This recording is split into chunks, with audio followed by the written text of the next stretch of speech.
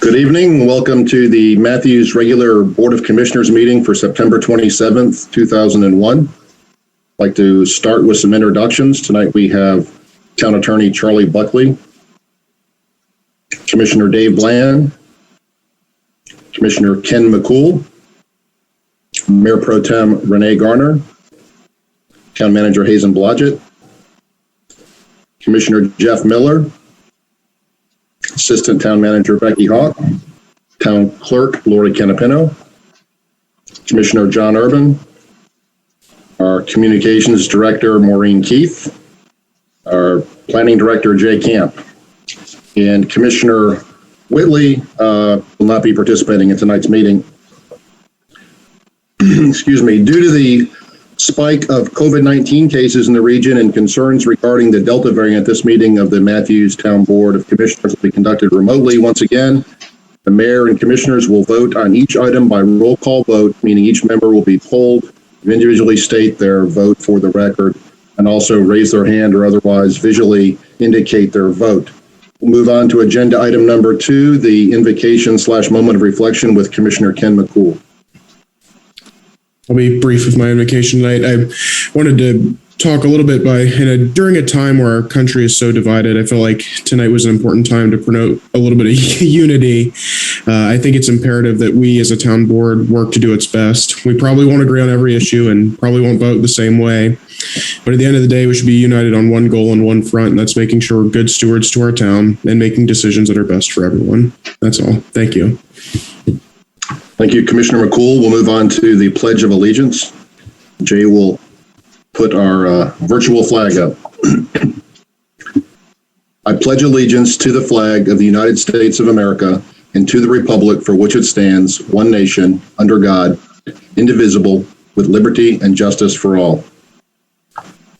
I'd like to move on to agenda item number 4 and recognize Stormwater Supervisor Michael Ortlieb.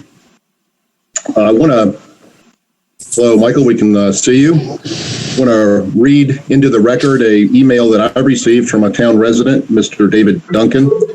He said, today's incident, Michael Ortlieb showed immense integrity and honesty that all citizens of Matthews should know about. In this day and time, I'm not sure that I know someone who returns $400 in cash found in a wallet on the side of the road. I truly appreciate the fact that he did, and he even refused a cash reward as a thank you. Mike saved me not only the loss of my wallet and cash, but the time and hours of work replacing my credit cards, driver's license, insurance cards, and a few treasured pictures. He took the time to find my phone number from the community I lived in because I had recently moved from the address on my license. It is employees like Mike who give our town a great reputation, and I am so proud to be a part of a town like Matthews. Even before this, I have heard many people say how good the Matthews staff is and how they handle the town's needs. This incident shows the bar is set high for the town employees. Once again, I want to thank Mike for showing integrity, honesty, and escalating the reputation of the town of Matthews. Sincerely, David Duncan. So, Mike, thank you on behalf of the entire town board. We really appreciate it. And as one who's left a few wallets laying around that never were returned to me, I can truly appreciate the efforts that you made in this case. I don't think mine ever had $400 in cash in them, though, but thank you, sir, very much. If you'd like to say a few words, we'd love to hear you. I'd just like to say thank you, and, just trying to do the right thing. And I guess if I ever come across a wallet with the name Higdon on it, I'll hold on to it. But I really appreciate that, and I know you will. And I can tell you, I immediately shared that email with lots of folks in the town, and we're all very proud of you. And thank you for doing the right thing. We really appreciate it. That's thank you. Speaks well. My mother said he must have a good set of parents that instilled in him some good values. So we really appreciate it. Definitely. Thank you. Thank you. Thank you, sir. Move on to our next agenda item, receive a COVID-19 update from Fire Chief Rob Kinnenberg. Rob? Good evening, Mayor and Council. So this is information as of September 22nd. We're not getting daily updates nearly as often as we had been. So got a little age on the information, but as of the 22nd, we had 148,000 cases in Mecklenburg County. If you do the math, about 1 in 9 people in Mecklenburg County has experienced COVID, with 1,153 deaths countywide. The case number and the positivity rate, as you're aware, began its sharp rise in early July. Prior to that, the new case average was running about 50 and the positivity rate was below 6%, and that's where we wanted to be. We started to experience a rapid increase in COVID-19 cases, reaching 350 per 100,000 and a 14% rate in mid-August before the mask mandate was re-implemented. We have now seen a slow decline since August 21st. However, we are still considered to be in substantial community spread. On September 22nd, the 7-day average new case count was 477, and the 7-day average positivity rate was 10.1, with more than 3,000 tests being administered daily. The hospital census was down slightly to 388 from its mid-August high of 440. New COVID cases over the last 2 weeks tend to be among females in the 25 to 39-year-old age demographic. 18 to 49-year-olds make up 52% of all new cases. Local hospitals continue to experience increases in activity, with many experiencing long wait times and bed shortages. In Mecklenburg County, 59% of citizens are partially vaccinated and 55% fully vaccinated. We have a slightly better than average vaccination rate among residents 12 and over. The booster shot is getting a lot of airplay. The CDC did recommend giving booster shots for those over 65 and forward-facing critical workers, with discussions underway about setting up booster shot clinics throughout the county, including in Matthews. We are, I understand as of today, we're kind of in a different place on where first responders and police officers fall in the booster shot. While our numbers are low, 50% of us are ready to get on with the third shot. County emergency management efforts continue throughout the county. So that's the end of my report. I'll entertain any questions you might have. Have any questions for Chief Kenberg? Commissioner Bland? I was just wondering, what is the percentage of our first responders and police that are fully vaccinated?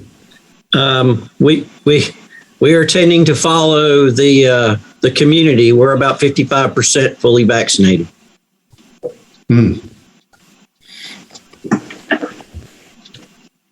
Commissioner Miller?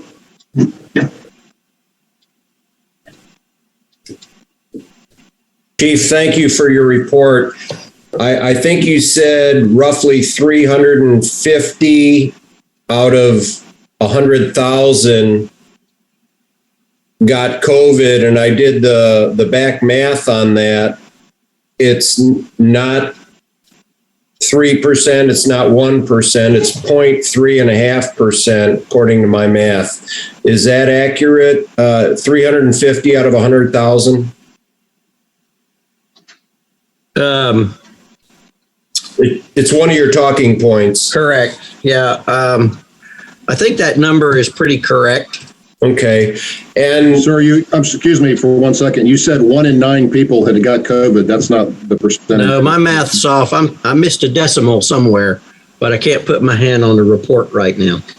And what I'm hearing on the airwaves is that over 90% of the people that are hospitalized are those who had never been vaccinated. And so I just want to log that in because we'll be talking about it later. That is a correct statement. Thank you, Chief. And I haven't editorialized too much through this whole thing, but the hospitals are overwhelmed. Healthcare workers are stressed. We are, regardless of what the numbers are, we're not done yet, and we don't know what's ahead. But we need to put our faith in the information we get from the health department and follow their lead. Okay. I'll clear up my math error and get back to you. Mayor Pro Tem Garner. Chief, I just want to extend condolences. I know that the fire department is a brother and sisterhood, and I'm sure that somehow the death of a Huntersville fireman has impacted Matthews. And, when I heard about the fireman, it really made me think about our department and how that impacts your staff. It's been a wake-up call for some. All right. Any other comments for Chief Kinnenberg? Well, I just want to make a quick, if I understood Commissioner Miller's comments. So there's about 1.1 million people in Mecklenburg County, and about 150,000 have had COVID. So I don't know if that's 1 in 9, 1 in 8, but those are the raw numbers.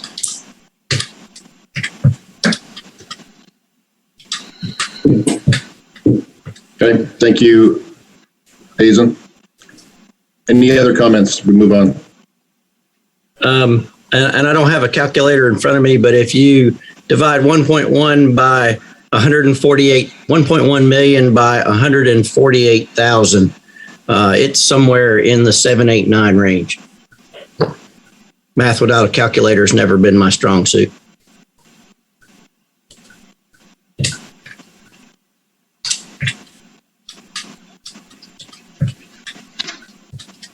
One 1%. That's not right. No, one in 7.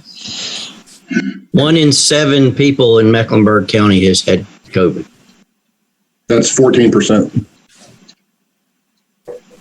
Pretty significant. If it's 1 in 9 or 1 in 7, it's still a pretty high number. All right, let's move on if there's no further comment. The next item is agenda item number 6. Are there any items to be added to the agenda, Mr. Town Manager? No, sir, Mr. Mayor. All right, we'll go on to public comment. Jay will run our 4-minute clock. I want to remind everyone that we are now allowing people to make comments when appropriate without registering in advance. They will be allowed only during the public comment and the public hearing items. So you may now indicate your desire to make a public comment by using the Zoom's raise hand feature. If you're on a desktop or mobile device, click raise hand in the webinar controls and you'll be recognized by the name listed in your Zoom window. If you have joined by a telephone, dial *9 to raise your hand and you'll be recognized by your telephone number. Once you're called on, please unmute yourself, turn on the camera if you have one, and state your name for the record. You'll have 4 minutes to speak.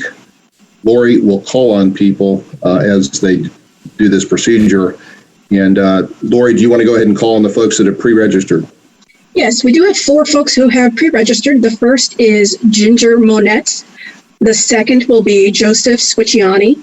The third will be Mark Tafano. And the fourth will be Luann Hoverman. So Ms. Monette will be first. The other 3, just be prepared to go next. And then we'll take anyone else from the audience. So Ms. Monette, you can start speaking once the timer starts counting down. You have 4 minutes, and we will let you know if you are still speaking at 4 minutes. Thank you. Good evening. In discussing zoning and land use at the last meeting, you all listened to constituents, asked really good questions, and were willing to think outside the box regarding ordinances. I hope you will do the same tonight as you discuss using taxpayer dollars to pressure town employees into taking the vaccine. The proposal from the town manager includes a weekly testing program for unvaccinated employees. So I would say, why are you just testing the unvaxxed? We now know that the vaccine does not prevent COVID. It may lessen the severity, but does not 100% prevent someone from getting or spreading it. And let me repeat, the vaccine does not prevent someone from getting or spreading the variant. The conclusion is supported by the COVID numbers we're seeing right now. Even with 50% of the population vaccinated, September COVID cases exceed the cases from September of 2020 when there was no vaccine. And what about those who have already had COVID? You just mentioned 1 in 9 had already had it. Natural immunity is far superior to the vaccine. Will you spend money to test them because they haven't had the magical vaccine, but not test those who have had the vaccine, which is actually have a greater chance of getting it? The recommendation also includes a $250 bonus for employees vaccinated within 30 days. That's $20,000 in town funds. You raised our taxes this year and defended it, saying you just couldn't find the money. Would you suddenly be able to find money for these gift incentives? The recommendation also includes $250 if 75% are vaccinated within 30 days. Would you go so far as to shame those who opt out? That would be akin to the state telling you that they would reduce every town's school funding by $10 million if you and Matthews don't put a school where they want it. Is that fair? Before making sweeping decisions on behalf of all the town employees, why not ask the unvaccinated why they haven't gotten it? I expect that many have strong justification that goes far beyond them, that they just haven't gotten around to it. If an employee who you incentivize has an adverse reaction, like death, amputation due to blood clots, miscarriage, myocarditis, Guillain-Barré syndrome, will you pay their hospital bills and take responsibility? Because the vaccine manufacturer will not, even if it's proven that it is due to the vaccine. They are conveniently exempt from lawsuits because the vaccines are still under emergency status use. Yes, the vaccines that are currently available do not have FDA approval. The only one that has FDA approval is not available currently. If you would argue that Biden is mandating it anyway, it may be more accurate to say that he is attempting to mandate it, and his grounds for doing so are extremely shaky. First, nearly half the governors have pledged to legally challenge it. Second, mandating a vaccine violates the Nuremberg Code, which was created to protect humanity from the kinds of atrocities committed during World War II. And let's take a step back and see how much has changed in just a very few short months. Just 5 months ago, Nancy Pelosi said, and I quote, "We cannot require someone to be vaccinated. It is a matter of privacy to know who is and who isn't." She's correct. That's a HIPAA law. In order to invoke your incentive, you'll have to ask them if they've been vaccinated. White House press secretary said that there would be no federal mandate requiring a vaccination credential. But yet here we are 4 months later, and they've reneged on that promise. In July, Biden said, you're not going to get COVID if you've had these vaccinations. That's proven not to be the case either. So what's next? Now we're looking at a booster. They're already ramming it through, as you mentioned, even though the FDA panel voted 18-2 against it. So then what? Are we going to get a second booster, a fourth, fifth, a 10th? Will you incentivize those too? Will you support building quarantine camps all in the name of public health? They've already got them in Australia. Do you see where this is going? And look at who's not required to be vaccinated. Congress, congressional staff, White House staff, CDC employees, FDA employees, NIAID employees. That's the agency that Fauci is the head of. Illegal aliens. Not even Pfizer and Moderna require their people to be vaxxed. Do you think they know something that we don't? I urge you, don't just go along with a course of actions because other towns are doing it or because you think the vaccine is a good idea. Ask the employees why they haven't taken it. You don't want Raleigh making decisions for you about where to build schools. Don't do the same thing to the town employees by pressuring or shaming them into taking 4 minutes, medical treatment that clearly doesn't provide the protection it promised it would. Thank you. And I would be happy to take questions, especially about the comment about hospitals being overwhelmed and worker stress, and about deaths relegated as to COVID when many of those are actually vaccinated people. Thank you, Ms. Monette. We'll move on to the next public comment. Okay, Joseph Squicciani. I am not certain if he is here right now. Give him just a moment. I'm the handsome man. Oh, I'm sorry. So you may begin speaking when the timer starts counting down. Okay.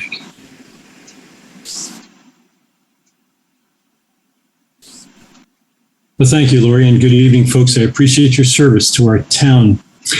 Congressman Davy Crockett was running for re-election in Tennessee and visited upon a farmer who said he would not vote for him. I'd like to share that conversation with you tonight.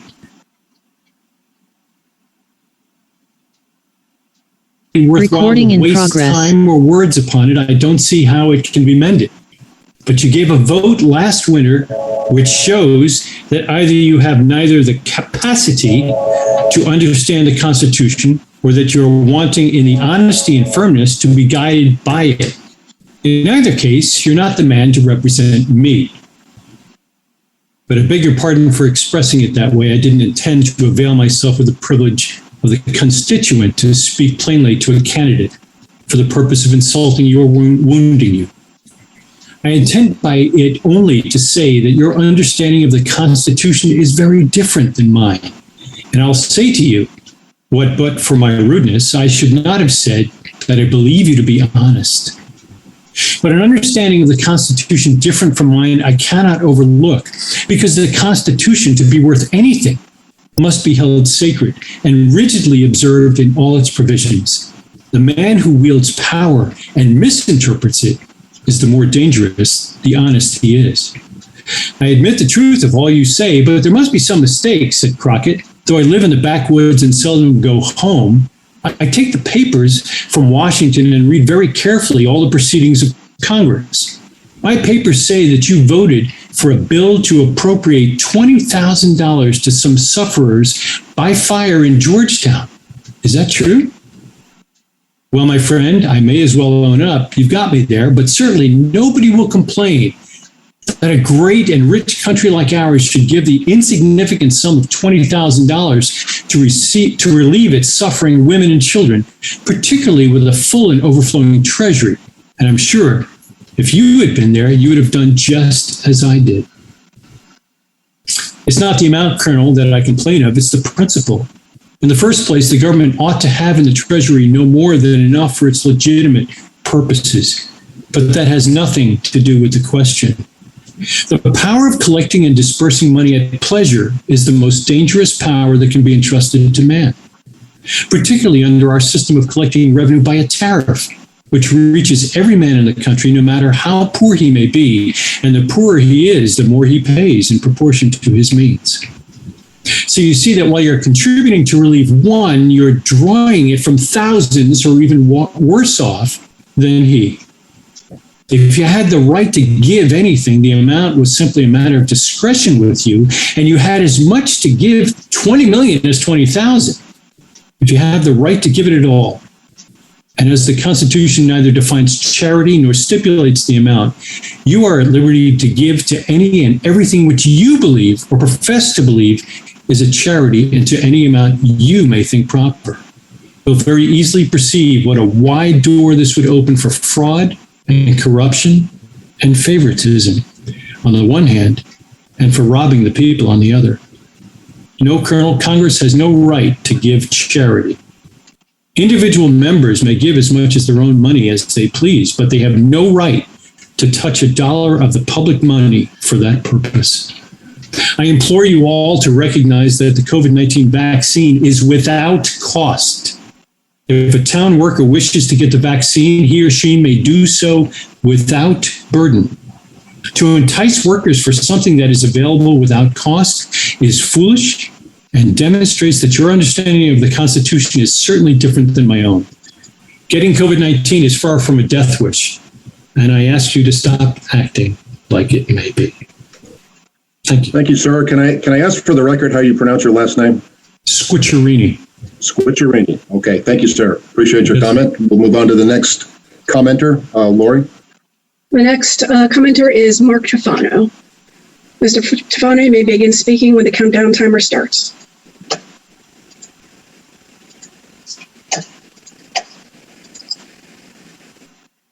Good evening, everyone. My name is Mark Tufano, 259 South Trade Street in Matthews, North Carolina. Thank you for the opportunity to speak this evening. You're all going to be discussing, obviously, the vaccine incentive program later on this evening. I want to approach this more as a problem-solving comment than anything else. So I want to define what the problem is, and I think the goal here is the safety of our employees versus the goal of vaccination. So I want to really talk about what we need to do in order to properly ensure the safety of our employees. I mean, we have a lot of employees, a lot of people in general that have really solid religious exceptions for this vaccine. Number one is because of the fact that they use cells from aborted fetal tissue for the production of, especially the Johnson one, and the Pfizer one was developed with them. So it makes it very difficult to reward those that do not have those kind of objections. But here's what we have to plan for, and we have to plan for the future. The CDC on May 1st failed to continue to report the breakthrough cases of vaccination. I found that very disturbing. Number one is, why would our national agency not provide that kind of valuable statistic? Well, perhaps maybe we should look to Europe, because what we know is what happens in Europe happens in here about 3 months later. Looking at the Department of Health website for Israel, who, by the way, is probably considered at least one of the top three, if not the top most vaccinated country in the world, is that their breakthrough cases have just now exceeded their, I guess, communal or community cases. And on any given day, if you look at their website, the health department website, their deaths from vaccinated breakthrough cases range anywhere from 10% to 30% anywhere throughout the week. So vaccination is not necessarily going to be satisfying the safety of the employees. What we need to do, I think, in my opinion, is to try to come up with a solution that prevents the incentivization of vaccination for those that, don't have any objections, but at the same time provide for the safety of the group. Testing is free. You don't have to pay for testing. You can go through any Walgreens, CVS. There's probably 6 or 7 sites here that are defined by the Department of Health that provide free testing. So I think to be on an equitable basis, that because of the breakthrough cases in vaccine and breakthrough cases through the vaccine, and that's obviously going to happen here as well, that perhaps we ought to just institute a testing program for all employees on a weekly basis, regardless of whether they've been vaccinated or not. And vaccination is, purely something that they should do because they want to do it, not because they're paid to do it. But I think just a fair and equitable solution would be just to test everyone on a weekly basis, free of charge, and there would be no waiting or any burden on the town employees or the town operation. So when you're discussing things tonight, I just want to keep in mind that, is it the safety of the town employees that we're looking for, or is it the push for vaccination? If it's the safety, there are ways to do it without incentives. Thank you very much. Thank you, Mr. Tufano. Mayor Pro Tem Garner, do you want to say something? If it's okay, I would like to make a quick comment.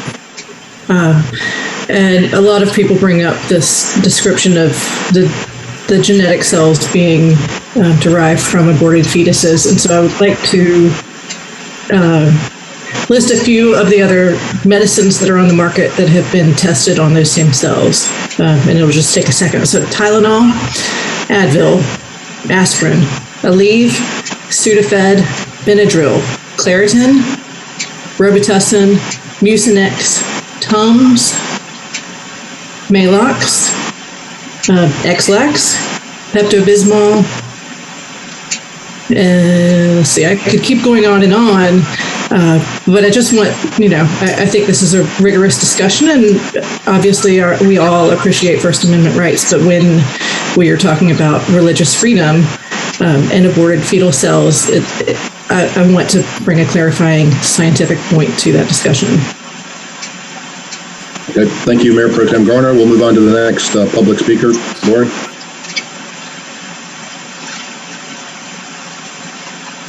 Recording in progress. You can go ahead. You may not be able to see the screen. I will let you know when the 4 o'clock timer has counted down, and you may begin when you are ready.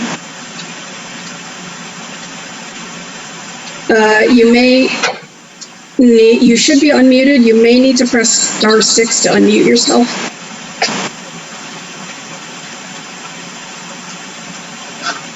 Perfect. Thank you. Thank you. I'm going to give everybody a break from COVID for at least 2 minutes.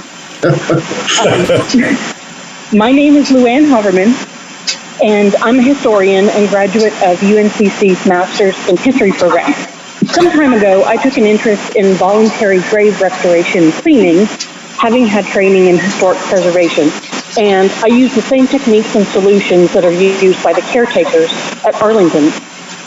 But to do this, I need permission from the cemetery owners. And I've contacted the owner of the historic Matthews Cemetery, which is Christ Covenant Church, to obtain permission to clean gravestones and discuss cemetery maintenance, but I haven't received a reply. The town of Matthews gifted the historic Matthews Cemetery to Christ Covenant in the mid-1990s, and based on the condition of the graves, there appears to have been very little caretaking involved beyond just mowing the grass. Many old gravestones are broken, and a large number are either sunken or overgrown. This is really unfortunate that a church with arguably deep pockets would allow the cemetery to go into such disrepair, especially considering the respect that a religious organization shows toward the deceased. And it's especially distressing given the number of children and military veterans buried there. And at the cemetery, there's a mix of historic and recent burials, and it's the resting place of many notable figures from Matthews' history. Like Thomas Jefferson Renfro, he was the original owner of Renfro Hardware Store. Ellison James Funderburk, the owner of Funderburk General Merchandise. B.D. Funderburk, owner of the Funderburk Livery Stable and one of the first investors in the Bank of Matthews. And Jeremiah Solomon Reed, he was the head of the committee that created the town charter. Now, the town entrusted Christ Covenant to care for the Matthews Cemetery.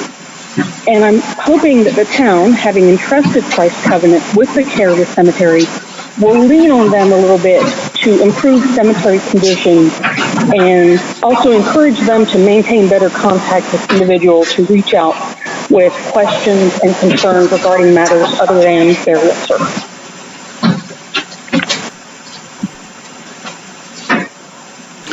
Does that conclude your comment? That does. Right at 2 minutes. Like you said, 2 minute break from COVID. Thank you. We are always overjoyed when we hear there's folks willing to volunteer to do anything. So, Hazen, is there anything we can do to reach out? Yes, sir. I wrote down Ms. Huberman's phone number, if that's an accurate one, and we will reach out to her to clear exactly what she would like to do, and then we'll find a contact at the church. It sounds like a win-win to me. Yeah, I've already got contacts. They just won't email me back. Okay.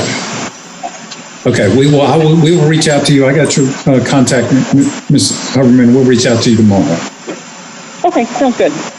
Coincidentally, I have a cousin who's in the monument restoration business, and it's amazing they can bring back some monuments that are in really poor or dirty shape and make them look almost new, by just giving them a good cleaning. So we appreciate that. All right, Lori, do we have anybody else that raised their hand that would like this? We don't have anybody that previously registered, but if anyone in the audience now would like to speak, please raise your hand using the raise hand feature on the computer or *9 if you're on the telephone. And Mayor, it does not appear that we have anyone else. Okay, well, we had 4 tonight. That's more than usual. So thank you for those that signed up to speak. We appreciate hearing public comment. We'll move on to agenda item number 8, the consent agenda. Anybody like to make a motion?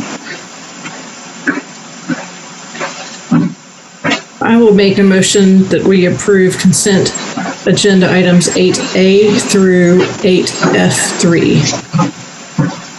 Okay, do we have a second? Second. Okay. I saw 3 people try to second, but I heard Commissioner Miller, so we have a motion from Mayor Pro Tem Garner, a second from Commissioner Miller for the consent agenda. We'll take a roll call vote. Mayor Pro Tem Garner? Yes. Commissioner Urban? Yes. Commissioner McCool? Yes. Commissioner Miller, Yes. Commissioner Bland. Well, that sounded a little Darth Vader-esque, but I heard a yes there, and I vote yes as well, so that passes unanimously. Thank you. We'll move on to unfinished business. Agenda item number 9A, consider design for the Welcome to Matthews Gateway sign on South Trade Street. Life Fitzpatrick. Thank you, Mr. Mayor, Commissioners. I'm going to share my screen so we can go through this hopefully quickly. Quickly is good.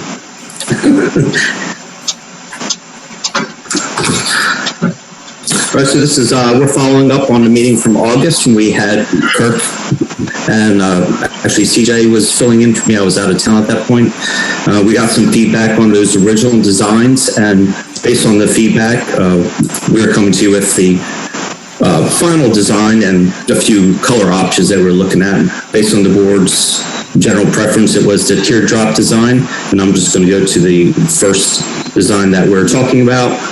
And this one has the dark letters with the lighter background, matching color at the front wall. This is option 1A. The second option would have a contrasting color on the bottom wall, so it would be the lighter back wall, and then a dark color with the welcome to and the silver. The third option is 2A, which is the dark background on the back sign with the silver letters, and then the lighter front wall with dark letters.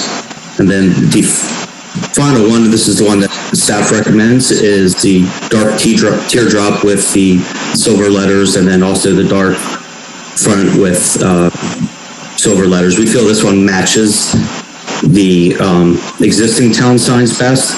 And while it's hard to tell in this one, I'm going to go to another to show what it would look like in the winter. This one just sort of blends in a little too much. It doesn't stand out. We think that the darker color actually shows a lot more contrast, and the Matthews really jumps out at you and stays as the focus. I will mention that these colors are just for schematic only. The final colors will actually be determined on what's available from the sign producers, but it would be a dark brown. Are there any questions you have, or I can go through more of the details if you have questions about cost or anything? Life, the last two comparisons you made, was that 1A and the one you recommend? Was the first one 1A? You made this one we're recommending. 2B is one we're recommending, right? So recommended action says 2A. You made you showed what they would look like in winter. You showed the one you like, and this one. Which one is that? Is that 1A? Is that the very first one? This is 1A here. Yeah, because I initially liked that one the best, but I see your point. It does kind of look kind of bland in the winter, so I maybe tend to agree with staff recommendation. I saw Commissioner Urban raise his hand. Yeah, the memo says staff recommends design 2A. Yes. That's my typo. It was 2B. I apologize. I was just looking back through my notes, and I found it was supposed to be 2B. Commissioner Miller. Thank you. In my notes, I think 2B is better, and I'm encouraged by Life's comments just now. 2B is better than 2A because the walls match and the letters match. And a month ago or a couple weeks ago when we discussed it, Reverend Whitley or Commissioner Whitley stated that he would prefer to have the letters match and the background match. And 2B achieves that and still has the paisley or the teardrop, which is parallel with a lot of our other signage, and I support 2B all the way. And to be clear, Life, that is staff recommendation, 2B, correct? Yes, that's correct. That was my typo, and I did look at my notes to verify. Thank you for clearing that up. Thank you, Life. I do have one other question, and maybe that there's not enough room there, but is there any possibility we could plant some taller screening material like behind the sign or on the edges, because we're looking directly into the back of that house? It'd be nice if there was something a little taller planted back there. Yeah, we did have money here for landscaping. The final design and actual depth of the wall will determine how much we can actually put there. But we understand that that is a concern and something that we will do the best we can with what's available as far as space there. To be beautiful. I like I keep mentioning anyway, the Nellie Stevens do a really good job. They're pretty dense and they good at sound absorption and blocking light and everything. It'd be nice for that homeowner right there as well. All right, so do we, what do you folks think? Everybody like the staff recommendation? Mayor Pro Tem Garner. I like the staff recommendation. That's my favorite of them all. But I want to give a round of applause to Commissioner Miller, who has kept us moving in the direction for this sign. And I think without his persistence, we may not be here looking at these recommendations. Thank you. Thank you, Commissioner Miller. Commissioner Miller, you got a comment? No comment, but I'll start early with a recommended action that the board will approve Design 2B and allocate $33,250 of tourism funds for the final design, construction, and installation of a Welcome to Matthews sign at the intersection of South Trade Street, Pleasant Plains Road, and Weddington Road. Thank you, Commissioner Miller. Do we have a second? Second. Second by Commissioner McCool. If there's any further conversation, discussion, I'll call for the vote. Commissioner Bland? Yes. Mayor Pro Tem Garner? Yes. Commissioner Urban? Yes. Commissioner Miller? Yes, thank you, everybody. Commissioner McCool? Yes. I vote yes as well. Yeah, again, thank you. That passes unanimously. And thank you, Commissioner Miller, because that was not a very attractive intersection and one of our most traveled. So I think it'll look a lot nicer when we get this installed. Life, can you give us a last look at 2B, please? Sorry if you just undid your screen, but we were looking at a different one. Commissioner Miller likes to take a picture so he can put it on his refrigerator. Yeah. 2B right there. Beautiful. Thank you. Yeah, very nice. Thank you. Good job. Let's move on to item 9B, receive information on the Silver Line. Susan Habina Willard. Good evening, Mayor and Commissioners. It's good to see everyone tonight. I wanted to just do a brief introduction and let you know how staff is still continuing to work with CAT's staff on Silver Line projects. So we still have the rail trail project that's going on, the transit-oriented development project that's going on, and Dana is handling those. And then also moving towards the 15% design. And I sit on those meetings. That includes civil and infrastructure design, it's facilities, it's track and systems. So it's a lot of meetings, and we are still attending tons of meetings and interfacing with CAT staff, and we appreciate the opportunity to do so. And during those meetings, we learned that CATS is moving towards another public input period in mid-October. So we invited them to come speak with you tonight about what you might expect to see during those public input meetings as far as the Matthews portion of the Silver Line. This is the Silver Line 15% design. And we have tonight with us Andy Mock and Jenna Nichols. I think I see, there's Andy. Hey, Andy, you ready to take it away? Yes, ma'am. All right, thank you. All right. Well, thank you, Mayor Higdon. Thank you, Board of Commissioners. Thank you, Susan and staff, for having us out again. I always enjoy to come out, virtually come out to the town of Matthews.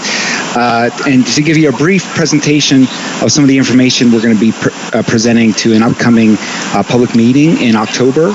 The meetings are scheduled for October 19th and 20th. They will be virtual meetings.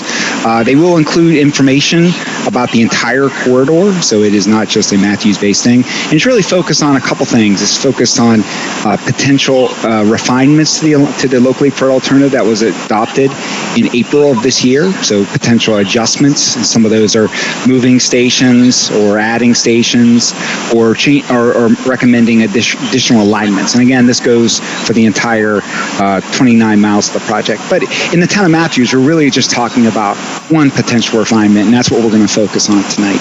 And the second part of the presentation, we're also going to talk about some preliminary staff recommendation for phasing implementation of the project.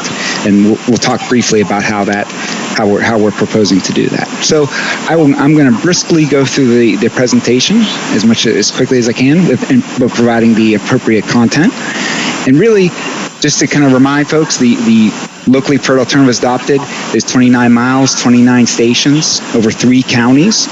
And it was adopted on April 28th of 2021. And in the programmatic elements include the design, as Susan was kind of describing, the harder edge engineering, along with complementary TOD and rail trail studies. And it goes from Belmont in Gaston County along Wilkinson Boulevard to and around Center City, which stops at Charlotte Gateway Station and the Lynx Blue Line at 11th Street, out Independence Boulevard, then transitioning to Monroe Road into the town of Matthews and terminating in Indian Trail.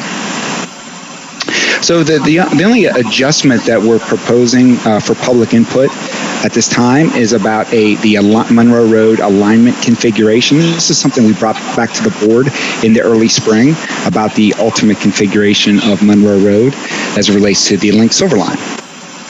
And so I'm going to briefly go through some of the adjustment that we're proposing. So where we started this, and this goes back to the Matthews Task Force that we worked very closely with the town over the last year, was an alignment that was very similar to North Tryon Street, in that it would be light rail running in the median of North Tryon Street. So that was where we started this engineering phase. But really, when we started to look at it, one thing that we jumped out at us right away was that Monroe Road and Tryon Street are very different roads. Monroe Road is a very narrow road. Some of the curbs are only 60 feet from curb to curb. Tryon Street was almost double that before we included light rail, and it had a median. Monroe Road doesn't really have a median throughout a large section of it. So when we started laying light rail into it, we really noted that the impacts to businesses was tremendous. The widening really had a tremendous impact to the businesses, and so we looked at some other options. And on top of the cost and community impact, rebuilding a major thoroughfare through the town, also the relocating of all the utilities and the temporary outages that it might have. So we looked at some other alternatives. One alternative that we looked at really looked at what would happen if we ran light rail down the side of the road. And as you can see, there's what running down the side mitigates some of the impacts, some of the concerns, but it creates others. So the business impact is even greater, or at least similar. And to provide, and you cut off everyone's driveway and access. So you really have to do a lot of extra work to replace and cure that by providing a new access road through a lot of the segments. Within the town of Matthews, it's relatively straightforward, coming across the front and taking a S-shaped structure here. So in the town of Matthews, it's not as impactful as the City of Charlotte side of Monroe Road. You can see here. So there's much more impactful on the City of Charlotte. The town of Matthews side is somewhat more straightforward. So let me go to the next slide. And so in this case, really what we're talking about is a similar type of a configuration for the town of Matthews, where the light rail would run down the edge with a station at Galleria, and an S-shaped structure that goes over Monroe Road with a station here near Matthews Township Parkway and Industrial Drive. In the City of Charlotte side, the alignment would kind of veer away from the main section of road to mitigate some of those business impacts that we were trying to improve. From in our analysis and review and working with town staff, we noticed a couple benefits of some of these side running options from the town of Matthews perspective. One benefit that we see is that the station here near Industrial Drive allows for a station to be at grade, so not elevated. So this would be easier for people to access, very easier for accessibility issues that we always struggle with. So having it at grade is always a benefit for us. It also provides an opportunity to develop the site a little more cleanly than the other option, which was more aerial and was kind of cutting across the site in a more oblique angle. Another benefit that we saw with this option is to provide a gateway opportunity with this bridge. Right near the edge of the town of Matthews, we're definitely want to work with the town to create opportunities for placemaking and a gateway to the town right near that. And it could be some art treatment, forms, handrails. We have a pretty broad experience in creating special places with bridges, so absolutely want to work with the town on that option. The last time we talked about this, there was also a suggestion by the town to meet with some stakeholders, some community stakeholders, and we've done that. So we met with the Taft Corporation, some of the representatives there to talk about what that bridge might be, and they kind of noted some ideas for some ways that we could treat the bridge, whether that's a retaining wall bridge or an open structure.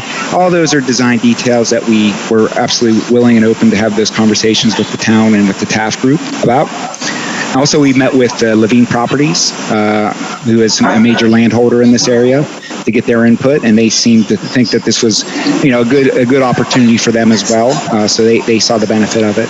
And then we ongoing coordination with the Monroe Road Advocates. I don't know if the folks on the board are familiar with that group, but they are kind of advocates for the overall Monroe corridor, and we meet with them on a regular basis and presented this to them. So from if you'll recall, our scorecard way of doing things, we identified the least risk option as the rear side running option, primarily from the perspective of it really mitigates a lot of the business impacts, improves access, and leaves better development opportunities, as well as doesn't require the reconstruction of Monroe Road, creating business and community impacts, and doesn't require utilities for over a mile to be relocated. So that's pretty impactful to the project and to the town. From the benefits perspective, we feel like the rear side running also provides the most benefit because it allows for better development opportunity and allows us to have a station which we feel, and which town staff agrees, is a better kind of a configuration for access and development opportunities. So with that, our recommendation for this adjustment would be the rear side running. We can pause there and take any questions, or I could just jump into the phasing. Do we have any questions? Mayor Pro Tem Garner? I have a question for Matthews town staff. Susan, I'd want to know your reactions on these changes. Sure. Yeah. Thanks for asking. When we were working on the LPA years ago, we were kind of excited about this idea of redeveloping the industrial drive area into a TOD area, and then we learned during the RLPA process that station was going to be aerial, and we were like, okay, that's fine. We still have this, these grandiose ideas of redeveloping, and it's going to be 2-story, and the aerial station would be great, and I'm picturing NODA, but the fact of the matter is, we're not NODA. We don't want to be NODA. We're Matthews. And thanks to the mentorship of Jay Camp and Dana Stujenki, they support this station on Monroe Road because it is visible from the street. It can be more scalable to Matthews. Sure, we can still redevelop TOD, but we're not stuck for years with an elevated station where you're kind of standing up in the sky with nothing around you. Matthews will develop better, likely, with the station being on Monroe Road where they're showing it. And so then you kind of back it out from there, and that says, oh yeah, the rear side running is really the Charlotte portion. It's side running in Matthews.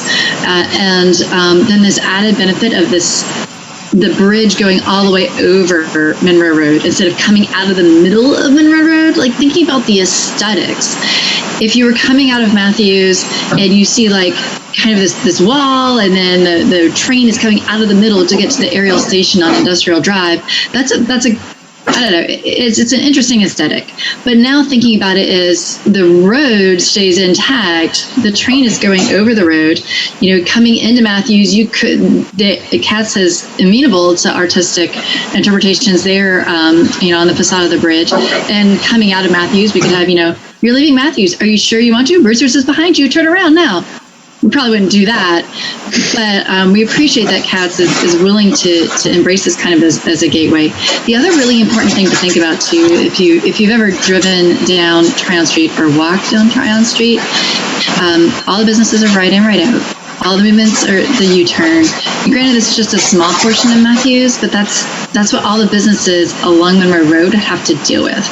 In this scenario, we can still maintain some some movements and some ability to actually cross the street on foot. You don't see it here in this design, but looking at the details, you see that there's more full movement access and better ways to get across the street on foot in this design. So Andy's convinced me. Dana and Jay have helped along the way, and Jay, of course, was part of that meeting with Taft Development to talk about this bridge being right in front of that new apartment complex. I've got a question. Taft Development was fine with this bridge being built in their front yard? Because they've reached out to me and I don't think they're real happy. Well, we had presented a couple different scenarios. So there's about 30 feet between the bridge and the building face. The 30 feet could be treated in any number of ways.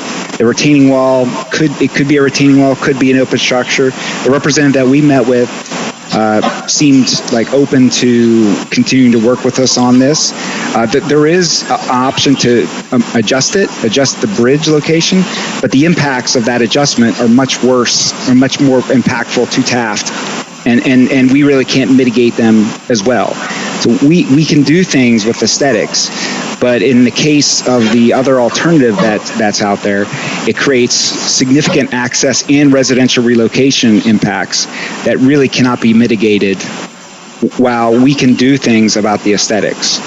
We presented to the representative of Taft, and he's reached out to me the last couple of weeks. I've reached back out to him. I didn't feel like we left it in bad terms, but we did have that coordination, and we're open to having more conversations with Richard and other folks at Taft. Yeah, I have not yet met with them, but based on the email they sent me, they didn't sound real overjoyed with the suggested configuration.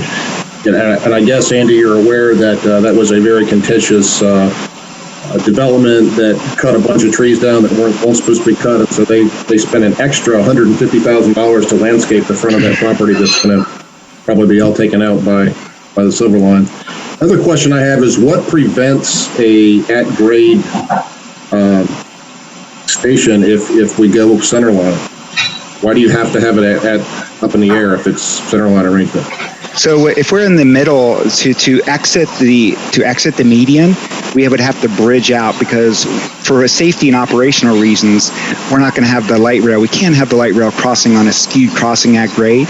So we come out of the medians, and this has been our practice on the Blue Line extension, and we either go up and out of the median. This is what we've done at Old Concord Road on the Blue Line extension, or we go under, and this is what we've done at UNC Charlotte. In this case, if we stayed in the median, we would have all those business impacts that we talked about, and then we would bridge out, and then we would have to stay out with an aerial station because we have to also get over CSX. So there really isn't room for us to go up and out, down to have a station, because a station requires us to have 500 feet of flat, straight track. So a station is really a limiting from a geometry perspective. So when you go up and you have to also go over CSX and you have to fit in a station in a very compact area, it's very limiting to what you can do. Could you not move that area where you go over Monroe Road back toward Charlotte and create it where it would be that great?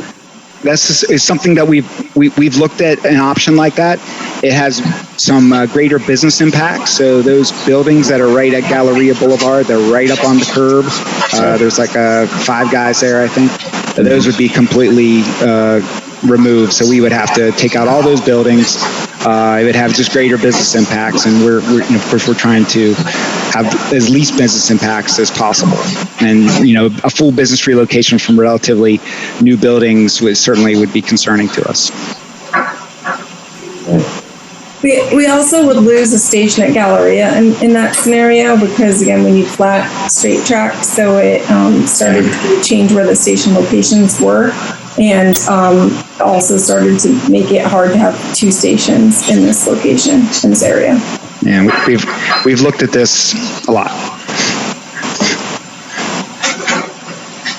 So we're going to present this for public input in October.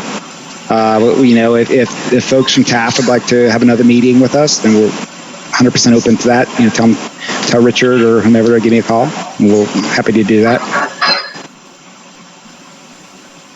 Anything else? I certainly think it would have to be some sort of open structure, because I would hate to see a 30-foot concrete wall built in front of the apartment complex. I think that would be, with all the efforts to make for landscaping and putting fountains and all that in, to just block all that off with a big wall would be incredibly aesthetically unpleasing from my viewpoint. We've provided a couple exhibits for what that could look like, both with a wall and with an open structure, to the town staff. So if they would like to share that with you, we've provided that to both Taft and to the town staff. So if they want to share that with the board, that's 100% okay with me. Okay, thank you. No problem. So the next part of the presentation is hopefully a brief part of the presentation about phasing of the Silver Line. And just as a note, the Silver Line at 29 miles is likely the longest, most complex light rail project, if it were one project implemented at one time in the entire country. So it's a massive undertaking. Both the Blue Line and Blue Line Extension were a little over 9 miles each. So this would be 3 times longer and more complex than either one light rail project that CATS has ever delivered. So for someone who's worked on all 3 and knows what it takes to get it done, kind of makes my head spin to think about how we could do something like that. So initially, we really started to think about, okay, how are we actually going to implement this? More than just the big picture vision of 29 miles, how are we actually going to get into the details and get it done? So really, it immediately took us to a conversation of phasing and what is the implementation path that best makes sense to set us up for success. So, and really kind of a couple things, just educational. Why do we need to phase? Federal funding is very limited. The longer the project is, the bigger the project, the longer time it takes to implement. So we're trying to put forward projects so we can deliver it sooner rather than later. Local funding commitments are required because we're outside of the MTC jurisdiction with the locally preferred alternative. We have sections in Gaston, sections in Union. By the very nature, unless those funding commitments come to pass, we're going to have some sort of phasing. Now, we are continuing to reach out to our local partners in the counties, and they may come to that commitment and we'll proceed. But for now, until that commitment's there, we're going to stop at the Mecklenburg County line. And there's also precedent within other big transit agencies, transit departments, for phasing based on cash flow and what projects make sense. Dallas has done this, Denver's done this, Seattle's done this. So a lot of big systems have broken up their projects into more of a phased approach. And so we think about well, how do you even start to do that, right? You got 29 miles. How do you know where to start, where to end, how to break up your phasing? So we really want to start with each phase has to be a logical termini. It has to make sense. It has to be a standalone project. You don't want to go from one place that doesn't have a lot of ridership to another place that doesn't have a lot of ridership. You have to make sure you're putting forward a project that can compete for federal funds, because that's the name of the game. So it has to be cost effective. It has to be ridership. It has to have a clear purpose. That each phase has to have a clear purpose. And of course, length is a key element, because you want to make sure you're putting a project forward that you can deliver faster. Real estate impacts and project risks is a key thing for us to evaluate, because we want to make sure we put forward a project that we can deliver. And then we need to make sure that we have an opportunity. There's a strategy for a maintenance facility. Every phase has to have a way to be served. So we're buying a whole new fleet of vehicles for the Silver Line. So with each phase, make sure it has to have a strategy to get those vehicles to a maintenance facility. Because we need a maintenance facility to accept new vehicles. So I'm just going to skip over these in essence of time and really just kind of jump to the punchline, which is really about our recommendations. So our baseline phasing scenario that we're putting forward for public input and ultimately for approval by the Metropolitan Transit Commission is a Phase A to the southeast, Charlotte Gateway Station through CPCC Levine. So that would be our alignment. That would be the same one that we've been talking about, but it would start in Charlotte Gateway and end at CPCC right over I-485. It's about 15 miles, so it's pretty, it's a good bit longer than either our Blue Line stations. That 5% capital cost estimate is $5.1 billion in year of expenditure, with about 19,000 approximate riders in 2050. It's a very draft number, so we're still refining our ridership modeling. Key destinations that we serve is, of course, Blue Line, Charlotte Gateway Station, Town of Matthews, and CPCC. two CPCC campuses with a completion date of 2036. That's a rough delivery date based on cash flow and projected funding models. Phase B is to the west, Charlotte Gateway Station to I-485. The 7.3 miles, about $3 billion, much lower ridership that we project, but we see how things go in the future with an opening in 2039. And so I will note that while this is our staff recommendation, there are alternative termini being evaluated by our finance team to looking at different scenarios. We want to build as much as we can build, of course, but there are people looking at other scenarios. And so that really takes us to that recommendation right there, which we'll get some public feedback on, and ultimately we'll go to the Metropolitan Transit Commission for information in November and action in January. And that's the end of my presentation. Andy, I've got a question. How is this project proceeding without massive federal cash inflow right now? I mean, how are you going to 15%? We didn't do the penny tax. We're not getting the federal money that I know of. How are we funding that? The City of Charlotte is paying local dollars to continue the design. So Charlotte City Council approved a $50 million contract to extend design, environmental services. Also, the TOD is federally funded. That grant that project's funded by a grant. And there's also a new project that we just opened up, or just starting, for safety and security certification, which is a process. So really, the City of Charlotte is funding all these design efforts. And sorry to ask this, but I feel like you're the expert. What determines what's at grade and what's up in the air? I mean, do you have to be up when you're coming into Matthews because you got to go over Sardis or whatever? Yeah, it kind of depends. It's a complex. I mean, it depends on what's in the way, right? So if we have to bridge over a river or a railroad or a very busy road, I mean, we would normally bridge over that. It's very complex to figure out where you would bridge and where you wouldn't. So it really kind of depends on the context of what you're doing. I mean, our preference would always be to be at grade. It's less visual impact, more cost effective, better access. In our experience, it's better in most ways. So left to our choice, we're always going to be at grade if we can help it. But there certainly are scenarios, undulating topography or whatever, that force a grade separation, whether that's aerial over or a cut underneath. Yeah, I was gonna ask if there was a specific situation you were thinking about, Mayor. Well, just the whole talk of building this massive structure in front of the apartments. Why is it up in the air? Why couldn't that be at grade? Or why do we have to be up in the air at that point? Yeah, it's because of this. It's the safety and operational issues with crossing Monroe Road at grade on a skewed crossing, and it would create a really complex traffic scenario for Monroe Road. I know there's a lot of cars on that road for sure. Yes. Yeah. Dana, do you have a comment? Oh, I was just going to say, sometimes we're trying to avoid, certain utilities or railroads, that kind of thing, that also can force us up into the air. And Andy had mentioned the topography, so Monroe Road changes. It actually has quite a bit of topography that's made it challenging for us to try to find locations that we can site the stations and we're really trying to keep it at grade as much as possible.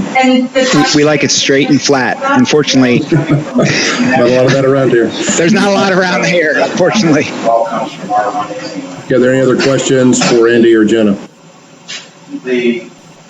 Well, again, Andy and Jenna, we appreciate you coming and updating us, and I will take your presentation under advisement, and I certainly want to talk to Susan and the rest of our staff to get more input from them, because they're the experts. I'm certainly not, so appreciate it. Sounds great. Thanks. Thank you. See you. All right, we'll move on to 9C, discuss sidewalk needs. Dana, if you think. Treat everybody exactly the same. They all get tested once a week, and that's it. No bonuses, no incentives, nothing. Yeah. And so I brought up the fact that there were some people that may have noticed problems with it, especially A fetal tissue. She should be joining in just a minute. What'd she say? She said, I want to address this fetal tissue issue. Okay, can everyone hear me and see me? Yes. Great. Good evening, everyone. I'm going to share my screen. Sorry, I'm gonna beat you up. That's okay. That's okay. Yep. You have got to. Okay, everyone can see my screen? Yes. Wonderful. Good evening. Thanks for having me here tonight. I'm here to give a follow-up discussion about sidewalk gaps and projects from the August meeting. Susan did that presentation, and I'm helping her out and doing this presentation tonight. And she's gonna, I think, help me wrap up this presentation. So I just want to apologize up front. I'm going to use some acronyms. Charlotte Regional Transportation Planning Organization is CRTPO, and so you'll hear me say CRTPO, so you know what that means. And then I'm going to talk about a funding source, which is the Surface Transportation Block Grant, direct attributable. It's a mouthful, and I'm just going to call that DA. So those are a couple things you're going to hear throughout this presentation, as well as the presentation on 10B. So let's see if I can get this to forward. There we go. Okay, so the two things we're going to talk about in this presentation is the sidewalk gaps and projects, as well as sidewalk matrix, width matrix. And those are the two things that we discussed at the prior meeting that you discussed with Suzanne. And I just want to remind everyone about this map. And it just looks like a map to you all. It's a really important working document that Susan and I use. We update this every 6 months or so, trying to get the real projects on the map so we really can understand what's going on out in our town. The black areas are all the constructed projects. That brown speckled is NCDOT funded.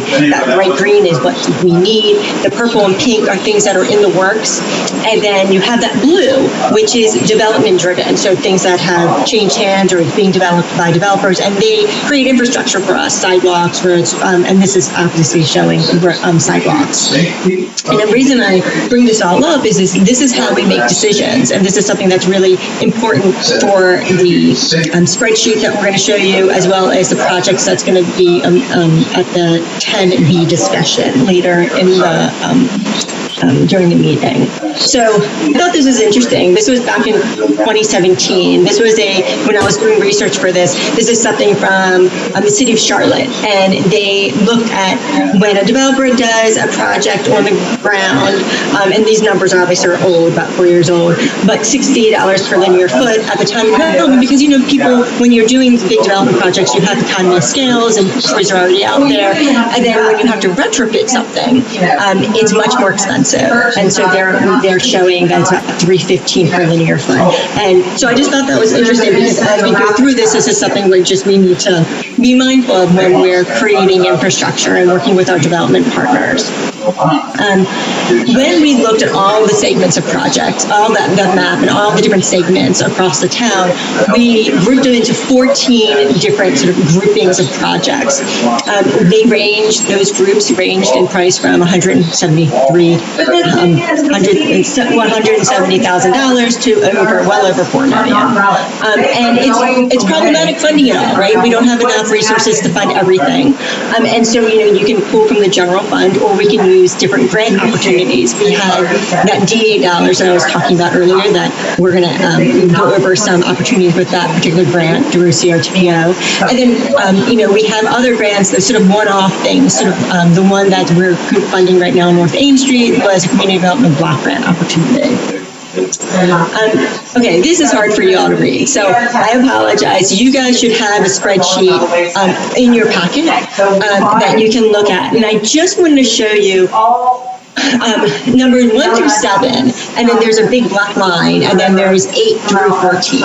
And 1 through 7 is a grouping of projects that are really, we're thinking of as ranking for general fund, because the one caveat with that DA dollars I was talking about, it has to be over $1 million in order to build. CRTPO won't allow us to build anything under $1 million for in that pot of money. So all of the projects here that we 1 through 7 would be targeted for that general fund.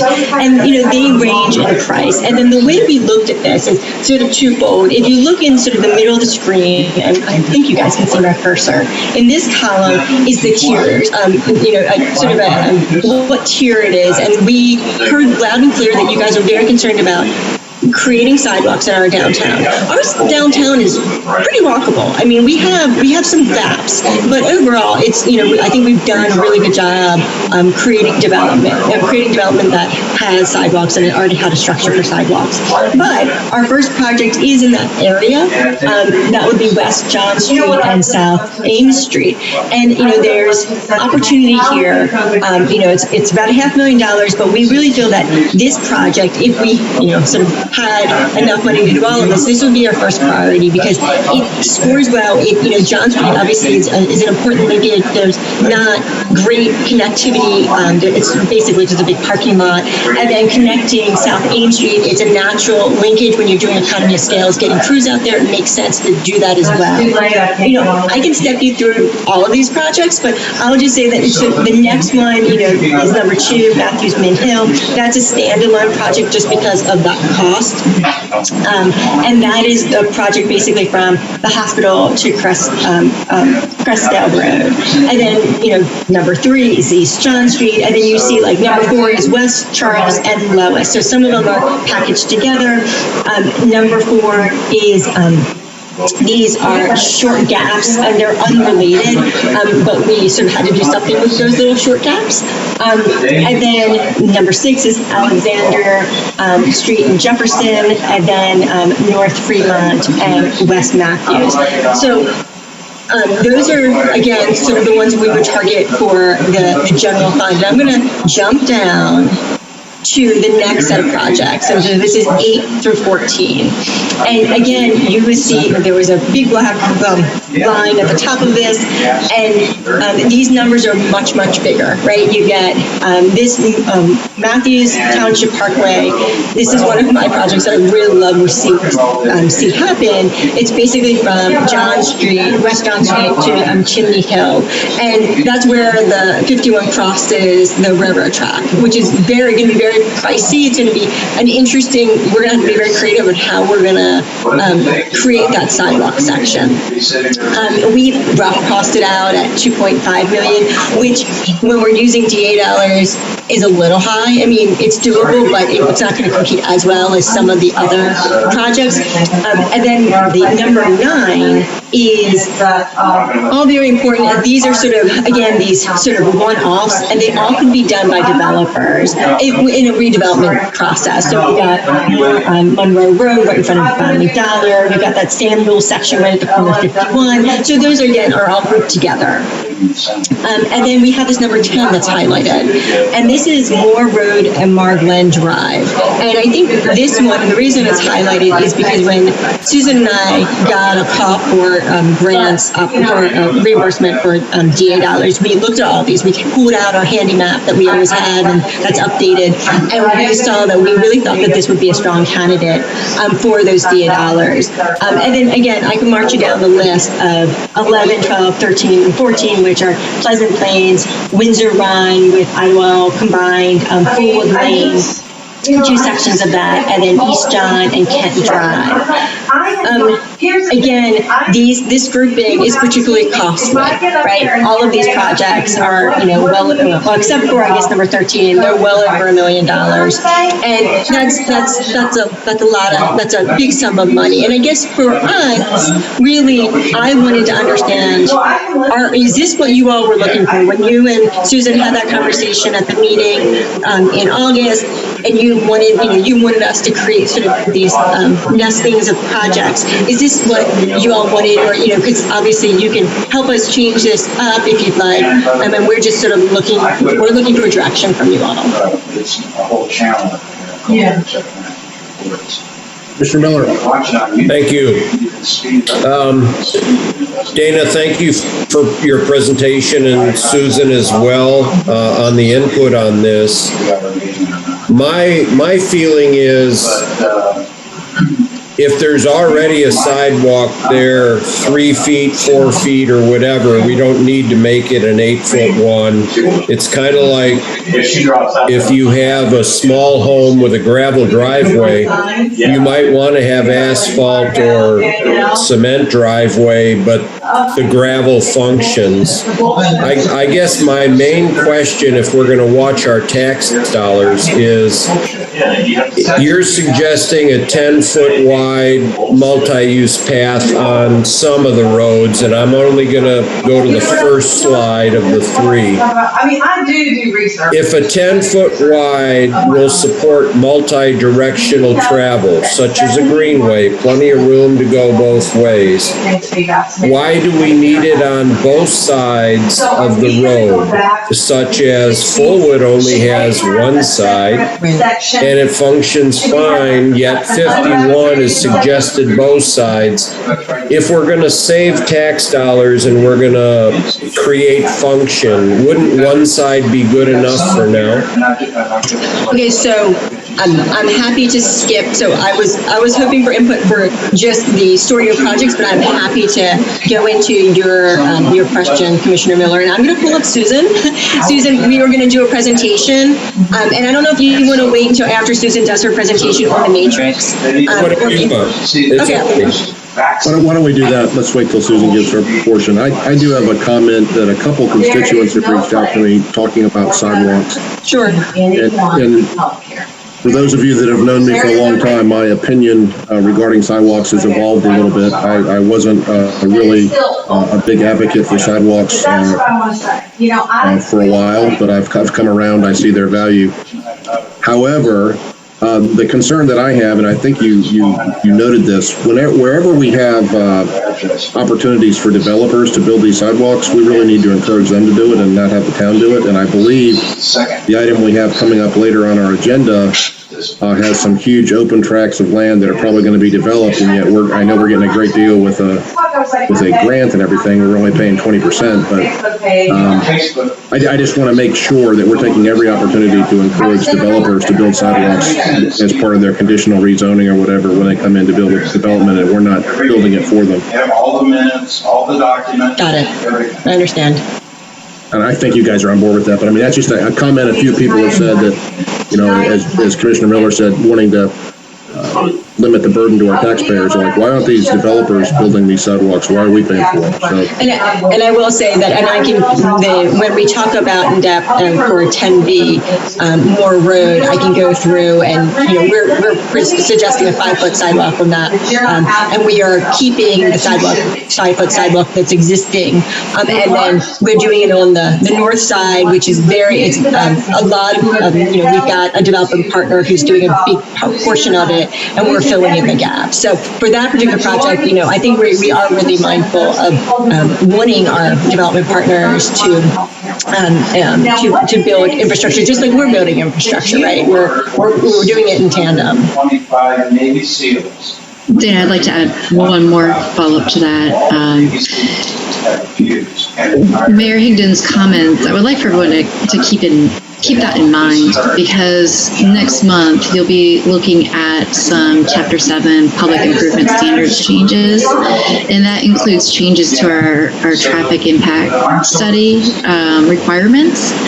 And Rob Will and I expanded the scope. Now, multimodal analysis is already in there in our ordinance, but we expanded it to talk about connectivity, where in the development that is there, are there opportunities to expand, not just adding turn lanes, but is it more beneficial to the town to add missing segments of sidewalk nearby where their development is, because that is probably cheaper for the developer, but more benefit to the traveling public for the town of Matthews. So that gap map that Dana showed is going to be really important to staff when we're looking at that component of the traffic study. And that's something you all are going to have to decide, is that something you want to support? And so I appreciate you bringing up that comment, Mayor Higdon, and so everyone can be thinking about that. thank you. Are there any other comments or questions before we move on? Well, they're not here. I guess moving into Susan, your portion of the presentation. Mayor, I want to make a quick comment. I think one of the things that I really appreciate about this work is, what gets measured gets done kind of stuff. And so now we have a clear map with projects to think about, okay, what do we want to do? And when you think about bond referendums, you can see things can be quantified, and we'll have to keep them updated because prices are escalating, but it's really a great roadmap, I guess no pun intended, to help us decide future, because we can't afford this through the general fund. It's going to have to be probably a bond referendum, and the board may, if you want to do that, then you decide, okay, what's our top priorities based on what staff's showing us. Pro Tem Carter. This is the information that I wanted to see for several reasons. One is that sidewalks are really one of the things that I hear from people about most, and when sidewalks are maintained and when sidewalks are going in, and just I think people in Matthews love to walk and exercise, and they use the greenways and use the sidewalks. So having a resource to go to and explain how things are prioritized is really helpful, and it can show that we're not using our political sway to make sidewalk projects happen in certain areas and not happen in other areas. And I think that's important for us to be able to use that. And also, we just went through a really difficult, continuous budgeting process, and we looked at the budget in several years out. And as a board, I think it's really important that we start thinking about how we incorporate funding sidewalks into our future budgets. And this gives me a good idea of how to start thinking about that. So thank you for all of your hard work and for the resource that it provides us as a board. That just really burned from us that she would have balls. First of all, anything else? But she knew. Seeing none, so Susan going to move on with the rest of the presentation. She didn't make a comment. Sure, Susan, I will let you take the. Do you have a slide with the matrix on it, Dana? You see it? Yes, awesome. Thank you very much. So Dana did background research on this and developed this matrix idea, and I really took to it because I thought it was a really easy way for developers, designers, and staff to understand what the sidewalk width requirement is. And we talked some last month about density of development might result in a wider sidewalk because there are more users and perhaps different types of users. And so I actually want to take this matrix from the bottom to the top. You all know me, I do things slightly differently. So let's start at the bottom on this one. And the first one down there is that our counterparts, our colleagues over at the City of Charlotte and Mecklenburg County Greenways are moving to 12-foot wide facilities. So we put this on this slide as a piece of a discussion item, something for you to noodle on and say, maybe we like 12-foot sidewalks, maybe we don't. But remember, in the vein of we don't want to impose anything on other people that we wouldn't do ourselves, we like the 10-foot wide side paths for reasonable use of taxpayer dollars. 12 feet is lovely. It's nice. I have a hard enough time designing the 10-foot and saving our trees and reducing property impact. So anything wider, it's doable, but there's other impacts as you go wider. So then thinking about this, the direction last time was to look at the street type and see what sidewalks are appropriate on street type. But once we started getting into this, it's not just street type, it's also land use. So then we'll go with our lowest class street type, and that's class 6, which is our residential streets. We are seeing a lot more different styles of residential these days. And so with that class 6 residential multifamily, that would be apartments. And we feel an 8-foot sidewalk is appropriate for apartments. That's an extreme upzoning for whenever it might be there. And lots of people, and perhaps they want to use different modes. Perhaps they do want to walk. We're going to do a pilot scooter program. Maybe they're going to scooter. And so 8-foot seems appropriate for the density that a multifamily brings. Class 6 residential for attached single family, think townhomes. or even dense detached single family. An example of that would be Eden Hall. Would those benefit from a 6-foot wide sidewalk? Yeah, there's a lot more people in a lot smaller space utilizing the sidewalk for exercise and for transportation. And 6-foot sidewalks is becoming quickly the norm. We are building a 6-foot sidewalk on North Ames Street. And so that is because it's in the downtown area where we expect to see more walkers, but you would also expect to see more pedestrians in attached single family or dense detached single family on a residential street.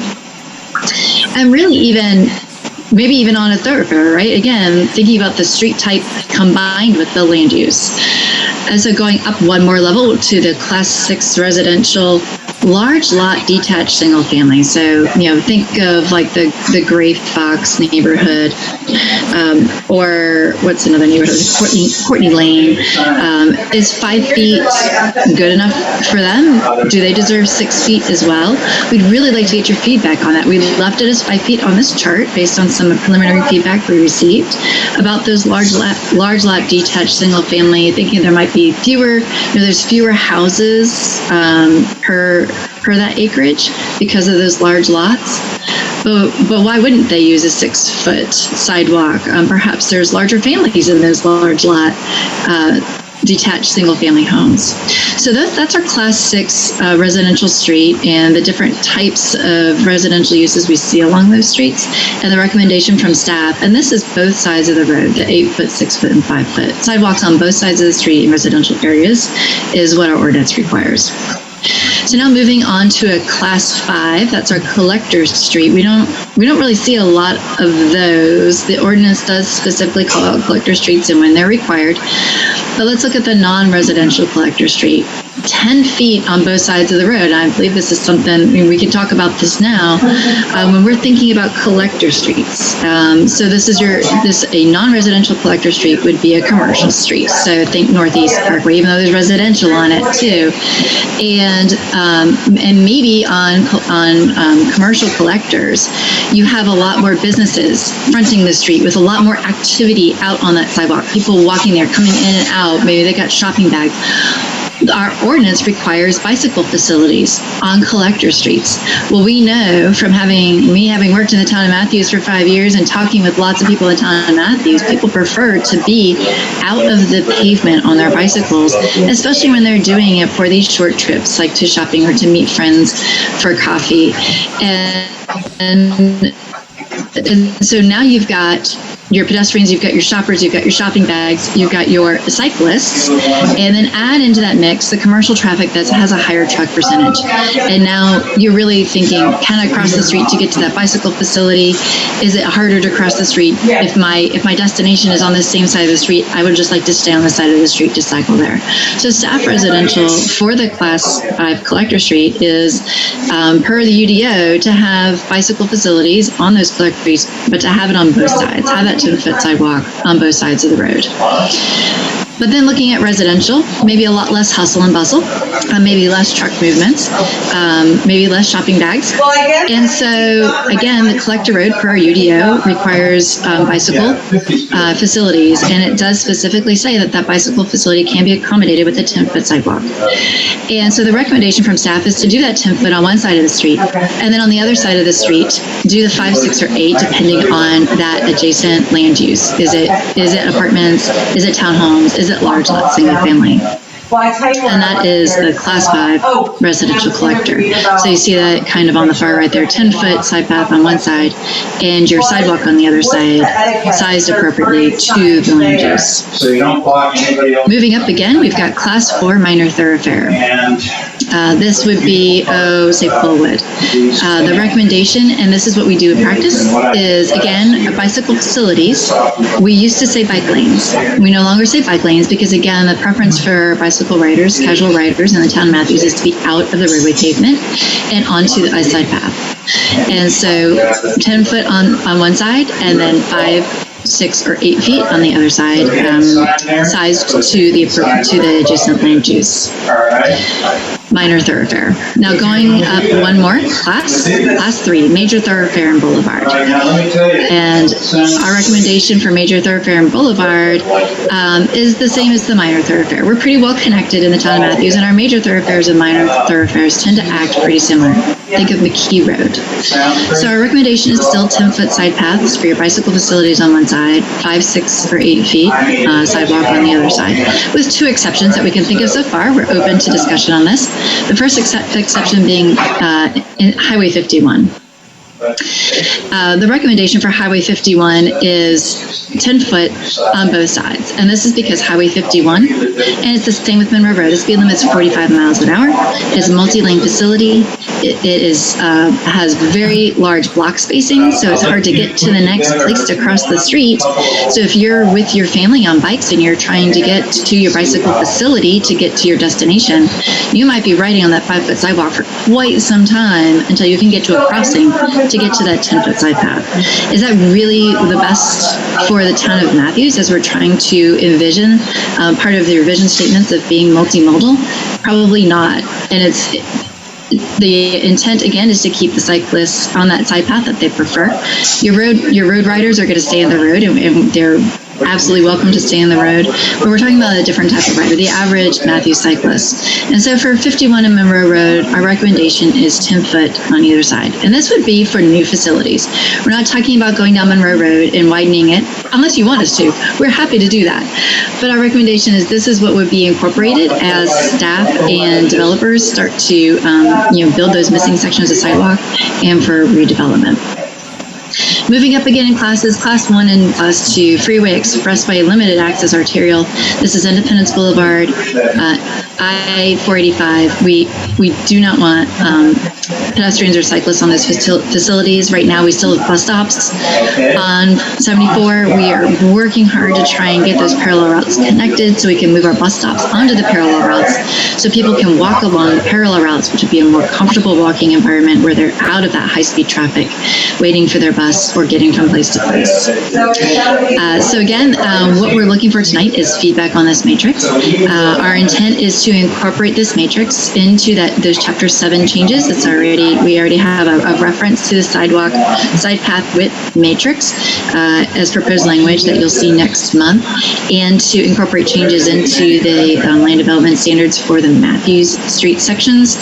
And welcome any questions or feedback. And Commissioner Miller, I hope I answered your question about the 10 foot on both sides, that the intent wasn't that we would invest tons of taxpayer dollars to widen facilities now, but as properties come in for redevelopment or as we build connections, that we would be looking for the feasibility of a wider facility along those 2 high-speed roads. Thank you, Susan. Where is John Street on here? Does that still qualify as 2 Monroe Road? So yeah, that's a good question. So when I say Monroe Road, I really am talking about Monroe Road from the Charlotte city limits to 51, and then John Street would be a major thoroughfare. And where is that on this chart? Okay, yep. So that'll be a Class 3? Correct. If there is an existing sidewalk on one side, would that get less priority than something that has a gap? So when Dana and I talk about, now this is going back to Dana's portion of the presentation where we're looking at the gaps. We do like to see complete sidewalks on both sides of thoroughfares. But when we're looking at filling gaps, our priority is to fill the gaps on thoroughfares that have sidewalk only on one side. Let's get that sidewalk on one side of all thoroughfares, number one. And that's why you're looking at our top project isn't in the downtown core. It's over on that eastern side where there hasn't been a lot of public investment, and we see those gaps and we want to fill those gaps on that one side of the thoroughfare. Thank you. Susan, do the costs on the project list that Dana showed accommodate all these suggested widths? That's a great question. So we have not done any detailed design or any detailed cost estimates. So we haven't looked at widths or recommendations. Those would be on a project by project basis. And I would love to get into each and every one of them and do a sketch for you all and do a great cost estimate. We just don't have the resources to do that right now. That is definitely on our to-do list. So you see, we use two numbers, $200 per foot and $625 per foot. I mean, that's a pretty big spread. And that's to hopefully accommodate anything that we do want to do at 10 feet. But we understand, I mean, it's a real ballpark figure on those project groupings that Dana presented. Well, I think your suggestions are well thought out, and the devil's going to be in the details of the cost, and I think this is going to be very, very expensive. So as town manager suggested, we're probably going to have a bond or something to pay for this, because there's no way we could accommodate a lot of these projects at these costs for sure. Well, keep in mind too, you have the option to just kind of do a sidewalk program, right? So it was requested at the planning conference in 2019 that every sidewalk project we do comes back before the board. And we are absolutely willing to do that. And we can talk about width at that time, or we can talk about cost at that time. So if there's maybe a CIP funding, and I haven't talked to Hazen about this, so he might be kicking me in the shins the next time he sees me, but maybe we can just do a sidewalk program at $400,000 per year, and we just start chipping away at these based on our priorities, our agreed priorities, and start just going down the list and working on them as funding permits. Yeah, I guess when I earlier said that my mindset has changed a bit, I remember on some of our zoning cases years ago, we were in neighborhoods like maybe on Main Street or other areas where there were very little sidewalks, and yet we were requiring developers to put sidewalks, on these 3 houses, and the other 20 on the road don't have a sidewalk. I thought that was a little silly. But I certainly see the need on, Monroe Road and Fullwood and John Street and a lot of these other places for complete sidewalk system. Absolutely. Are there other comments or questions? Mayor Pro Tem Garner? For the others. I do have a question about the Class 6 residential where it's 5 feet. I would like to make a suggestion that one also be 6 feet. I don't know how many of those large lot detached single families we're going to have come before us ever again. But knowing that, in a family neighborhood, you're going to have strollers pass, you may not have shopping bags, but you're going to have somebody holding the hand of their child and, meeting somebody else on the sidewalk. And so I think really a minimal expense to a developer changing it to 6 feet would make a big difference in a future development.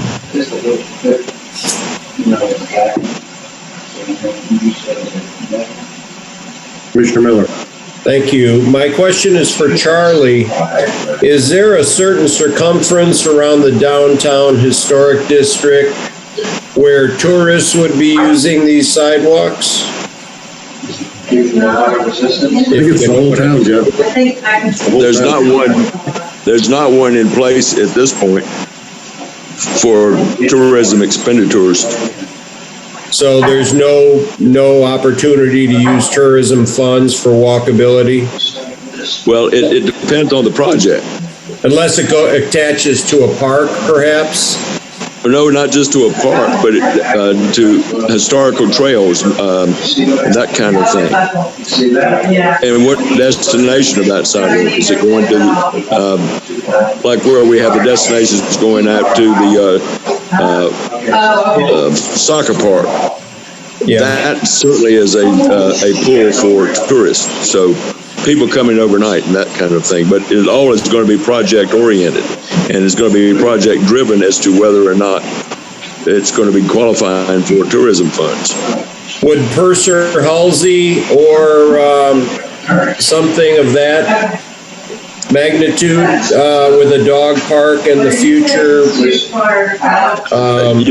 You'd have to look at that, but just because it's a park doesn't mean it's tourism generated. All right, thank you. Mm-hmm. Any other comments or questions for Susan or Dana? Or Hazen? Yes, sir. So the way I see this, and Susan, Dana, please weigh in, but the first presentation y'all made was big picture. These are projects. Please keep them in your mind. You know, we'll need to talk about a planning conference or budget time or whatever. This second portion of this really is something I think staff would like to see the board incorporate into our development standards so that when developers come to us, we can say, yep, here it is. The town board approved it. And so I guess my question is the plan in the future to bring back because we didn't hear much negative feedback, I guess, and bring that, something just like that back, maybe with the exception of what Mayor Pro Tem Garner said, to 6 feet, and have the board adopt it? Is that what y'all's plan is going forward? I would say that sounds reasonable. Does anybody disagree? Commissioner Urban. I was going to comment prior to this is I'd like to see the physical pieces, in reality. Let's look at some specific neighborhoods. Let's look at the sidewalk lists and things like that. For example, in my neighborhood, there's only 90 homes. I don't need 6 foot wide sidewalks to get 90 homes to the collector road, which then indeed would be wider. And so I suggested last time that there'd be different sizes for different locales, and I think you're working in that right direction. So I'd like to sort of see physically. I like, let's get a list of some things. Let's look at these locations, townhome projects, single family attached and detached, and just be able to put faces to places, so to speak, from that aspect of it. I think you're moving in the right direction, but I'm a visual person, and all I'm seeing are facts and figures. It's kind of like I'm looking at an accounting matrix, and it doesn't mean anything to me at this stage in the game. And I guess some of my questions would be is, how well does a bicycle work in this environment? You're moving the bicycles onto the sidewalk. Are there ever conditions where the bicycle would be in the roadway because the roadway is wide enough to accommodate a bike lane? Because not everybody rides a bike at 5 or 10 miles an hour. There's higher speed situations. Would you want to put those people on the sidewalk? So I think you're moving in the right direction. I think there's always these unintended consequences, and that's all. Yes, I have a little. All right, so when you bang, I guess I'm not an experienced cyclist, but I would much prefer to be on a sidewalk or trail than on the road. I think I see some of these folks cycling. I'm like, man, you're taking your life into your own hands when they're on, Monroe Road, going down the road there. Well, but I mean more in a downtown environment. I mean, I just got back, and there's a bike lane, and there's a roadway, and there's cars, and there's buses and trains, and everybody's very mindful of their space.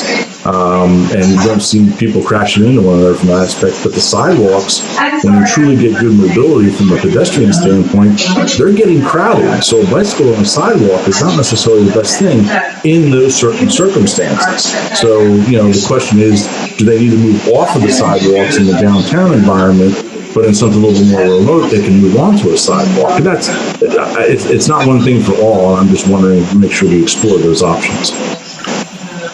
I think I have what I would suggest. That's a fair point. Go ahead, David. So what I was thinking would be kind of the faces with places comment that Commissioner Urban made, that we bring back some examples, because again, I hear general support for this concept, and then maybe some examples to see, here's how it would work in this neighborhood, and here's how it would work in that neighborhood, just so the board, or street, or non-commercial, non-residential street, just so y'all can kind of get a feel for what it would look like going forward. Yeah, I mean, an enclave of 6 high-end homes doesn't need the sidewalk structure that a Brightmoor requires. And so, there's a scale factor from that aspect of it. So, maybe we look at it when we're doing different rezoning petitions about how much of something is being built, 7 townhomes versus 70 townhomes, and things of that nature. And I would be afraid of, having a conversation with developers as to how the sidewalk plays into the land development of that parcel and what that impact has. Because Susan knows this, if a car driveway's got to be 20 feet and the sidewalk moves from 5 feet to 10 feet, that lot has to get bigger. What are those potential impacts? And we talk about, well, it's a minor impact to the developer from a cost standpoint, but right now, the cost is astronomical for everybody and the end user. Yeah. Mayor Pro Tem Garner. I think that, as I'm looking at this and listening to the information, what we are trying to do is vision the future and not end up with the equivalent of 4-foot sidewalks well into the future. So what may seem appropriate now is not going to be appropriate in 20 years. I would hesitate to bend towards developers and not ask them to do the best for a neighborhood when, it's completely reasonable for us to ask them for the appropriate infrastructure for Matthews. I mean, it's our job to do that. There's no shortage of developers coming to Matthews wanting to do things. And if this is what serves our residents best, then we need to have it on the books and have it as part of our ordinance. I have one more comment. I don't know if anybody else wants to wrap this up, but I don't want to talk about it tonight. We got a lot more things on the agenda, but I would be interested in knowing, Susan and Dana, more about how you prioritize what we should do next. I mean, you talked about, Susan, like wanting to make sure there's at least one sidewalk with no gaps on one side of the road, but what are the other, how do you rate these projects to recommend to us? Because I think that's good that we have town staff evaluating these things, but I'd like to know more about how you prioritize where things should be. And I think Mayor Pro Tem Garner brought up a good point. I think it's good and healthy that we have town staff that are experts in this matter prioritizing it rather than politicians prioritizing these projects. But for the benefit of the elected officials and the public, I'd like to know how you do that a little bit more. So we do have the ranking criteria at the top of that chart that Dana showed you. So that's the start of it, right? I know we talk about other things, like the thoroughfares are one side of the thoroughfares. So did you want us to go into more detail about our criteria ranking that was provided to you? Yeah, perhaps not tonight. Mayor? Mayor, do you want to do it tonight? Yeah. No, I do not want to do it tonight. I know, I saw what you had there, but I'm sure there's other considerations, and I just think it would be good for us. Because inevitably, even though politicians aren't making the decisions, they're going to say, why is this one ranked over this one and mine? So I think it'd be good to make that really transparent and clear to the public. Dana?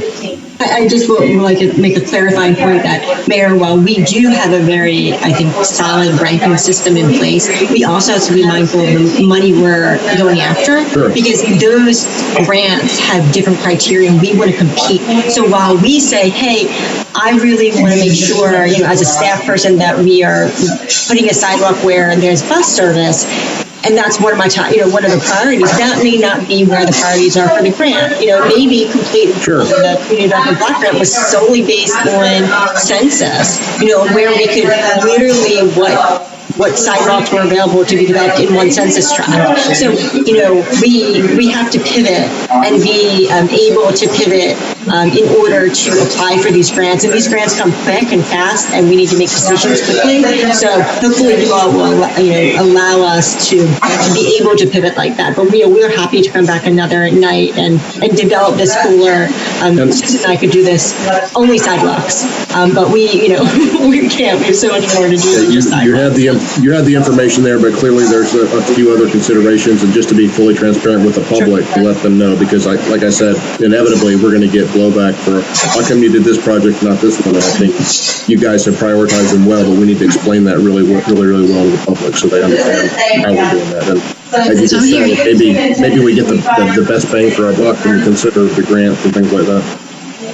I'm hearing two things. I think it's time for us to kind of split this presentation now. I think we can come back at the second meeting in October and talk more about the list and how we prioritize and the criteria. Yeah. But then on October 11th, when we're going to have the public hearing for the UDO Chapter 7 public improvements changes, I would like to incorporate then the widths there. So we'll separate them now and take it, if that's all right with you, to take kind of the width part with public Chapter 7 improvements, and then the projects listing and criteria separately. And I said that was my final comment, but I'll come back with one more. Again, if we follow this strictly, and I know you said you just ballparked it, I mean, I would be concerned if this, doubled one of the estimates because we said, hey, we thought this was going to be a 6-foot sidewalk and now it's got to be 10. Maybe not for all the projects, but maybe that your top 10 priority or top 7 or whatever, if we could look at a little closer what the actual impacts to the cost would be, that would be helpful. Definitely will not have that by the second meeting in October, but maybe we can just keep continuing the conversation if that's okay. Yeah, that's fine. Commissioner Miller. Thank you. I have a question for Susan or Dana. It doesn't matter. When I used to ride a bicycle, if you're on a sidewalk, the biggest problematic situation is the amount of driveways or curb cuts. If you're on a sidewalk and someone's backing out, there might be rear view mirror cameras or rear view cameras, et cetera, in today's world, but they're looking at the street, not at the sidewalk. And in smaller neighborhoods where there's a driveway every 50 to 100 feet, do you take that into consideration as well, whether the bicycle should be on the road or on the sidewalk? Yes, absolutely. We actually had that discussion about the Moore Margland project, about the width and where, since it's a minor thoroughfare, where does that side path go? And that's another reason why we chose 5 feet, was because on the north side, there are more single-family homes fronting that area. So the project area is already developed, doesn't have redevelopment potential, except on the very end. But the south side of the street is largely undeveloped with very few driveways. And so if we in the future benefit from a street improvement project, maybe through the STIP, then we would be looking to put that side path on the highway side of Moore Margland because of that very thing. It is definitely a consideration. In some cases, you can't avoid it. There's driveways on both sides. You think about Sam Newell Road. There's lots fronting on both sides. And so that's just, you can't always accomplish it, but definitely something in consideration. Thank you. Okay, I think we're ready to wrap this up. Thank you, Dana and Susan, once again for a great presentation. Am I correct in saying we're going to wrap this up? Is there any final comments? Final comment? Seeing none, we'll move on to agenda item 9D, receive an update on the Matthews Chapel Road Advisory Shoulder. And that's back with you again. Yes. Hello again, everyone. More about bicyclists and pedestrians, my favorite subject, but a different approach. As part of the Crestdale Heritage Trail, it follows along the railroad and connects to Matthews Chapel Road, and then picks up again on the side path along Crestdale Road. Thank you, Jay. And basically, we have share the road signs. I don't know if you've noticed them on Matthews Chapel Road, but there's share the road signs, and trail continues in street. And we've been conducting some observations there via trail cam, and everyone is driving, walking, and biking and scootering down the middle of the street, which is fine. Very low volume road. But staff was talking and thinking, like, as we expect volumes on the trail to pick up,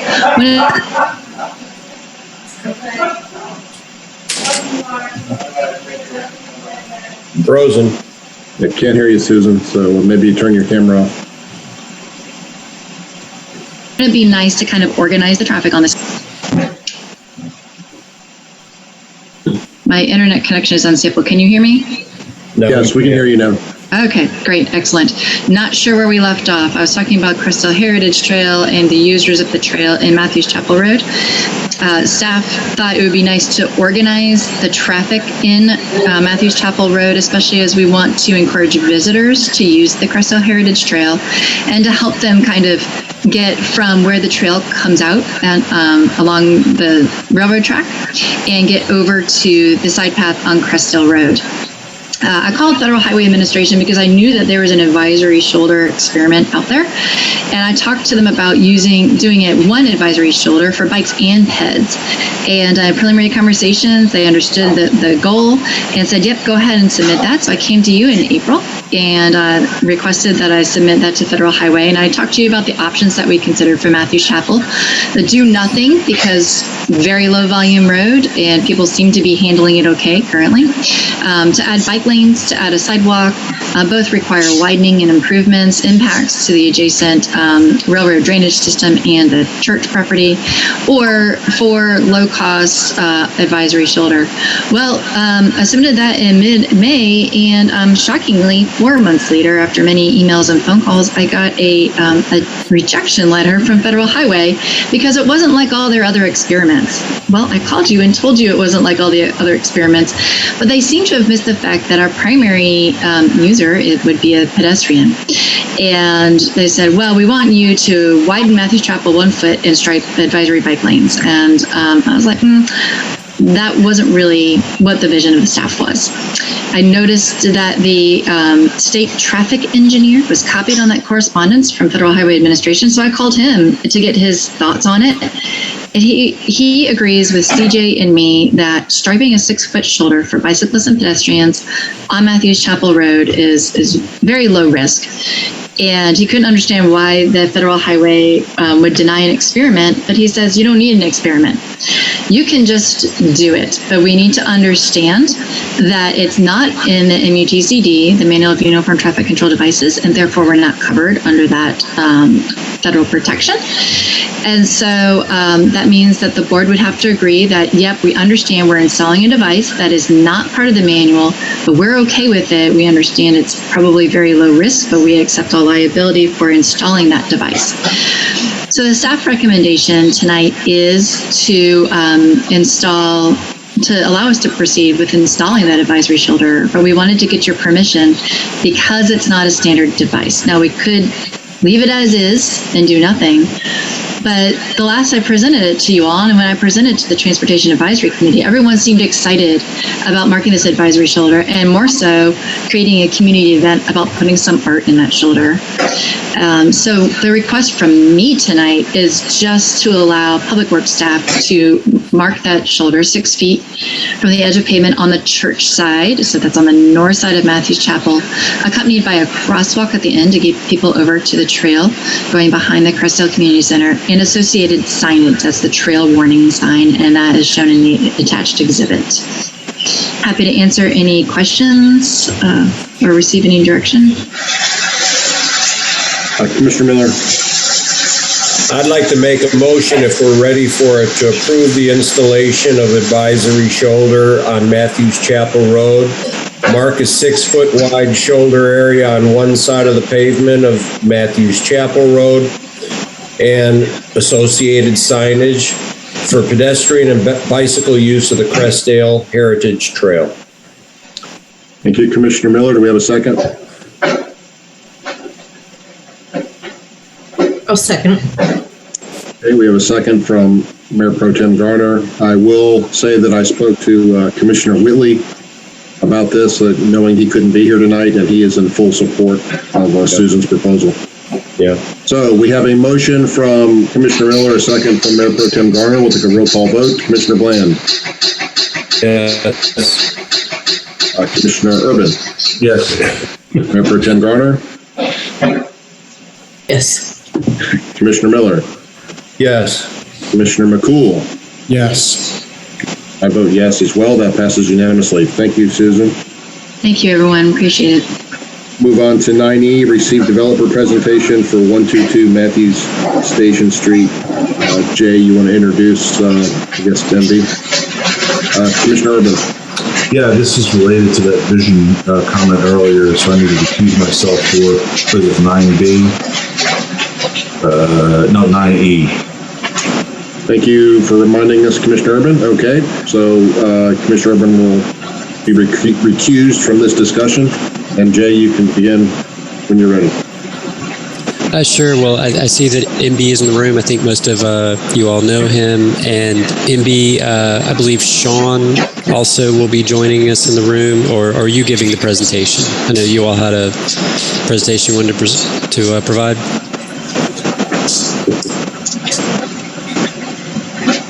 You'll have to unmute yourself. Hi everybody. Me and Sean both are here, and part of the presentation that I will introduce, and then Sean will take over. Great, thank you.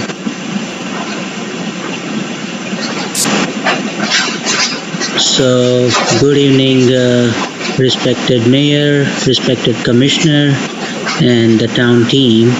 We are here and excited to present long due that small lot that the town owns, and we are excited to present the mixed used small building with the retail, small apartment, and rooftop option. And that's what our intention is, and this will provide us a small place of commerce, entertainment, place of work, place of living. In short, whatever the town has been visioning this place to be, complementing to finish what is existing structure already in the place, is what we're trying to achieve. Nothing, something totally different than what you see today in the town, but it will definitely provide some living space and working space for the people and some of the startup company to come in as a retail, come in as a restaurant, come in as a whatever they're trying to retail, whether it is something clothing option or kids related play center or whatever the town and the market is needing. We are opening up that for people to kind of come in the town and do the commerce. I've been in this Matthews last 13 years, and I'm a part of the Chamber of Commerce as well. And whatever I have been hearing from my current the UPS store location, I'm trying to provide this facility for the town, for the citizen of the town, and the people who would want to do the business with the town, in the town, in fact. So that is our intention here. And I have a Sean, who's my cousin, and he will be the project lead. So I will turn it to him to give you overview of the building and some of the technical aspect of the building. Thank you so much. Evening, commissioners. Can everyone hear me? Yes. Fantastic. Well, thank you very much for allowing us this opportunity to present here forth in front of you the proposal for redevelopment for 122 Matthews Station Street. From my information and the information that we've gathered, I think this lot has been vacant in the current condition for almost about a better part of 2 decades. And, we're thrilled, first of all, for, the council, mayor pro tem, for extending us this opportunity to entertain and bring forth this proposal with you guys. So I am going to just jump right in. We talked about the introduction. So here's the first of the rendering for the proposed development. To give you an overview of what this development is, it is going to be a mixed-use development for 3 stories with the retail on the ground floor, and second and third floor being residences, as well as an open space of approximately 2,000 to 2,500 square feet on the third floor facing the railroad side, open for a flex purpose for an open office space during the day, and that can be converted into a open space for event gathering during the evening hours / a yoga studio / any purpose that is going to be helping the community to gather for the purposes of gathering on that space. So this is the front side that faces the Matthews Station Street. Okay, you see that we have allocated spaces for a micro retailing bay at the bottom. And we're open to having to allocate that in whichever of these bays that we can allocate that, and that would be approximately 2,000 to 2,500 square feet. Just to flip on the second slide, which is a rendering on the side, which faces the PNC Bank, you'll see that, this is a very unique exterior facade. Now, we have gathered as much of the information that we have gathered from respective commissioners, including the town staff, and we have tried and incorporated an all-inclusive design in this year. And we have included a living wall, quote unquote, which is a sustainable feature of this building. We had several thoughts about, how we can make this building an all-inclusive building, of course, with the, incorporation of some sort of a sustainable feature. And this was the best feature that we had, we have been able to come up with. And this is the feature that would complement the front side of the feature, which faces the Matthews Station Street side, which complements the surrounding buildings which are in the area. And then on the side over here, we have this feature, which is actually the entrance to the second and third floor residences. We have tried and incorporated, I'd say, most of these comments. I wouldn't say all of these comments that we've received from the commissioners, taken into consideration several different factors. And, we felt that this is the most lucrative proposal in the essence of, the time that has been spent and the parcel that has been sitting here vacant for better part of 2 decades, that we're able to come up with and resolve this as an issue. And this would serve as a gathering place for the community. One thing I did forget to mention is that we do have an allocation for a rooftop on the 3rd floor. So about 50% of that roof that has been designed would be used for an open rooftop purposes, for gathering purposes, event purposes, for any given reason for community as well as the residents of this building. This is an overall preliminary site plan that has been put together. As you can see, based on the parcel size, we have about 15 parking spots that faces the railroad side and about 6 or 7 parking spots that faces the PNC Bank, with the inclusion of the handicap parking spot. We do have an allocation for an elevator as well as 2 staircases that does have the full access going up to the roof level. Of course, we're in the preliminary planning stages, so this is just a preliminary site plan.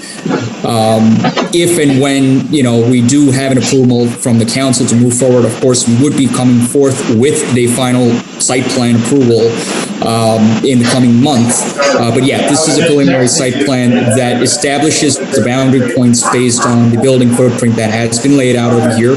You'll see on the top right side, we do have an allocation also for a small area for an outdoor seating purposes that has been allocated within the parcel of this land.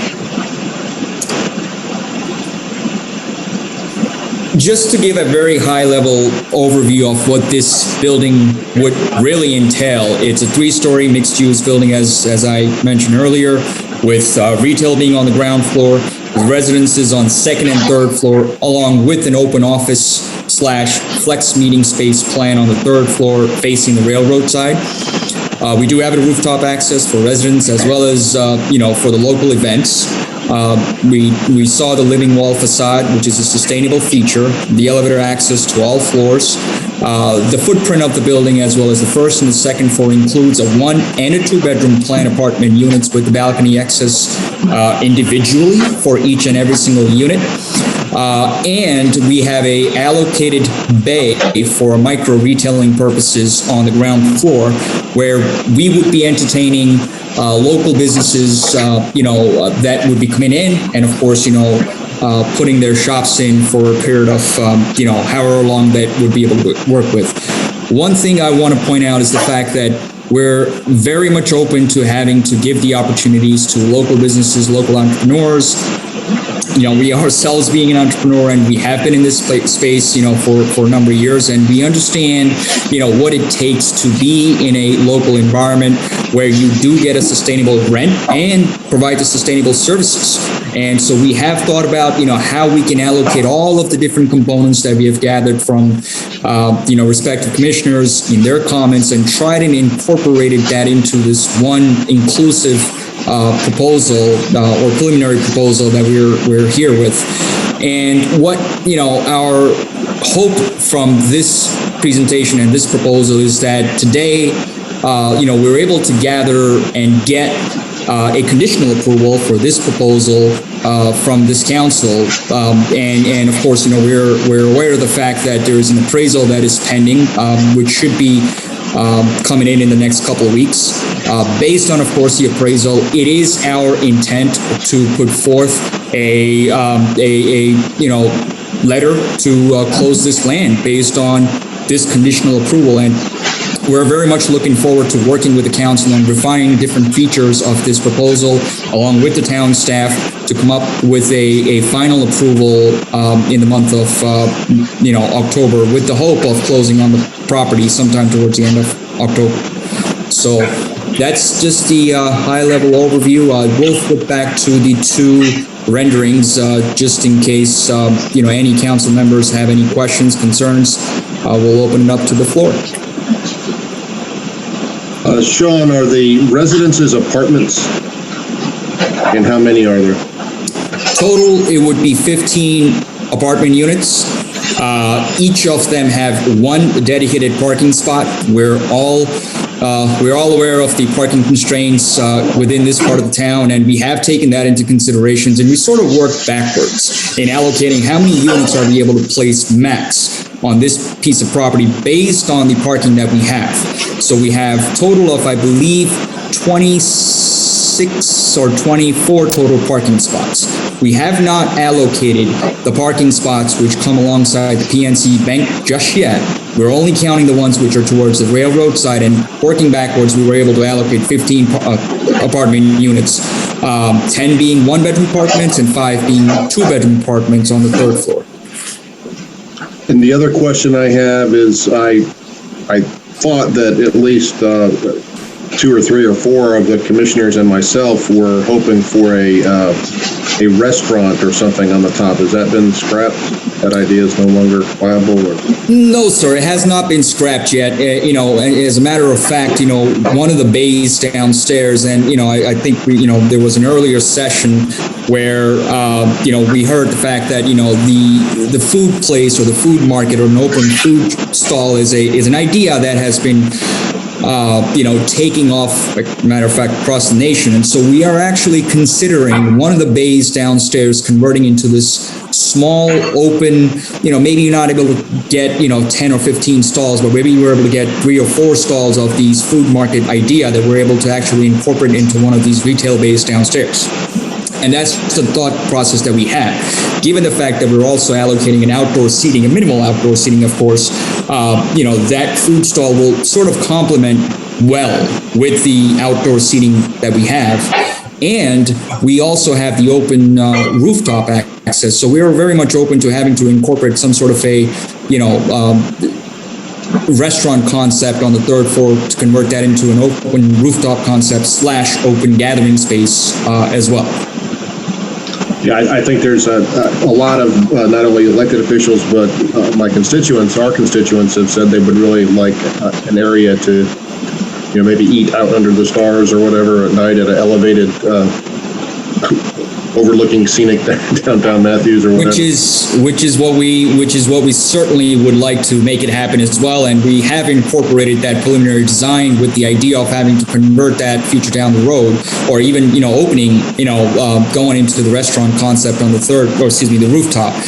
Certainly, we are looking forward to having to incorporate a very unique set of, restaurant operator that can come in, and then certainly, put them in place on the rooftop or downstairs, and of course give them the access to having the rooftop if they want to host a private catering event or a private event that, provides food and drinks.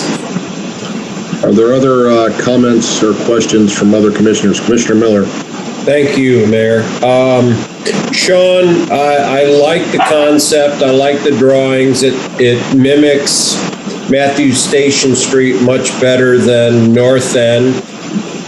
It's beautiful. I have at least two questions. On the left side, there's a gap in the buildings, which in prior drawings did not exist.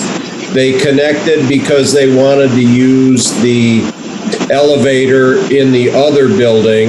I assume you're going to build an elevator on the far right side. Is that accurate?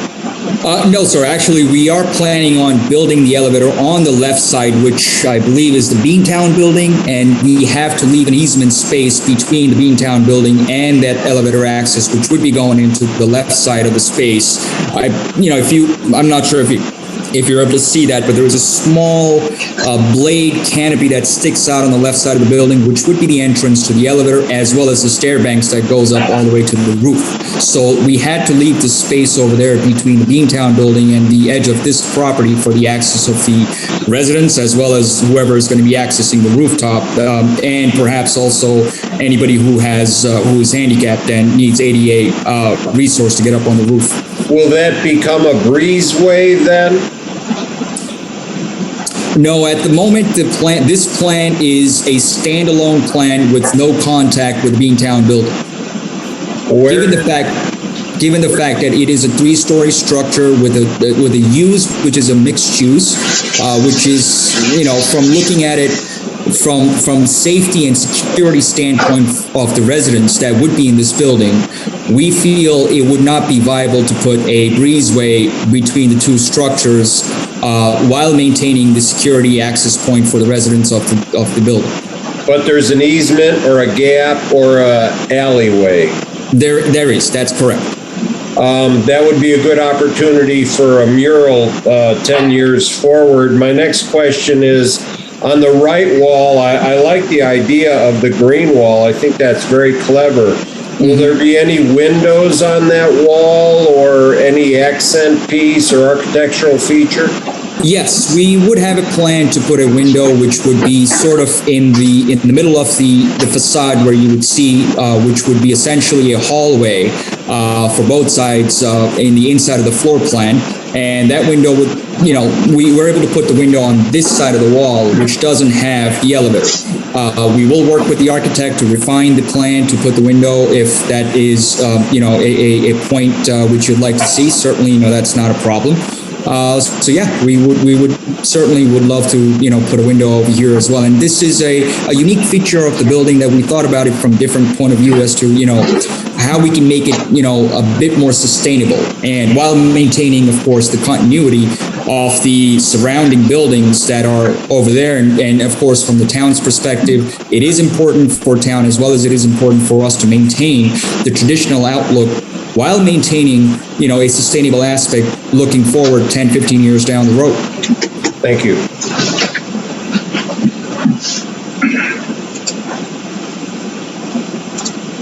Do you have any other comments or questions?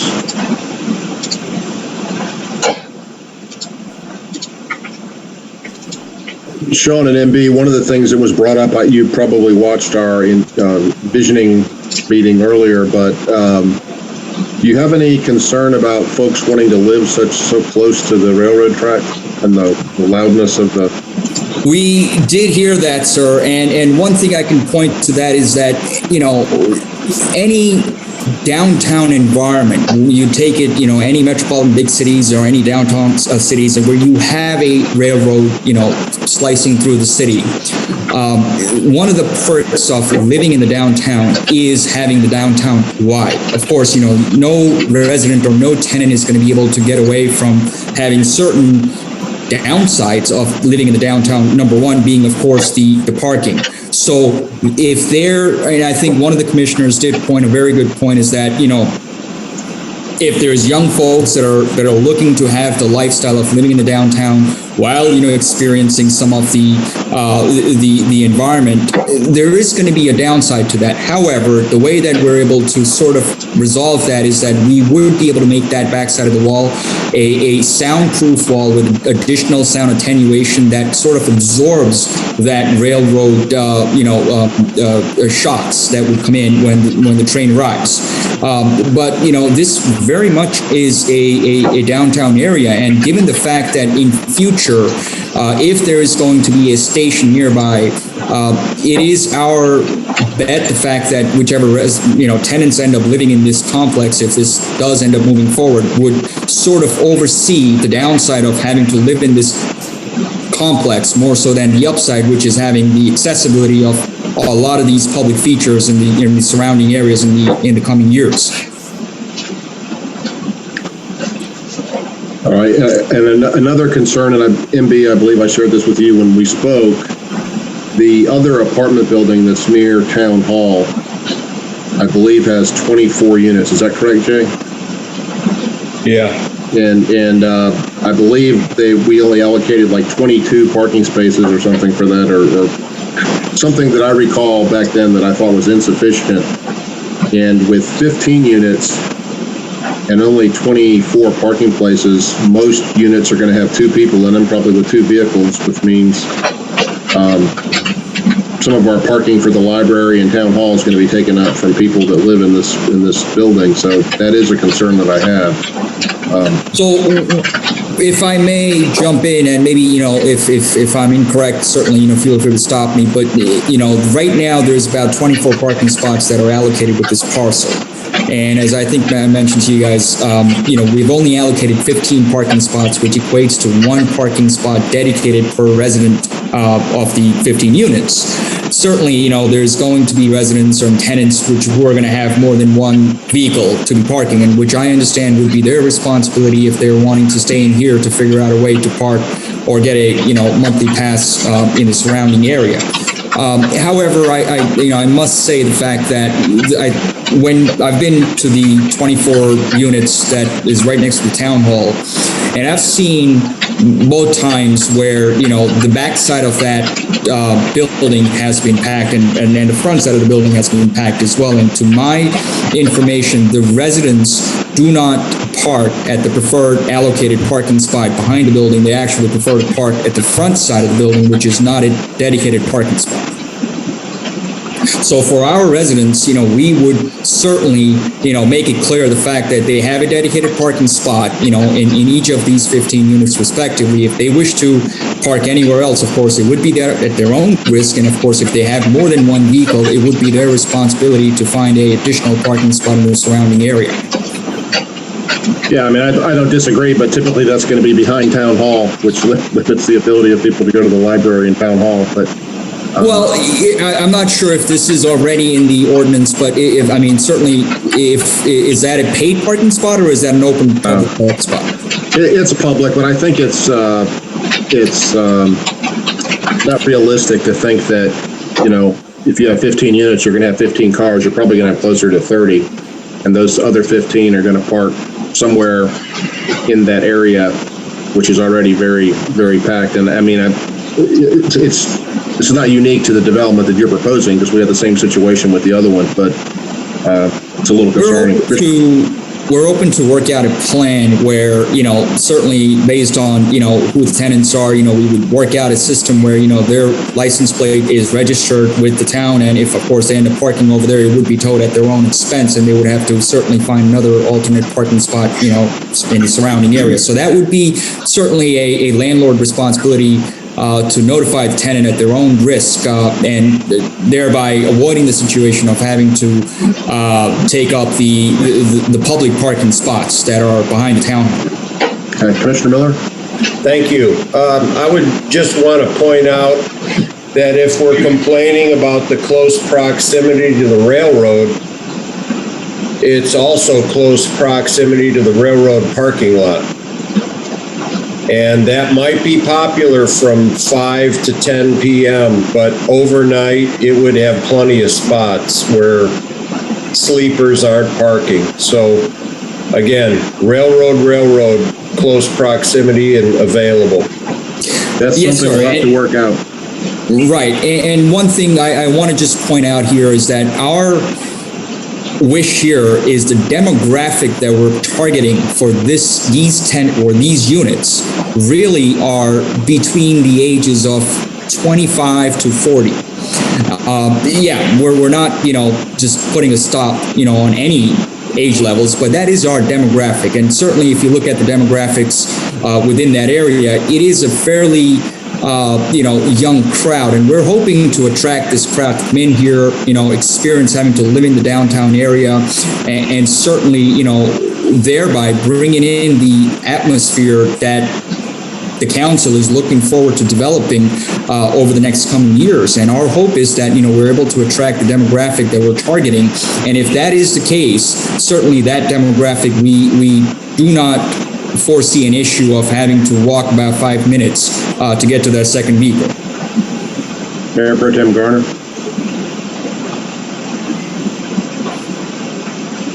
I was gonna chime in about the towing. That either puts the burden on the town and the police to monitor parking, or the landowner, the landlord is going to have their own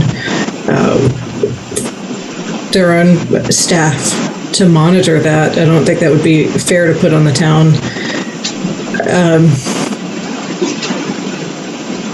We're open to having to, work out a procedure which doesn't burden the town, of course, from additional responsibilities. Yes, certainly. So we're open to having to work out a deal in grand scheme of things. If we get down to that level of working out detail, we would allocate a property manager, which would be, of course, a part of this building, and that would oversee, go, once or twice a day to monitor a traffic control pattern at the parking space behind the townhome to monitor if no tenant has parked. So we're open to having to work out that deal. Mr. Buckley.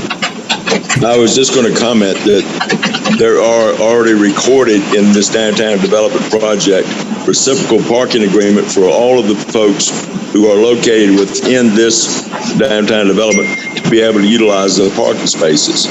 So I don't know if it's going to be violation of the reciprocal agreements or not to have dedicated spaces. Well, it's certainly problematic, and it's something I would like to see us address if we can. Commissioner McCool, do you have a comment?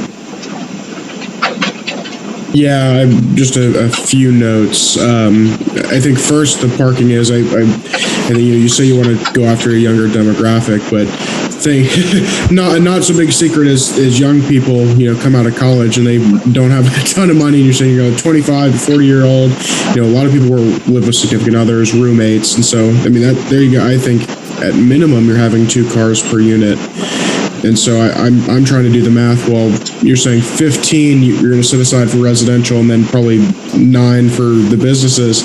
Numbers aren't adding up, and that scares me. Is we're going to have people parking on the street or taking up the parking that's needed for other businesses. There's got to be something we can do to mitigate that.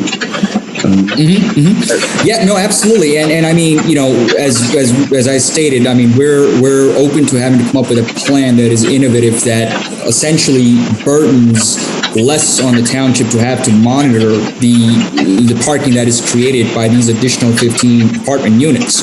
One thing, of course, from any downtown development that happens, the tenants are kind of going into the mindset that the parking always is going to be limited. They're not going to get the parking right in front of the apartment or wherever they end up living. So they would have to have the mindset of having to walk further across for their secondary vehicle. The primary vehicle, that's why we're allocating them with the 1 parking spot. But the mindset would have to, of course, be changed. The fact that, they're not going to be able to get the very adjacent parking spot for all of their secondary vehicles as well. And that would be on the respective tenants to have to figure out.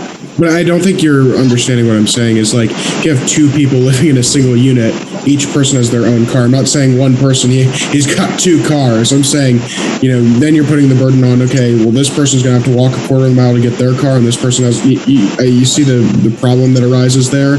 It's not a secondary vehicle. They're vehicles for each primary tenant.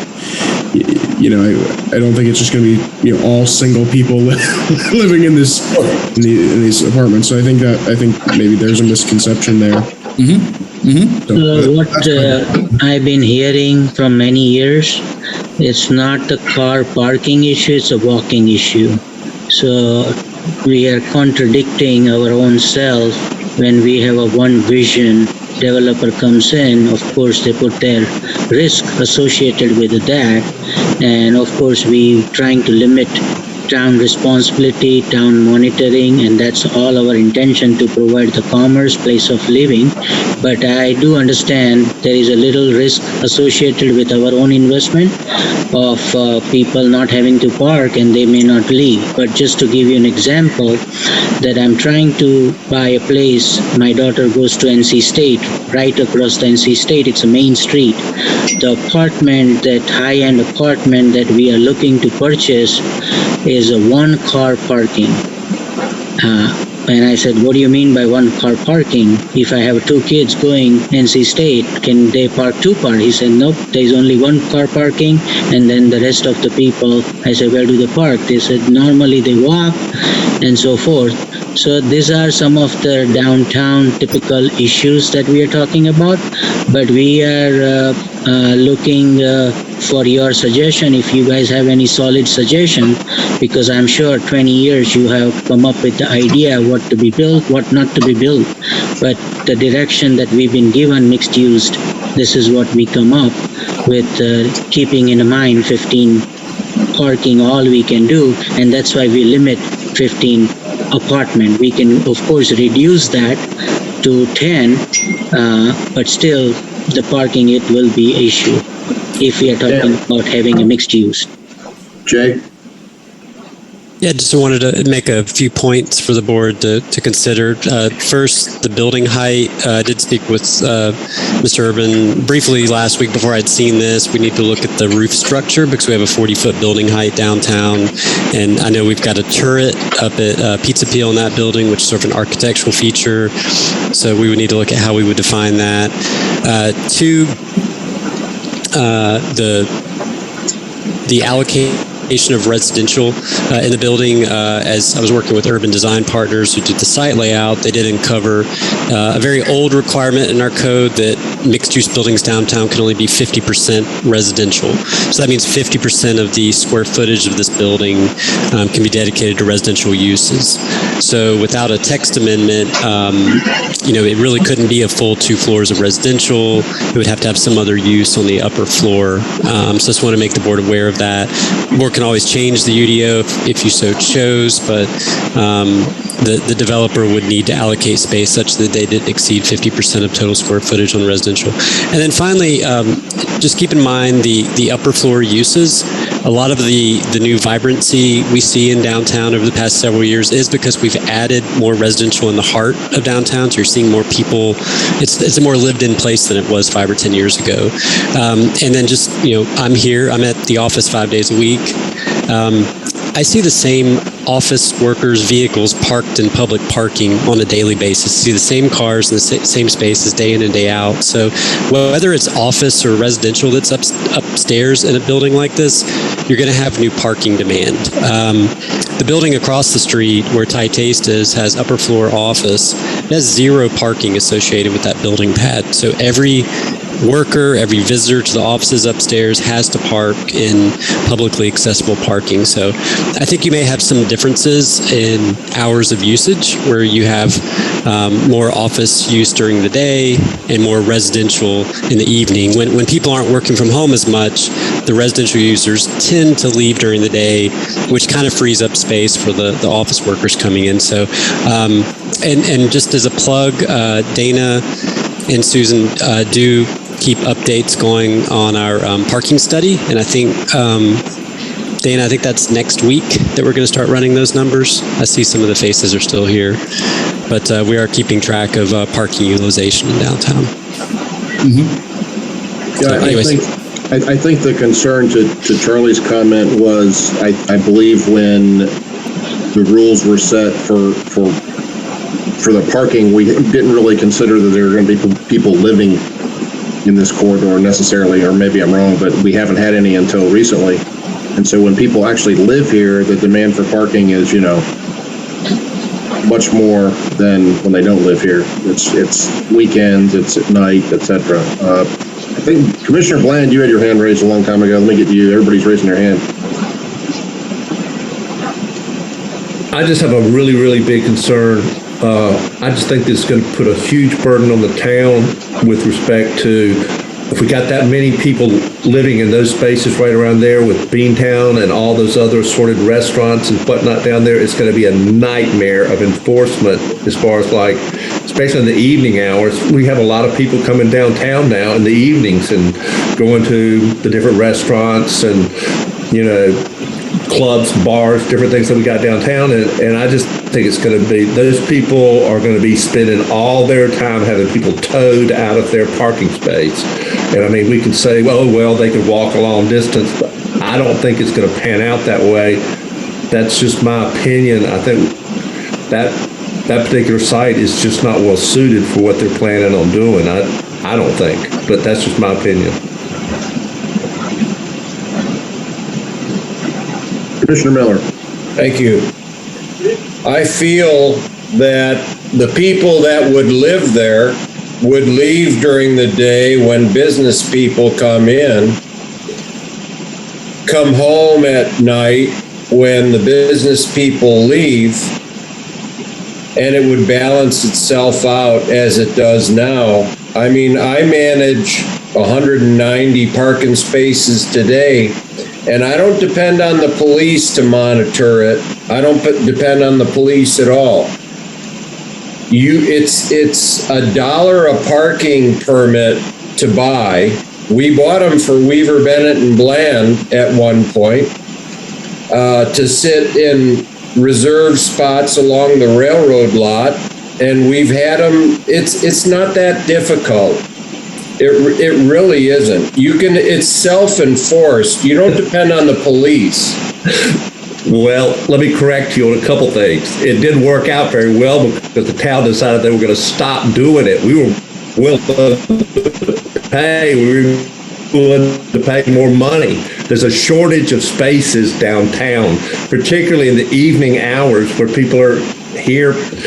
You come home from work and there's no parking space because people from Beantown or people from the Seaboard or people from the Portrait Gallery or all these restaurants, they're great. And that brings a lot of people into downtown.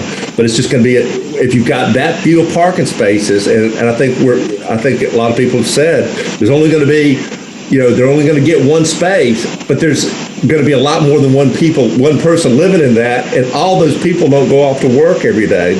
Some of them may take public transportation. Who knows? But what I'm saying is there's not enough parking downtown for that, I don't think. But I respect everybody's point of view. It's just mine. I don't think that will work there. My office is right across the street, and we have nonstop hassles with all the other merchants for our people parking downtown during the day. We having to park in public spaces. I don't know what else to say. You can ignore it. It doesn't exist. But it does. I mean, it's a big problem. Why did the town not want to stop us having permits? Well, because other people were demanding those spaces. They wanted them. So our employees have to, just like what you said, scrounge around to try to find someplace to park. Can I just jump in? Yeah. Okay. Just Mayor. Let Sean wanted to make a comment, then I'll get to you. Wonderful. Sorry. Yeah. Just a couple of comments here. The idea is to, and if I'm misinformed, correct me, but we have been informed that previous developers had pitched ideas. However, they were looking for a public funding. Well, we are not looking for a funding from the town. This is a privately invested project, and our hope is that whatever tax dollars that are generated out of this development over the term would go back right into the town to solve the parking problem. That is our hope. Now, we can only do that, of course, by having to expand the square footage. We are more than happy to reconsider the plan of having to eliminate the entire the residence use. And we can do that. But the idea was to be able to provide the max buildable square footage that is generated in terms of the tax dollars, and over the term, it goes right back into the town to have to redevelop this area and solve the parking problem. That was the first thing. Second thing, the reason that we actually also thought about having to put the residents is to build an ecosystem, which by having to have the micro retailing down there, having a co-working office space right across / whatever other purpose, that self-sustains the entire local business. And having to do that only works when you have the residents staying in one building. Isle Ponds, just north of. So that was the idea, to have a self-sustaining ecosystem in the area. Yeah. Great stuff. Mayor Pro Tem Garner, and I'll get to you, Charlie, next. I mean, I guess I look at this and I think several things, because when we did a walking tour of downtown doing the parking study, I talked with the women who own the Crepe Place and the woman who owns the salon, and several different of the retailers who all have parking issues and can't get their customers close to the door. The woman with the salon has customers in wheelchairs, and she has a problem getting her customers to the door.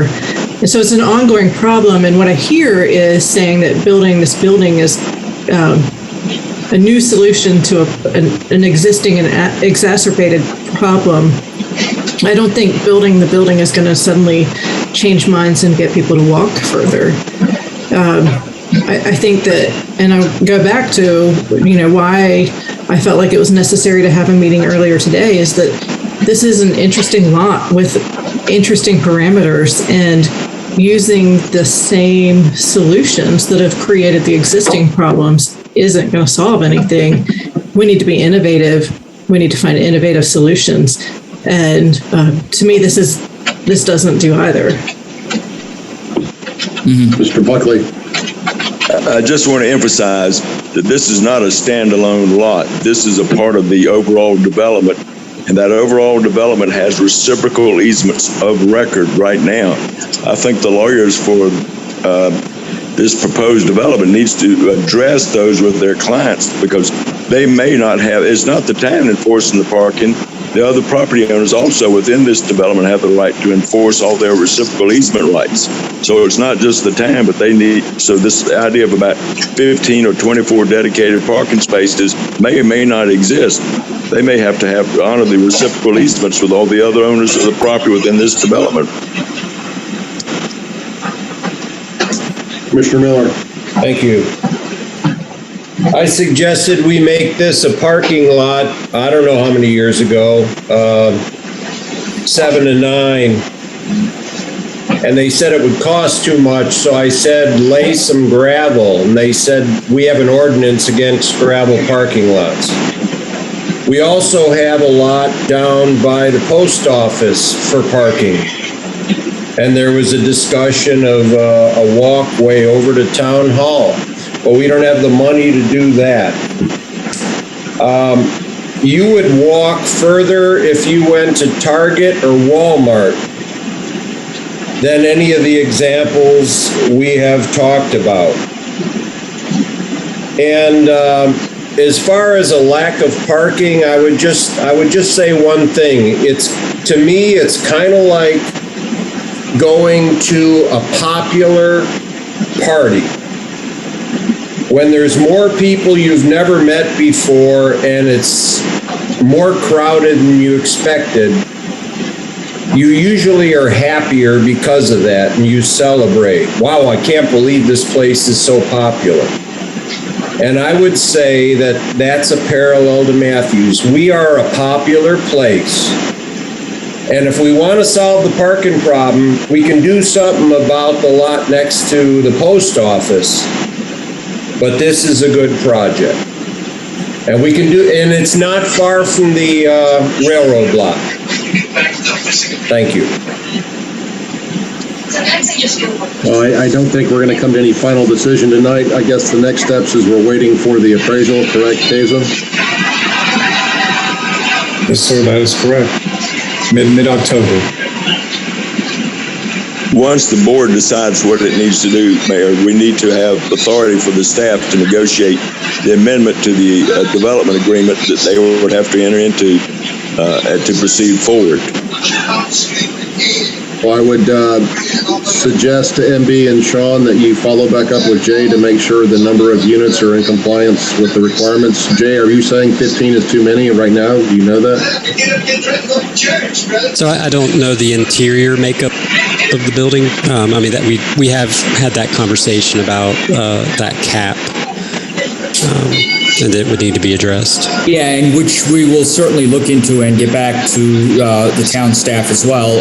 But we've had this discussion with the town staff, and we did take that into consideration in having to restructure some of the square footage for the interior, and thereby we are right about at 50% based on this mixed use proposal. So we'll certainly check, and we'll get back to Jay and Hazel. And let me say, I don't want to be all negative. I think there's certainly a lot of good features of this project. I really like the living wall. I like the open space up top, particularly if you could configure that, but maybe there was a restaurant downstairs that could, take food up there and have social events up there. And I like the micro retail is attractive. So there's a lot in this project that's good that I like. I think we do need to globally just do something about parking in this area of town, because I know the parking study indicates we have plenty parking. I don't know if that means we lease parking from the medical place across the street, or if we park at the railroad track, or if we do as Commissioner Miller suggested and fix up that the other one across the railroad track. So that sounds pretty attractive, and that's a short walk to through there. So I think that's something that we, beyond these, beyond MB and Sean, we need to discuss anyway, because it's Certainly, and if, Mr. Mayor, if I can just ask one question, what would be, or what was the resolution of the visioning session earlier held by the council? Was there a resolution, or is there a timeline for a resolution? Because honestly, MB and myself are committed to working with the council to come up with a solution that works best for the mixed-use project, while taking into consideration all the issues that we've talked about thus far. And it is our sincere wish to work with the council to be able to come up with this resolution. But at this point, we're sort of in a position to be able to understand if there is a resolution from the council on what the vision of this particular parcel is. Commissioner Miller, do you have a comment? Just a small comment, Sean. Yes, sir. My commentary would be that we should wait for the appraisal, and you should make an offer based on the appraisal or slightly higher, and then we'll vote. And then your direction comes after that. Jay, am I wrong? No, from a process perspective, I think Mr. Buckley made some good points about them really needing to look at the makeup of the development agreement and how that would function. Charlie's really the resident expert here on the process. Okay. Before you can approve the sale to them, you have to go through the public hearing process. After you've entered into the development agreement amendment with them. Can the purchase be contingent on our approval? I mean, that's how it works, right? Yeah. Member Pro Tem Garner? I'm sorry, go ahead, Charlie. You don't do a final approval of the purchase until after the public hearing, and you don't have a public hearing until you have a developer under contract. Right. Mayor Pro Tem Garner. I have a question, I guess, for Jay or for Hazen. We've all put several hours. I'm sure the staff has put countless hours into this project and getting it this far. I'm frustrated that it has gotten this far, but that it seems to be operating many different facets all at the same time without a clear purchase. What's that? Purchase.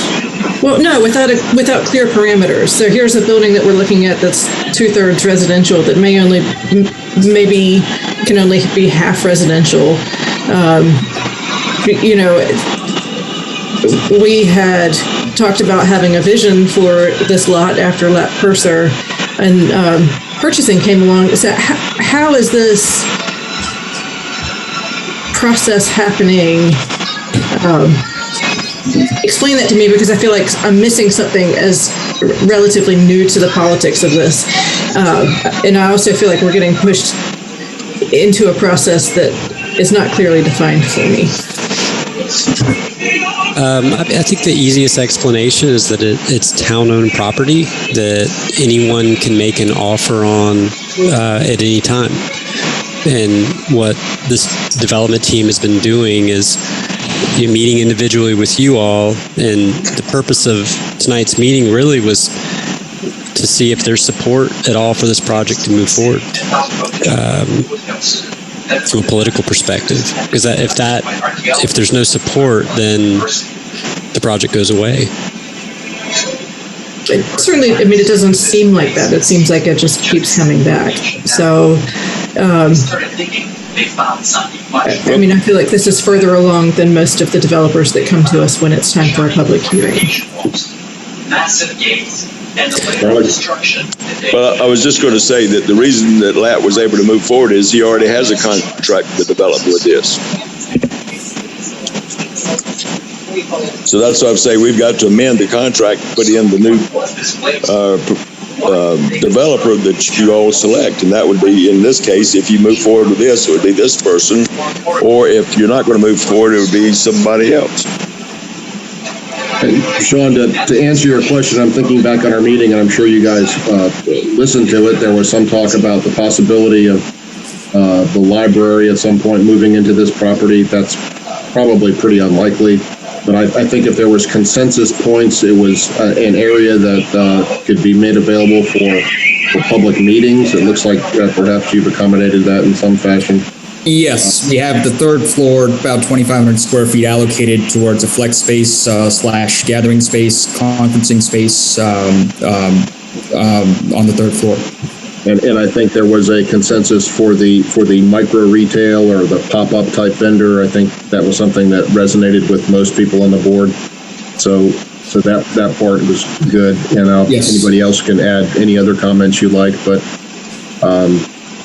there was a desire from your initial renderings to look more like Town Station Street. I think you've accommodated that to a great degree. But I don't know. Are there other comments? Ken, Dave, Jeff, Mr. McCool, Commissioner McCool. I think this rendering is more attractive than the other renderings that have come forward. We have a lot of problems to mitigate. I think in Renee's book, it feels like this process is kind of haphazard. I'm kind of confused where we are because, we're in the process of appraising it and getting an offer on it. And then 2 hours ago, we're talking about, do we want to put a museum here? So I'm like, I'm feeling like we're playing two different games, and those, I guess my confusion is it feels like we're kind of moving forward, at least at this juncture, on doing something with this project. Yet we just had a meeting talking about, we could put a library here. So I feel like there's a bit of I feel like we're on two different paths, and it's kind of getting a little confusing. Well, it's, so we've had this property for 20 years. Periodically we get proposals. It's been a while since we've had a proposal.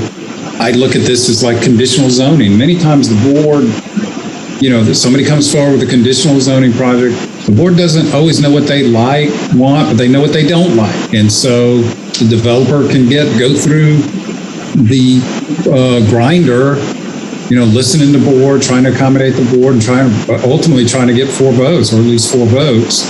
And I don't really think it's fair to, the feeling I get is like, I feel like the finger's getting pointed to staff. Like, how did staff get us in this spot when these folks came forward with a proposal? They have the right to do it. We don't know what the value of the property is. We talked about that and said, okay, let's go get an appraisal. And so we're in the process of getting an appraisal. That does not tie in the board's hands to, you know, if y'all don't like this, you can vote it down, or you can say, here's what I can, if you do X, Y, and Z, here's what I can do to support it, just like a conditional zoning process. I don't think the board should feel bound, just like they shouldn't feel bound with the conditional zoning. My intent, I guess I should clarify, my intent wasn't to say that staff has made this haphazard. I think it's come off as haphazard because of the way it is. I mean, I think we need to just kind of come to an understanding with how it is. I think there's been, you know, there's some new people on the board, so we've not been through this process. Mr. Bland.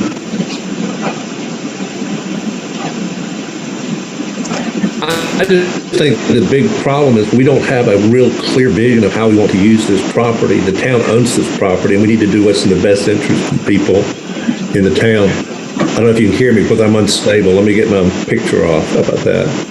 I just think that, you know, we need to put some real thought into it and maybe think about it and talk about it some more.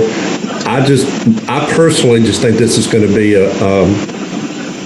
it's not suited. If there's like, if he was building something like a restaurant there or something else, you know, along those lines, I might have less problem with it. People that are coming in and going out. But I think that people that are living there are going to have a tough time, and they're going to create problems for the other businesses that are downtown. But, you know, maybe you can convince me otherwise. I'm trying to keep an open mind. I don't, you know, it's just that I think this is very valuable property to the town. It's right next to town hall, you know. Like I said, I don't think we have a clear vision of what we want to do with it, and I don't think we need to feel like we have an obligation to do something just because somebody comes to us with an offer. We need to think about it. This is something that belongs to us. People call me up all the time and want to buy my house, but it doesn't necessarily mean I got to sell it or want to sell it. So we need to do what's in the best interest of the community. And I'm not sure this particular plan is it, although I'm listening to what, you know, trying to keep an open mind. But I just think that just because a developer brings a plan to us doesn't obligate us to jump through a hoop and say, oh, we've got to figure out some way to make this work. I don't think that's our job. But that's just my... I don't necessarily disagree with you, but I think to be fair to MB and Sean, we should give them some direction as to what do we want on that property then. I do too, but don't you think that the problem is we don't really know what we want to do? And it's we've been talking about it for 20 years, so. Well, I haven't been, you know, maybe you guys have been, but, you know, I give credit. But like I said, you know, I don't live downtown, but I work downtown, and I've seen a lot of it. I've seen this thing grow up, and I've seen the problems that the other businesses and the surrounding businesses are having. You know, we've talked about addressing, you know, the traffic, I mean, not the traffic, but the parking downtown. And I guess we've come to, someone told us that we didn't really have a problem with parking downtown, but I don't see that. I see a problem downtown with parking. So it's just how you look at it, you know. To give some feedback for myself, I think you check a lot of the boxes for what I would like to see on this property. I am concerned about how much residential is there. Mayor Pro Tem Garner? If I haven't made it clear, I agree with Commissioner Bland in that I am not in favor of selling this property just because somebody's interested in it right now. I think we need to go, you say that we've been thinking about it for 20 years. Well, I haven't been thinking about what's going on in downtown Matthews for 20 years. And, you know, this to me was something that came up in February of last year. We talked about having a visioning session, and that didn't happen. So here we are again. We've got a pretty far along project in front of us.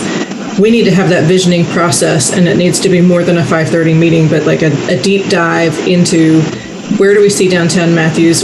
What are the problems? What are the things that we need to address, like the park, like the farmers market, and other needs? What are other needs that we have in downtown with the limited space that we have? Where are those things going to go? And I feel like this is putting a certain amount of pressure on us to get those answers in the near future so that we can let MB and Sean know whether we're going to sell it. That pressure is uncomfortable for me. I want to take the time to make sure that what we're doing right.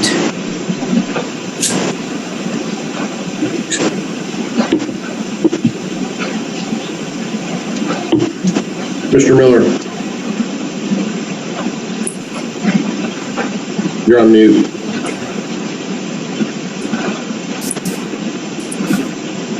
I don't have my notes organized, and I'm sorry, but I've been involved with the town for 17 years. It's been empty for 20. As a politician or as a manager, we're supposed to solve problems. I suggested it become parking, solve problem number one. Then we bought the post office lot. I suggested it be parking. Didn't happen.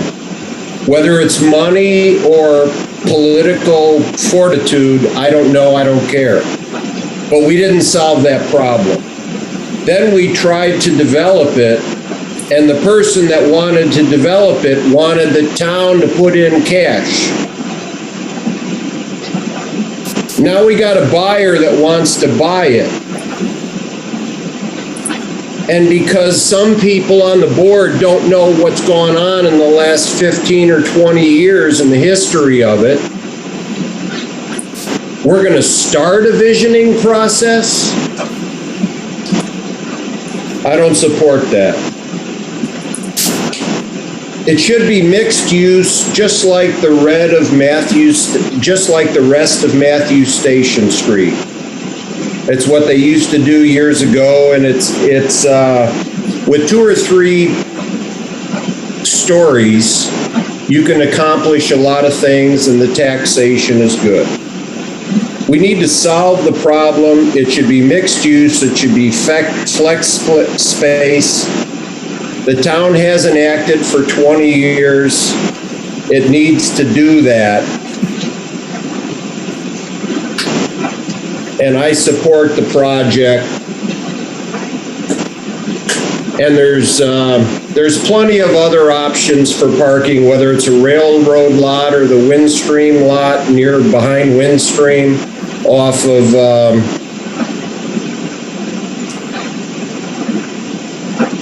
of where Paul Jameson's area was.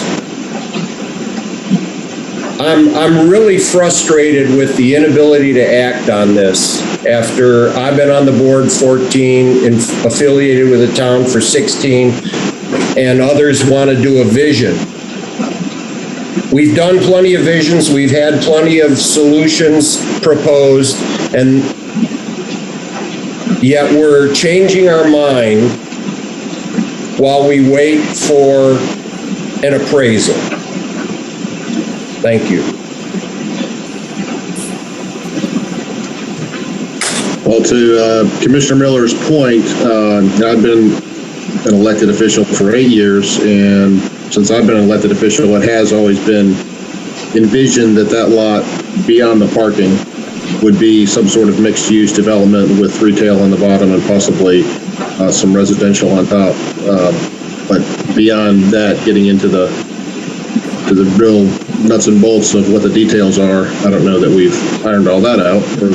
But that has been the vision for that spot for quite some time from previous boards. Mayor Pro Tem Garner. I think it's a little bit unfair to say that I should have been paying attention for the past 15 years. No, you shouldn't have. Well, let me finish, and please do not interrupt me. It is unfair to say that. And I believe that it is also possible for needs to evolve. And when that lot was planned, I think that the needs have changed for Matthews. Now, listening to constituents, I have never heard so many complaints as I have the apartments beside Town Hall. Entering into this agreement as a politician is not going to fare well because I'm not listening to my constituents. I think that the lots around Town Hall have been developed, and it is time to take a look with where we are now and see what needs are in place. And again, I'll use the farmer's market as an example. The farmer's market is part of the heart of Matthews. It is what draws people to Matthews. And if that lot is developed, where does the farmer's market go? And what does Matthews lose? We as elected officials are responsible for that, and our vision has to evolve over time. So because somebody set into place that it needs to be mixed use 20 years does not mean that today that is appropriate for that lot. Let's take a breath, like we should have done last year in February, and figure out what we need, what needs to go in downtown, what space we have, and what problems can be solved. But to say I wasn't paying attention 15 years ago is an unfair assessment and assuming that changes aren't made. Charlie, do you have a comment? Do I have a comment? No. I thought you raised your hand. Commissioner Miller? Yeah, I don't want to get into a big argument, but I love the farmer's market. It does a wonderful job, but they also have parking adjacent. There is no parking adjacent to this lot. And to move the library a half block is the equivalent to buying a house down the street because they have better countertops. And I will never support a food court or whatever this market idea concept is. What's going to happen to Thai Taste, Beantown, Seaboard, Christopher's, and all those existing restaurants? We're going to put in a food court to compete with all of our hometown restaurants. I'm going to support the hometown restaurants first. Nobody will be able to park there to get to the restaurants. They already do. Commissioner McCool, did you have a comment?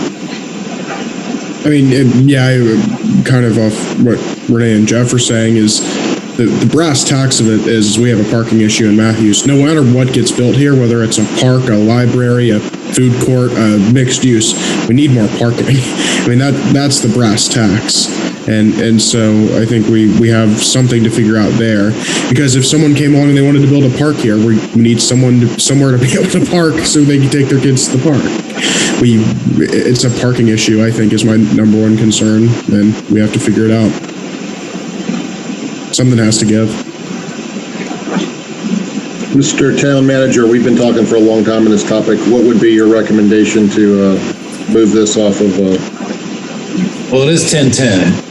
Yeah, we got a lot more to go here. So. We do not have to, there's no rush. I mean, I know it may be inconvenient for the developers, but, at the end of the day, if the board wants to give us direction, I think about conditional zoning, the developer listens. Really, this is like the public hearing, gathering feedback, right? Then, I think under the conditional zoning process, then the developers go back and talk to individual board members, and they figure out, is this a go or no go, or what can I do to make it go? But that's what I see, even though we don't see it. That's what I think they're doing. Is they're figuring out, is this a go or no go? And that would be my advice to the developer is, what could I modify to make this work, to get this person's vote, and just go around the table and figure that out? And guess what? You may figure out there's nothing I can do, and you may need to punt. Now, we can put it back on the agenda in a month if the mayor, if y'all want to, but I think it's the developer's responsibility to figure out, can I get this project done or not? Well, again, I don't want to stay in this meeting till 1 o'clock in the morning, so let's move along. Maybe to be fair to the developers, we can go around the table and see if there's any commentary that you can offer that would get you to support this, or if you're absolutely against it or whatever. Ken, we start with you. I think I'm going to say it till I'm blue in the face, it's a parking issue. Either you reduce the units or find a way to get more parking. That's my thing. Parking is number one key here. Okay, Commissioner Bland. I'm not against anybody, like developing it. I just don't think this is a wise. I don't think, number one, that there may be he can't build what he wants to build anyway because there's other agreements in place that the other property owners are affected and have rights, reciprocal rights. I'm not sure that he can do that, number one. Number two, I just think that it's going to create a big parking problem downtown where there already is a big parking problem. So right now I'm not in favor of the situation, but I'm listening, and I'm listening to what everybody's saying. So I guess some feedback for MB and Sean is to make sure that you can meet all the reciprocal agreements and that the residential numbers are in line with what's allowed or required. Yeah, and try to come up with something that makes sense, like whether it's a restaurant or whatever it is that they're going to use. I just don't know that that's a great spot for residential. Maybe other people disagree. That's their prerogative. They can, but I don't think it's a good idea. I think he could do better putting something else there, and something else would be more successful. Certainly. So if, well, first of all, thank you. Sean, can I make a suggestion? Yeah. Just listen, get feedback from the board. I think everybody's kind of tired.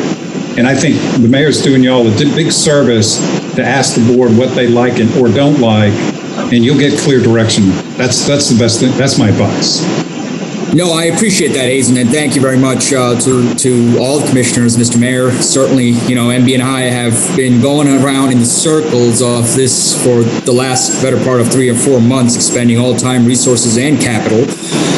We have no issue having to go back to the drawing board, speak with individual commissioners, get their feedback, certainly, and incorporate as much as possible. But I think, to Commissioner McCool's point, there is only one issue that we actually... Sean, let me. You've only listened to 2 of the 6 commissioners. I would listen to the other 4 commissioners. Thank you. Commissioner Miller. Go for it. Yep. Step 1, get the appraisal. Step 2, get an offer. See if there's any competing bids, but don't tell the owner or the future owner he should paint his house blue. We have elevation critique, we have all that kind of thing, all that kind of stuff, but we're talking about whether it should be blue or white at this point. And so appraisal, offer, competitive bid, accept. Mayor Pro Tem Garner.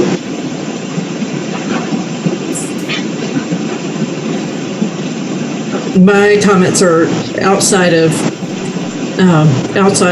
the drawings that were brought to us today, and that we need to know the needs of the town, and we need to have that deep dive into it and a plan in place before we decide to sell property. What were the needs of the town when we bought 335 Matthews Minhill Road? Mr. Miller, my suggestion, because it is, we still got a lot to do, really, and we're all getting tired, and let's just keep going around the horn, and those developers can try to figure this thing out.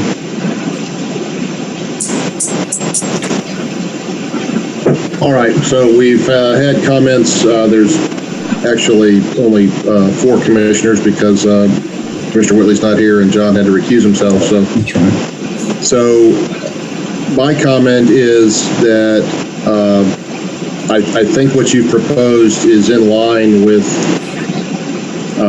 the vision as far as I knew it for Town Station Street. The idea of residential was relatively new, but definitely having mixed use was what I understood the vision of, like I said, of previous boards. Of course, we don't have a previous board. We have our current board, and people have different opinions. I would suggest, again, that you get back with town staff and verify that the number of residential units you're proposing is allowed, and any reciprocal parking agreements, et cetera, that you have to address, make sure that's in line. I agree with Commissioner Miller. We should go forward with the appraisal. And to Mayor Pro Tem Garner's point, I'm certainly not adverse to us meeting again to discuss if there's a new vision for this or a different vision or a reassessment of the needs. During a during a public hearing, we would hear a lot of, hopefully a lot of public comment as well, if we got that far down the road, so that the public could weigh in and maybe tell us whether this is what they want or not. I also agree with Commissioner McCool, and Miller and lots of other, and Bland, that we need to address parking issues. We need to come up with some kind of solution, whether it be to do the post office lot or to lease parking from the medical place or park at the railroad track or something, because it's becoming a problem. I hear from a lot of the business owners that it's very difficult, and people do want to park at the front door and walk in. They don't want to walk, but I think we need to access some additional public parking for those visiting downtown and put signage up so people know where to go park. That would help address the issue. And I'm sorry we can't be more definitive, gentlemen, but it's getting late, so I hope you have a mixed bag of commentary here, and I hope you'll take it. And Hazen, you'll let us know when the appraisal comes in. Sir. Thank you all. I appreciate all of your time and the comments. We'll go back to drawing board and we'll talk to the town staff. Jake, can you make a note on Fremont Street, the south side of Fremont Street? All we need to do is stripe it and maybe paint it black. Noted. Okay, thank you. Hey, thank you, Sean and MB, and I'm sure we'll be talking to you in the future. Thank you very much. All right. Have a good night. Thank you. Let's move on to new business. 10A, receive information on fire station number 3. Mr. Kinnenberg. Good evening, Council. I'm not going to make you make a decision on anything at this point. If you remember back in February of 2020, at the planning conference, we talked specifically about response times and response capability and our ISO rating. We talked about the impact that a fire station in the Purser-Halsey Park area would have. It would improve our response time considerably. It would allow us to cover almost 90% of the town within 2.5 miles of the fire station, hopefully guaranteeing a minimum response. It would put the furthest point in the town less than half its current distance from a fire station. And just a few weeks ago, you heard information about the Eastern Gateway Small Area Plan, which is the last large area in the town to develop, over 120 acres.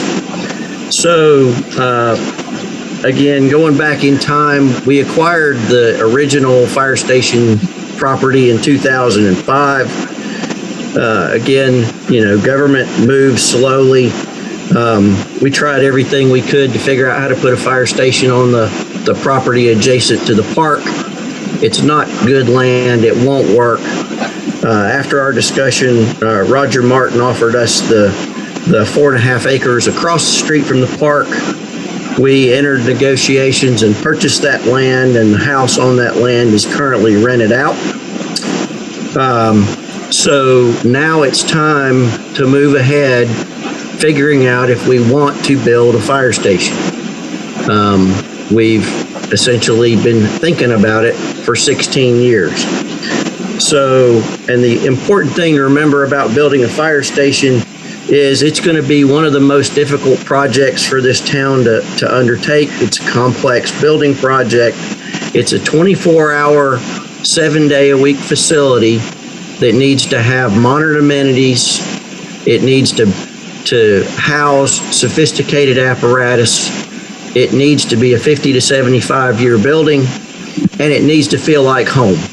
So getting all that into one building is going to be difficult. It is much more than a great big garage.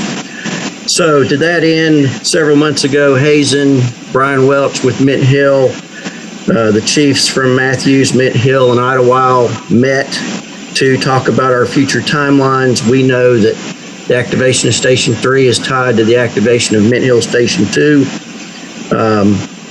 We talked about the absolute minimum to make that happen. We talked about what's realistic to make that happen. and Mint Hill has decided to move ahead on a joint fire station public works facility on Lebanon Road. Part of that station's response area will serve the town of Matthews. So to make adding 2 fire stations the most efficient, they need to move along at roughly the same pace. So to that end, we put out an RFQ, a request for qualifications, on September the 8th. We are seeking input from qualified design firms to investigate the various methods of constructing a fire station, to update our costs, to look at the timetable, and in accordance with state procurement law relative to architects and contractors, identify the contractor we feel is best to move ahead in designing the fire station. We have asked for RFQs to come back in early November. It is our hope to review those and come back to you before the end of your term for permission to move ahead to negotiate with a design firm to answer all those questions. That's where we are. Rob, do you have any ballpark figures of an expected cost so that we don't all, do the Home Alone scream when we... Mayor, you're not going to like it, but we're talking in the range of a $4 to $5 million facility. Construction costs over the last 4 years have risen on average 20%. Qualified design firms and contractors are hard to find, and delays in procuring material. Even a Butler building, you're talking 6 to 8 months before the materials arrive on site.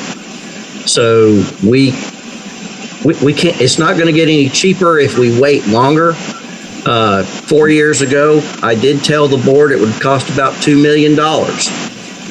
That's changed. We're in the $4 to $5 million range. Well, you said something that kind of piqued my interest, and that's that the building has to be a 50 to 75 year building. So we're building something that's truly going to be a 50 to 75 year legacy of this board, and we want to build something nice that serves the public in the best way. So we're going to have to figure out a way to make that work. I do agree it's not going to get any cheaper. That's always the case, and it's just longer we wait, the more it costs, and that's been the case consistently since I've been an elected official. So we're going to have to figure out how to make this work. Is there any comments or questions for the chief? Thank you, Rob. I think that's the shortest presentation you've ever given since I've known you, so thank you for that. Okay. Appreciate it. I'm going to add just a little bit to it. We do intend to come back. In your packet is 33 things we've included. It's a wish list. We understand that. We will come back and, of course, have public input, but we will also get council input before we get very far down the design of this fire station. And of course, it has to fit the neighborhood. Great. Thank you, sir. Appreciate the update. You're welcome. Move on to 10B, consider sidewalk project Moore Road and Marglen Drive. Dana. Can you all hear me and see me? Yes. Awesome. And can you see my screen? Yes. Okay. And just like Chief, I am not asking you for a decision tonight. I will be back, or Susan will be back on in the first meeting in October to ask for a decision on this project. This is Moore Marglen sidewalk project. You heard a little bit about this during my prior presentation. And so there is a call from Charlotte Transportation Planning Organization for these types of projects. It's a competitive project. This is using that DA money that I was talking about earlier. There is a 20% match. We use this GAP project map and our data to try to figure out what would be the best fit for this particular grant. And that's where we came up with the Moore Marglen project. And I will say that this particular project It would start here at Matthews Mint Hill. This green would be, this is where the apartments are. This green is does not exist, and we would build a 5-foot piece of sidewalk here. You see the black is the current sidewalk, so that's currently 5 feet. There's a piece that is in front of Royal Park. I think that's what it's called. I'm a little tired, so I apologize if I got the name wrong.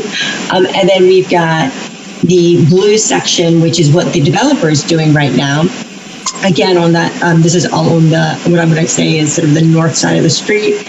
And then there's this green piece here that is missing this at Mar Glen, as well as here and down here. And so when we get to the corner, this is Mount Harmony Church Road, there's a small section under the bridge that has a very wide shoulder. And so that may need to be a protected shoulder or something so that we can connect with Mount Harmony Church Road and all the townhouses that are here.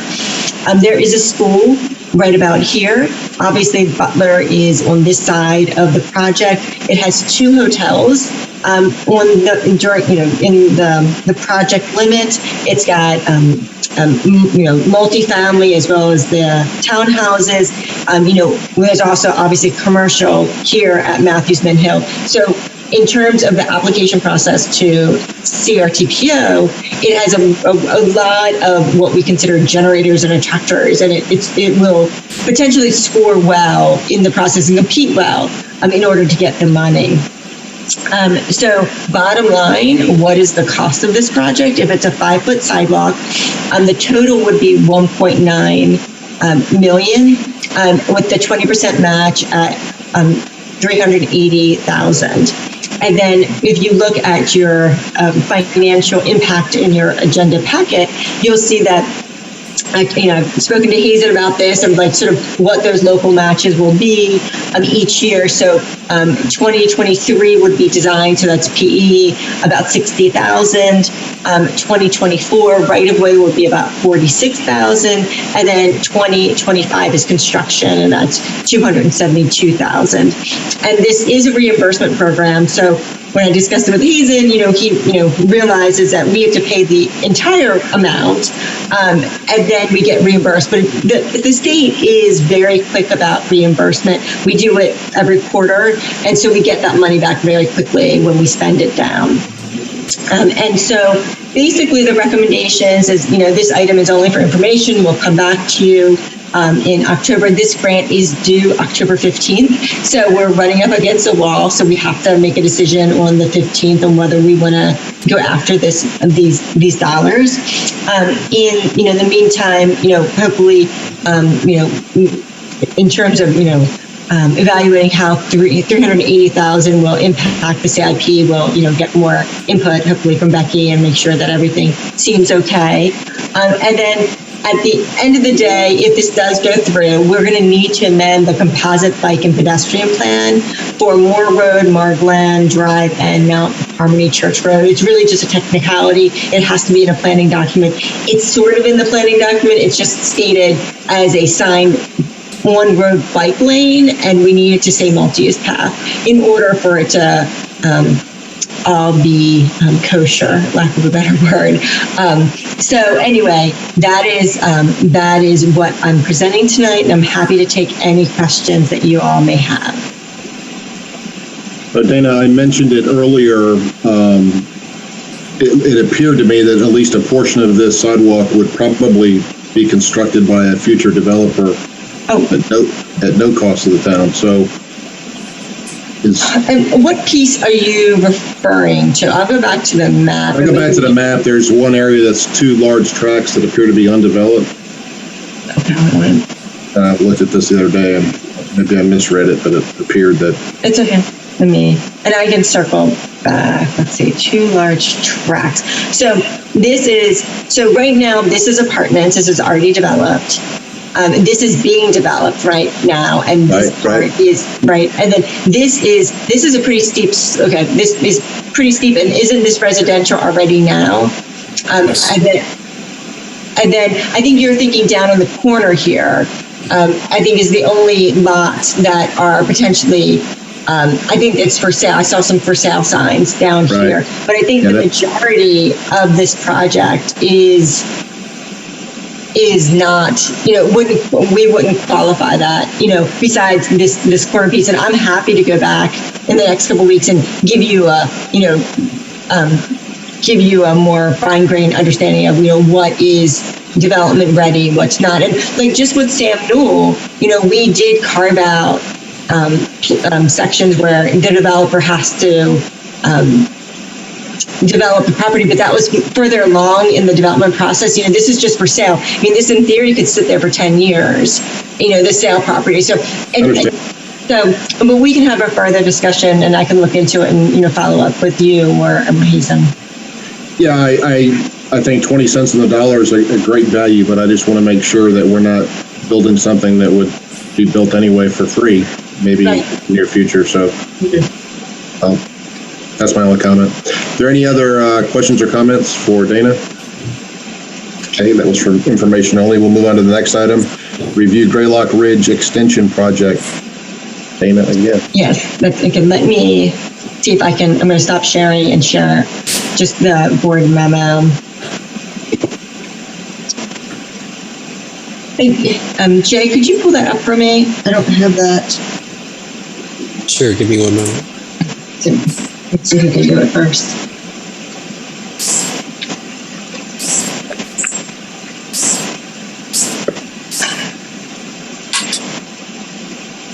Thank you, Jay. So this is, again, this project is not for action. This is for information.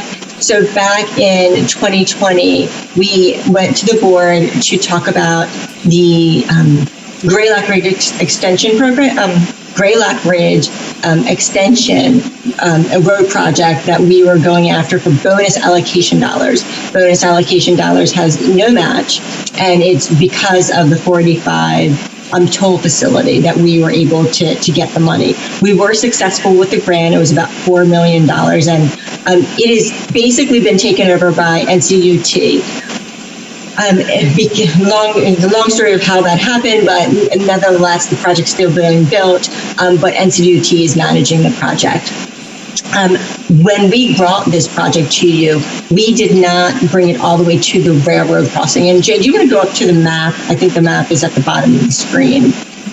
And we did not go all the way to cross the railroad project. We brought it to you all in sort of different phases, and we as staff felt that not bringing over the railroad track, while that was the best solution, we didn't think we had enough money, enough bonus allocation dollars to be a competitive bid, because there was a cost benefit association.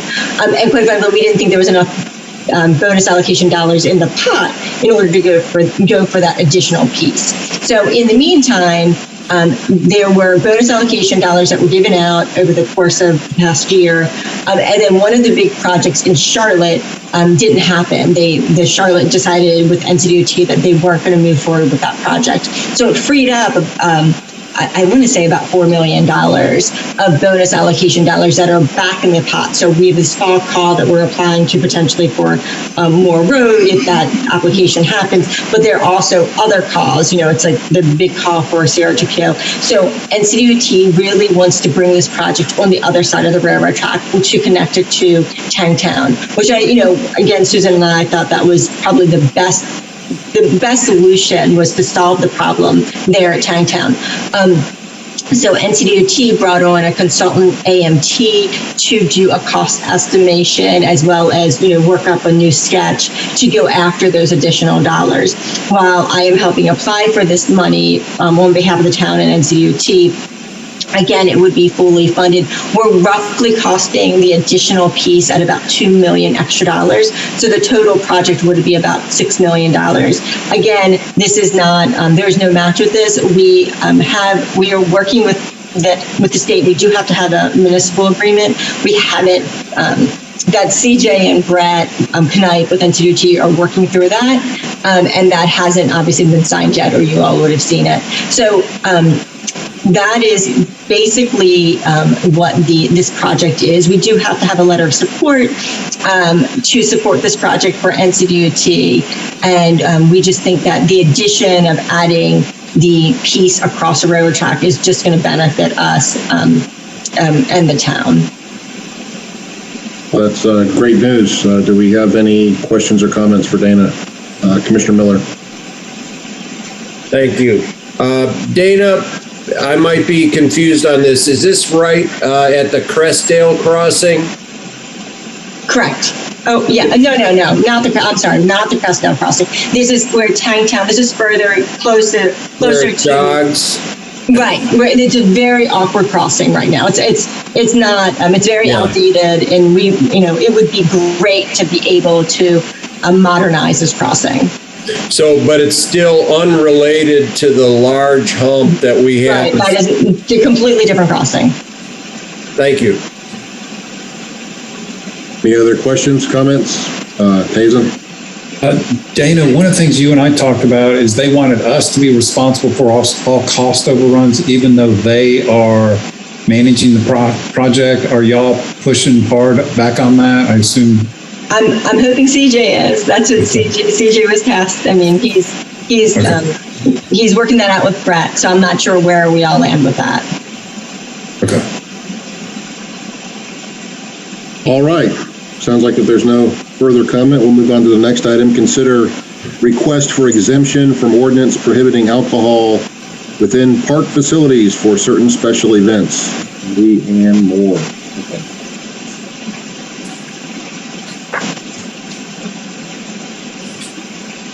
Great. Can everybody see me, hear me? Yes. Very quickly, Mayor and Commissioners, thanks for letting us make this annual request a little later in our calendar year than we normally do, but COVID has precluded us from making too many plans too far out. So again, background issues are consistent with the processes that we've kind of changed and altered and improved over the years of the execution of selling and consuming craft beers and wines at some of our events, including Matthew's Food Truck Fridays / concerts, as they became this year, Symphony Nights, Positively Matthews, and the Cool Vibes Winter Concert Series, and some new events that we're trying to bring on board this year.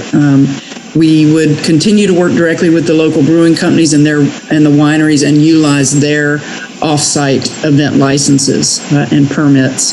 We'd like to request an exemption to the ordinances 9306 and 13002 again this year to allow the sale and consumption of alcohol on town property during Musica Matthews, which is the new event that I referenced, our Positively Matthews event, Food Truck Fridays in the spring or / concerts, depending on what elements they may be, Symphony Night, and then our Cool Vibes Winter Concert Series that Melissa Johnson handles at the Community Center.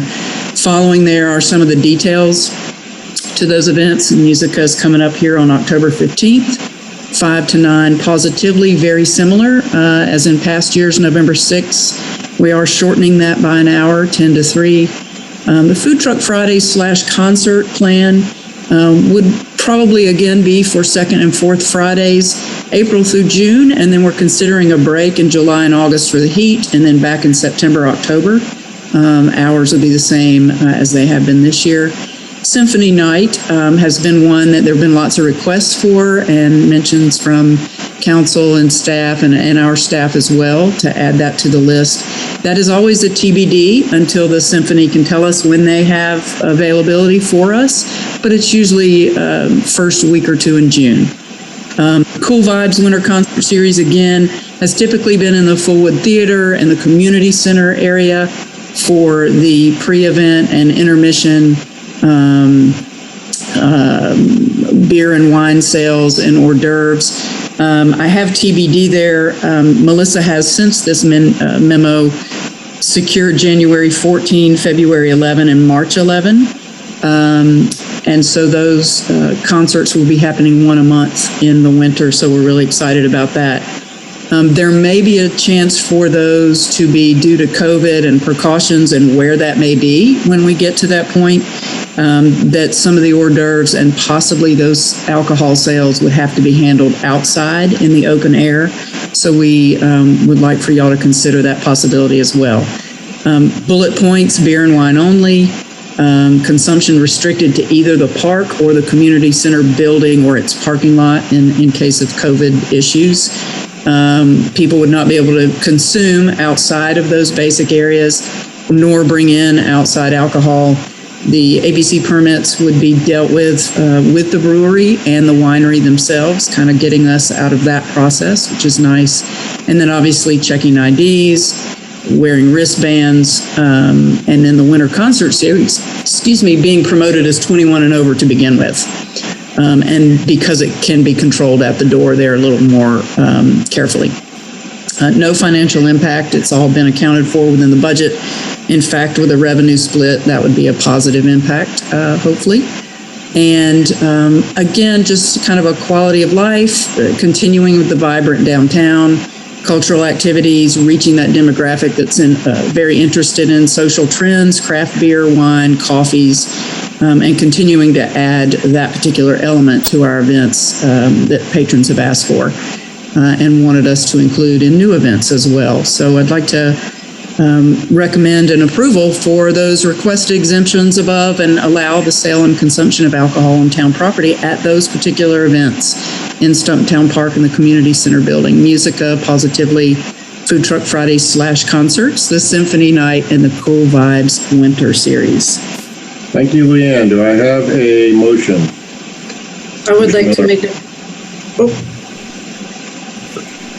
For you, Mayor Pro Tem Garner, go ahead. Was somebody else going? Go ahead. Okay, I'd like to make a motion that we approve the requested exemptions to allow the sale and consumption of alcohol on town property in Stumptown Park and the Community Center building for Musica, Matthews, Positively, Matthews Food Truck Fridays, Symphony Night, and the Cool Vibes Winter Concert Series events. Second.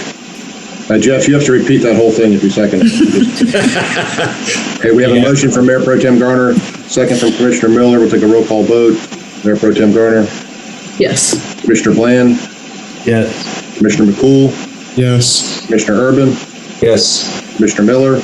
Yes. I vote yes. That passes unanimously. Congratulations. Thank you, guys. Thank you very much. Thank you. Let's move on to F. Receive the monthly budget report from Teresa Folk. Thank you, Mr. Mayor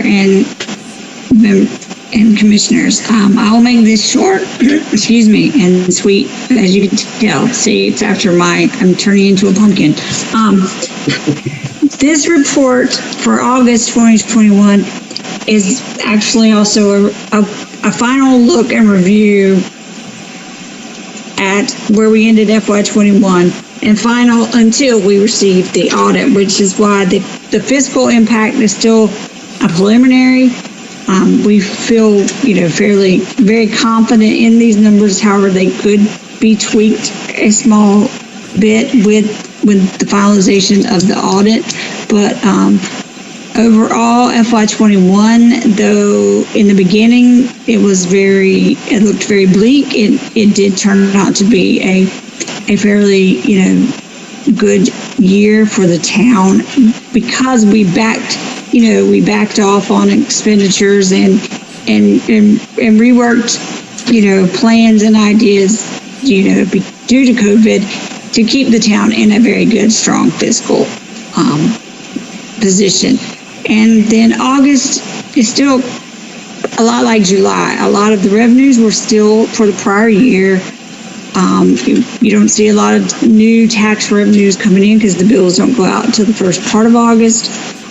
So, we're just, continuing to track and monitor. And as we have moved into September and moving forward, we will begin to see FY22 numbers and see the revenues for FY22. And so next month's report will be back to a regular monthly report of where we stand at that point in the current fiscal year. And that's all I have, unless anyone has any questions. All right. Are there any questions for Teresa? Looks good. Yeah, thank you. Appreciate the report, and Thank you. see you next time. Thank you. We'll move on to item G, consider parklet concept in downtown Matthews. Jay, I'll give you $5 if you make this quick. It's been 5 hours since I last spoke to you all, so let me screen share. What's quick? Define quick. You're done. Move on to the next item. So as you see here, the board directed us to explore a parklet program several months ago. I forget now how many, maybe 2 or 3. Much of this was related to the removal of the barriers on Trade Street, particularly at Stumptown Station. What you may have already reviewed and what is attached this evening is a draft of a potential parklet program that could be an option for the board to consider if businesses ever chose to approach the town about the implementation of parklets in our right-of-way in the downtown overlay. So you'll find that many of these guidelines are very similar to the temporary in-street dining that we did in 2020 very hastily, but it did work out given the parameters and what we had to deal with last year. I think there was a lot of agreement that the barriers were very attractive, so a parklet situation is a little bit more formalized and would typically be a little bit more attractive. The way this is set up, the board would approve any parklet that is installed in downtown if we did receive a request. And I did provide, and I think Mayor Pro Tem Garner had found this example several months ago in some meeting we were in. I forget when we were talking about it, but this was up in Virginia, I believe. So it's a modular parklet system. So this is an example of some creative ideas that have gone in to potentially make these a little bit safer when they're implemented in the right-of-way. Just a couple of things to keep in mind. Maintenance agreements, liability insurance. I did attach a few examples of another community and their permitting system. So there's really no request this evening. The question I have of you is this something that the board's interested in? Do you want us to continue and formalize this and make it available on our website? I don't know that it needs, I guess we would need a vote from the board to determine if this is something that you formally want on the books as an option for businesses. But really tonight, just here to listen to feedback from you all. And Mayor, that's as fast as I could get through this document. That was great. That was nice and quick. I think it's great. I've been speaking to a lot of the area mayors, in particular Brad Simmons over in Mint Hill, and he said that he's noticing, and I also am speaking to some of our restaurant owners, that people want to eat outside more than ever. And we're, again, blessed with very mild weather here. And I think during one of our last meetings, I mentioned I took my son up in New York City, which is slightly larger than Matthews, but there's, parklets on every corner up there to extend the restaurant seating out. And I think it'd be a nice amenity as long as we cover any liabilities or whatever. I would be definitely in favor of it. That being said, before I conclude my comments, I'm sure somebody's going to mention the concern about taking up more parking spaces. But I think if we did this in a smart way, we could have a good benefit. Any other comments, questions, Commissioner Urban? Jay, you've got a note in here about the approval parklets valid for a period of 6 months. Is that renewable? It could be, and that's I think a point of conversation. Some parklets can be fairly temporary in nature, but if those modular systems are $10,000, yes, I could see it being renewable every 6 months or 12 months. Some communities also charge a fee, almost a lease fee, because this is public property, and if you were using public property, like just for a business, for instance, if it's specifically for dining for a particular business, I think from a fairness perspective, I think City of Charlotte in particular charges a certain amount per year, like $900. I just want to make sure that there's some time involved because they are rather expensive. Yes. The program that we're dealing with in Mooresville is that the tenant is building it and basically will give it up to the town after a period of 3 years, and the town will be able to relocate it and use it as it needs to. So that's kind of the payout from that standpoint. But they're very expensive, So I think 6 months would be very tight from there. But I love the part of the program. There's a few hurdles to get over, but I don't think there's going to be any problems with it. Right. Well, I'd be happy to bring a more final version of this back to the board if it's something you'd like to take a vote on, and Hazen, maybe the next month, get this back in front of everyone. Sure. Okay. Yeah. Any other comment or feedback for Jay? All good.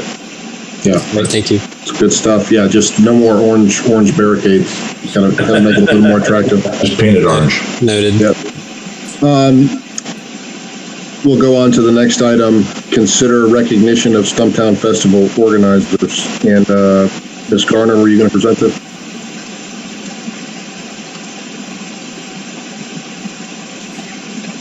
Well,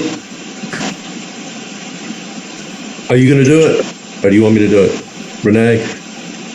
You're right. She's I had to do it. Mr. Band, you can start. Go ahead. Talked about before. Okay. This is something that I talked about before when I ran. It was basically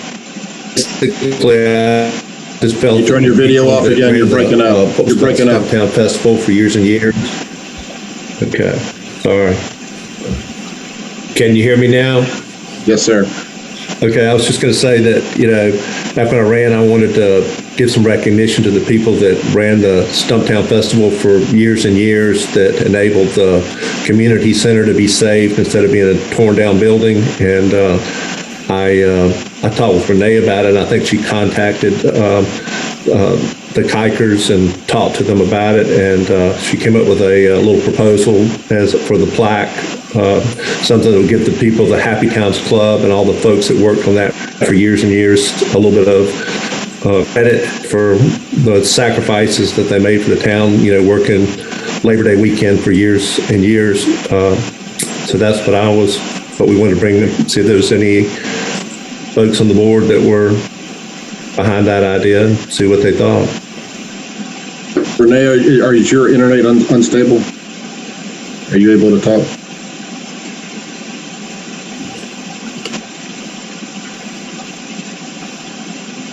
Or Commissioner Bland or Hazen, do you have the proposed verbiage? I think I did. Yeah, I'm trying to pull it up.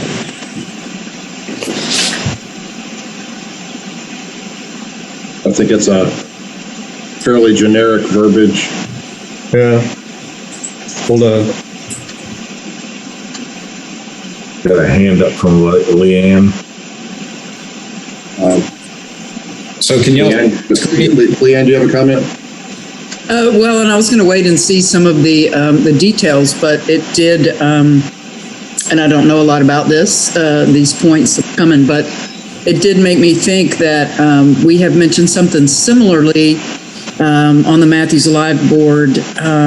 Some of our members last year would like to institute somewhat of a Hall of Fame. We had a desire to kind of recognize folks a little more than just saying, hey, thanks, as they roll off the board. And so that idea has actually been brought up with us. So if what's getting ready to be presented can kind of fall under that, or if that can assist this idea in some way, it sounds like it might be an interesting match. So I'll be glad. Yeah, I like that idea. I think we need to recognize all the people that have contributed over the years to the Matthews Alive and the predecessor.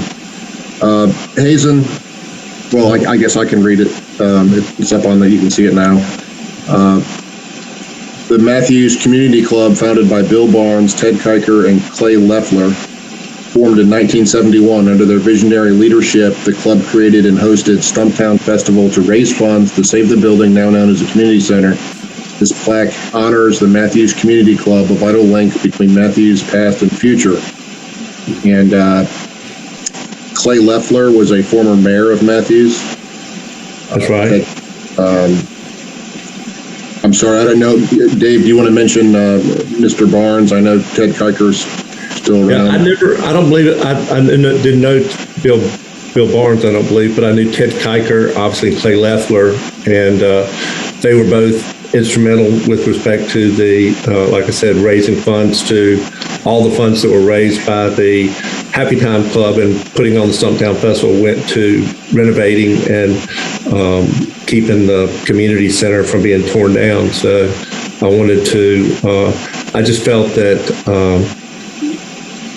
that they had sort of gotten lost in the politics at the time when that took place, and that all their work was sort of swept under the rug, and I didn't think that was right, and I thought it needed to be addressed and they be given credit for what they did. Certainly other people can be given credit for anything that they did, but I don't think that it really was fair how that was handled. I think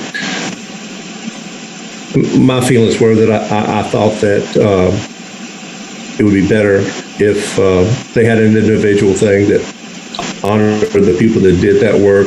I think they did it for about 15 years or longer. I think it was from 71 to, what was it, about 86? I think it was about 1986, I think, when it switched over to the Matthews Alive. So between that period of time, the long period of time, they basically ran the show, ran the festival, and I think that the town profited greatly for it over those years, and they should be given some recognition and respect for the things that they did. Renee, are you not able, can you speak? For some reason, my computer is frozen, but somebody very nicely texted me that I have a workaround. So, okay. Would you like to add to the conversation? A little bit, yeah.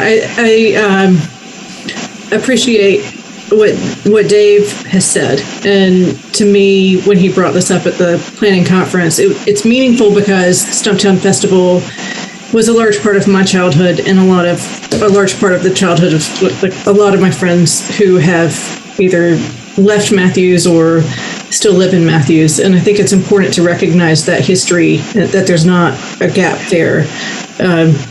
When I talked to Dave about it and I started looking around to find out some of the details on it, it was really kind of tough to find some of that information, even though there's not much on the plaque. And so memorializing that in some way seems really important.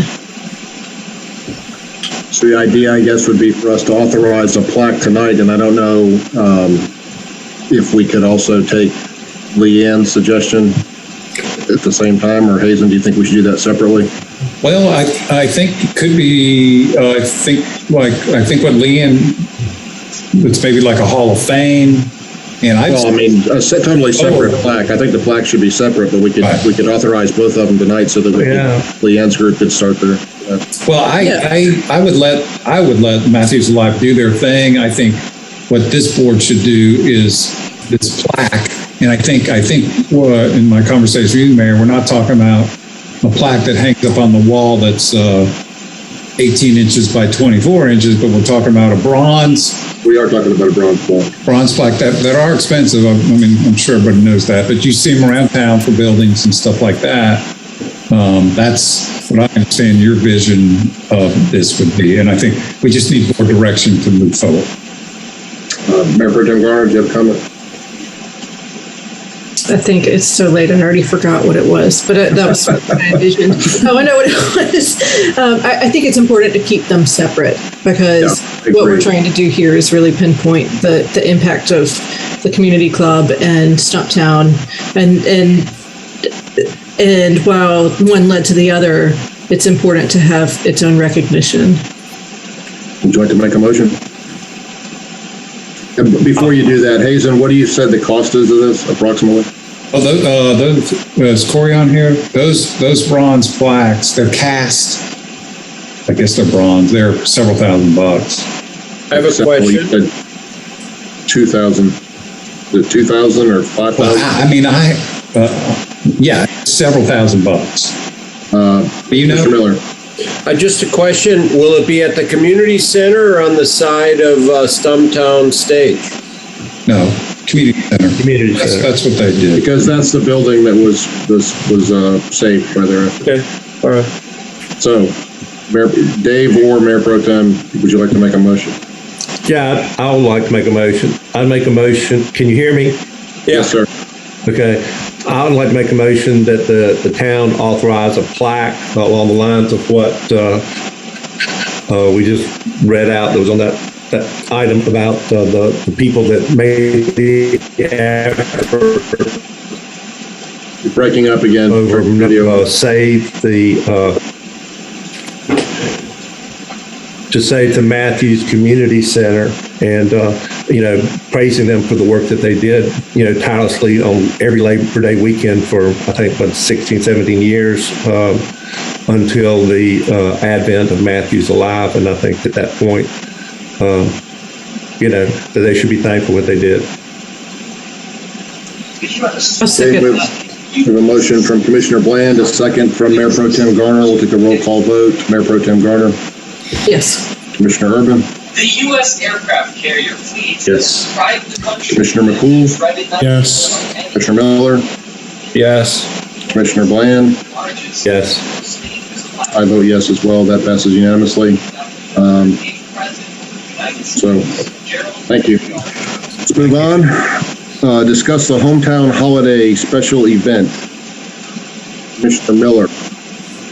So, Mr. Mayor, if you don't mind, I think what you and I talked about. We did. I'm sorry. We listened to Leanne and Corey's vision, and then we can hear from the elected folks. Sure. There's some beefed up plans already in the works. Okay. So we'll start with Corey then. Go ahead, Corey. Yeah. So you're very excited to have that conversation a couple of weeks ago when the board brought up using the money we did not spend with the cancellation of Matthews Alive. We actually used some money at the end of FY21 to buy some additional lights to improve the look of Stumptown. And then this additional money, I guess in our minds, really took it over the top, so to speak. And literally the next day, we sort of ran with that idea to improve lighting around, definitely around Stumptown, and also looking at Matthews Station Street. Leanne certainly took the lead, met with some vendors, and secured some amazing decorations for Stumptown Park.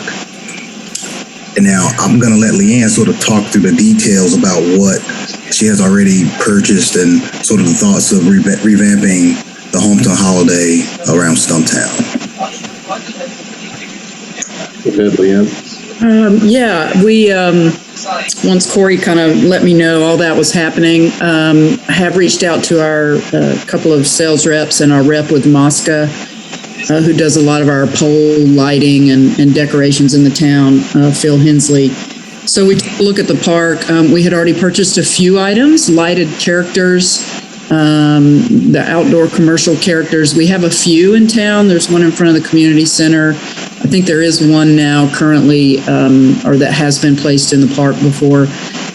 So we went about purchasing that first little small batch of things like snowmen, elves, deer, that type of thing, that kind of think about winter and the holiday time. Nothing in particular, just wintertime fun stuff, with the idea of creating kind of a walkable experience in Stumptown Park, utilizing the sidewalk and then the flower beds and areas on the outside of the sidewalk, and trying to fill those full of lighted things that families can enjoy, walk through the park. It's usually warm enough for people to sit at the picnic tables, maybe if they even want to in the evenings, or take a stroll through the park and see the lighted characters before they go uptown and have dinner. Obviously, knowing that first purchase wasn't going to get us where we wanted to be, we'd kind of like for it to be it's not going to look like McAdenville, but we wanted it to look a little more full. So Corey charged me with adding some of that to it in this kind of second round, if you will. So we are now wrapping tree trunks, putting lighted nets over some of the bushes there, and then we've probably ordered, I don't have the number in front of me, 15 to 20 total characters and photo ops, if you will, for the park now. So there will be lighted bushes, lighted tree trunks in various colors. There will be snowmen, snow families. There will be elves. There will be a lighted reindeer family that's a photo op that families can put their faces in and take pictures on one side near the picnic tables. It turns and goes around the corner with snow people and elves in the corners. Poinsettias in one part of the flower bed, again, still filling in with tree trunks and bushes. When we get to the Veterans Memorial, there will be 3 soldiers, one kind of standing guard, and then a flag and rifleman in front of the concrete pillars. Again, continuing to fill in with tree trunks and bushes. As we turn, we'll have some candy canes, a wreath, and then 3 deer, a doe and a couple of bucks on the longer side toward Trade Street. Again, bushes, tree trunks wrapped for filler. The final little element will be much to Public Works' chagrin, I'm sure, a 200-pound polar bear bench that people can sit on and take pictures. And so we'll have a photo op at the end for people to take some snapshots. There will also be 10 archways, lighted archways across the sidewalk where the bollards are, if you will. And so since that was not, doesn't have any landscaping right there, we went ahead and did some archways for people to walk under just to give them another element. So we're kind of starting out small, but the goal would be to add animated or moving characters as we go, maybe one a year, that type of thing. It's certainly, those characters are not inexpensive, so we're just trying to be cautious as we go. The main part of the park would be, and I think somebody at Public Works had this great idea, to make the centerpiece a lighted Christmas tree, a tree made out of strands of lights. Instead of trying to put a real looking tree there, something that didn't really match everything that's happening around the park. So there would be about a 26, 27 foot tall with a star on the top.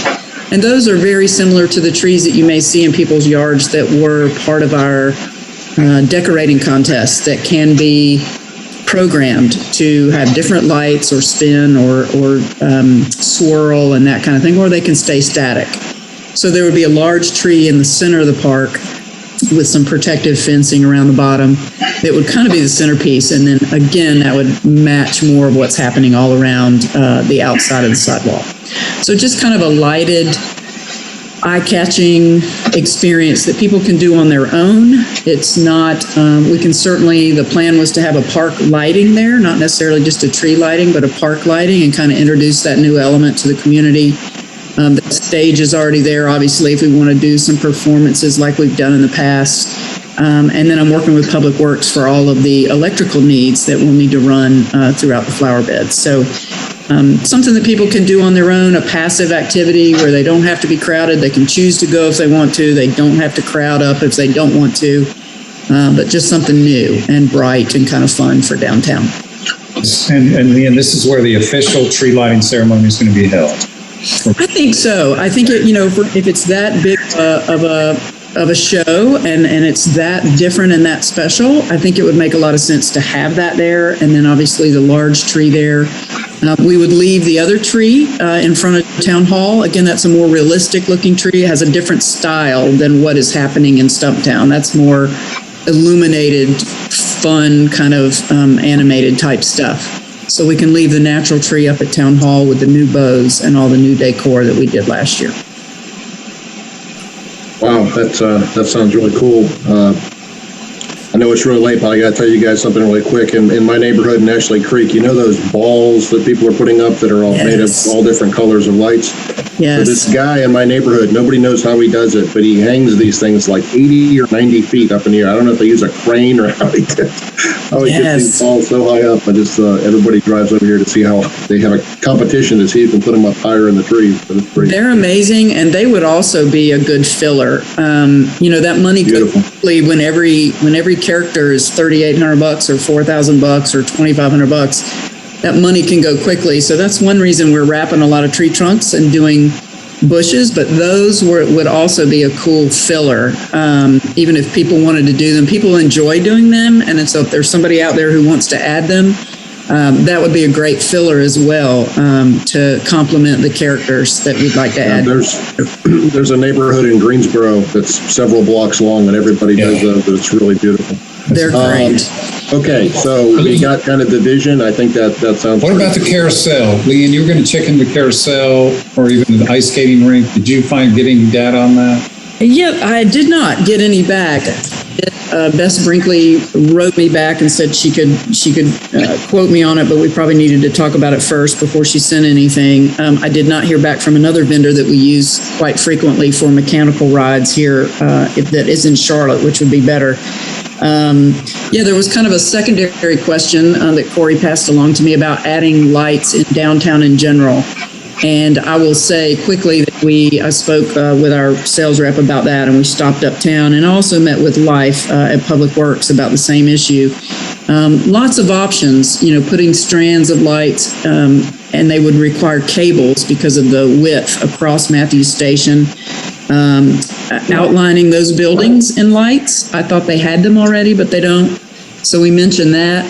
We looked over at the grassy lot that we've been talking about earlier tonight, and one option that he thought would be a great idea are the huge photo op ornaments, if you will, that people can walk through. I mean, they're huge and tall, and people walk through them and use them as, again, kind of Instagram moments. They're a bit expensive, but we talked about doing that there, which would be a huge draw, and maybe a lighted forest around it. Again, all kind of depends on money. And some of the things, the lights going across the street or the lights going over the buildings would require quite a bit at this time. Not sure that the companies even have the labor or the scheduling now for those big things, but I think especially the cables going across that Life was kind of describing to me would be something I think would be great for the future. And those white lights can stay up all year. I'm not sure that we have enough time for that this year, but I'd love to see it in the future. Because some of those ornaments and those photo ops can be so expensive, we also kicked around the idea of putting a carousel downtown, something that maybe could be staffed and manned, a kind of a all-inclusive thing. If we purchased it, rented it, whatever, that it would kind of take care of itself and could be staffed and looked after. So a carousel up on that area would be cool. Maybe a small ice skating rink would be cool. We've talked about that for years. Corey's wanted to look into something like that. It's getting a little bit late from a rental standpoint, so it may be a little difficult to find those things because people have rented those months in advance. But it's certainly something that we can continue to look into quickly and just try to put a couple of elements closer to Town Hall. And then that way we would have kind of two different areas in town with some fresh Christmas looks. All right, thank you. I've seen those really oversized ornaments. They put them all over Oklahoma City, the town, and they're huge. They're like dwarf me, these humongous ornaments, and they were big photo ops for folks. People like them. Look like the big red glass ornament. Yes, they're great.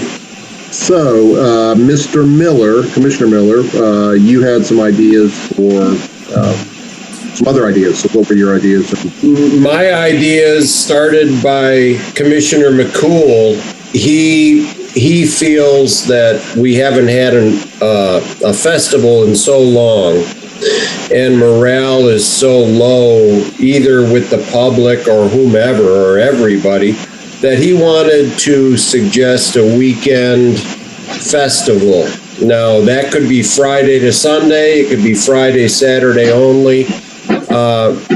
But my bullet points, and I'll be brief and I'll let Ken expand on it, is Friday night would be the tree lighting.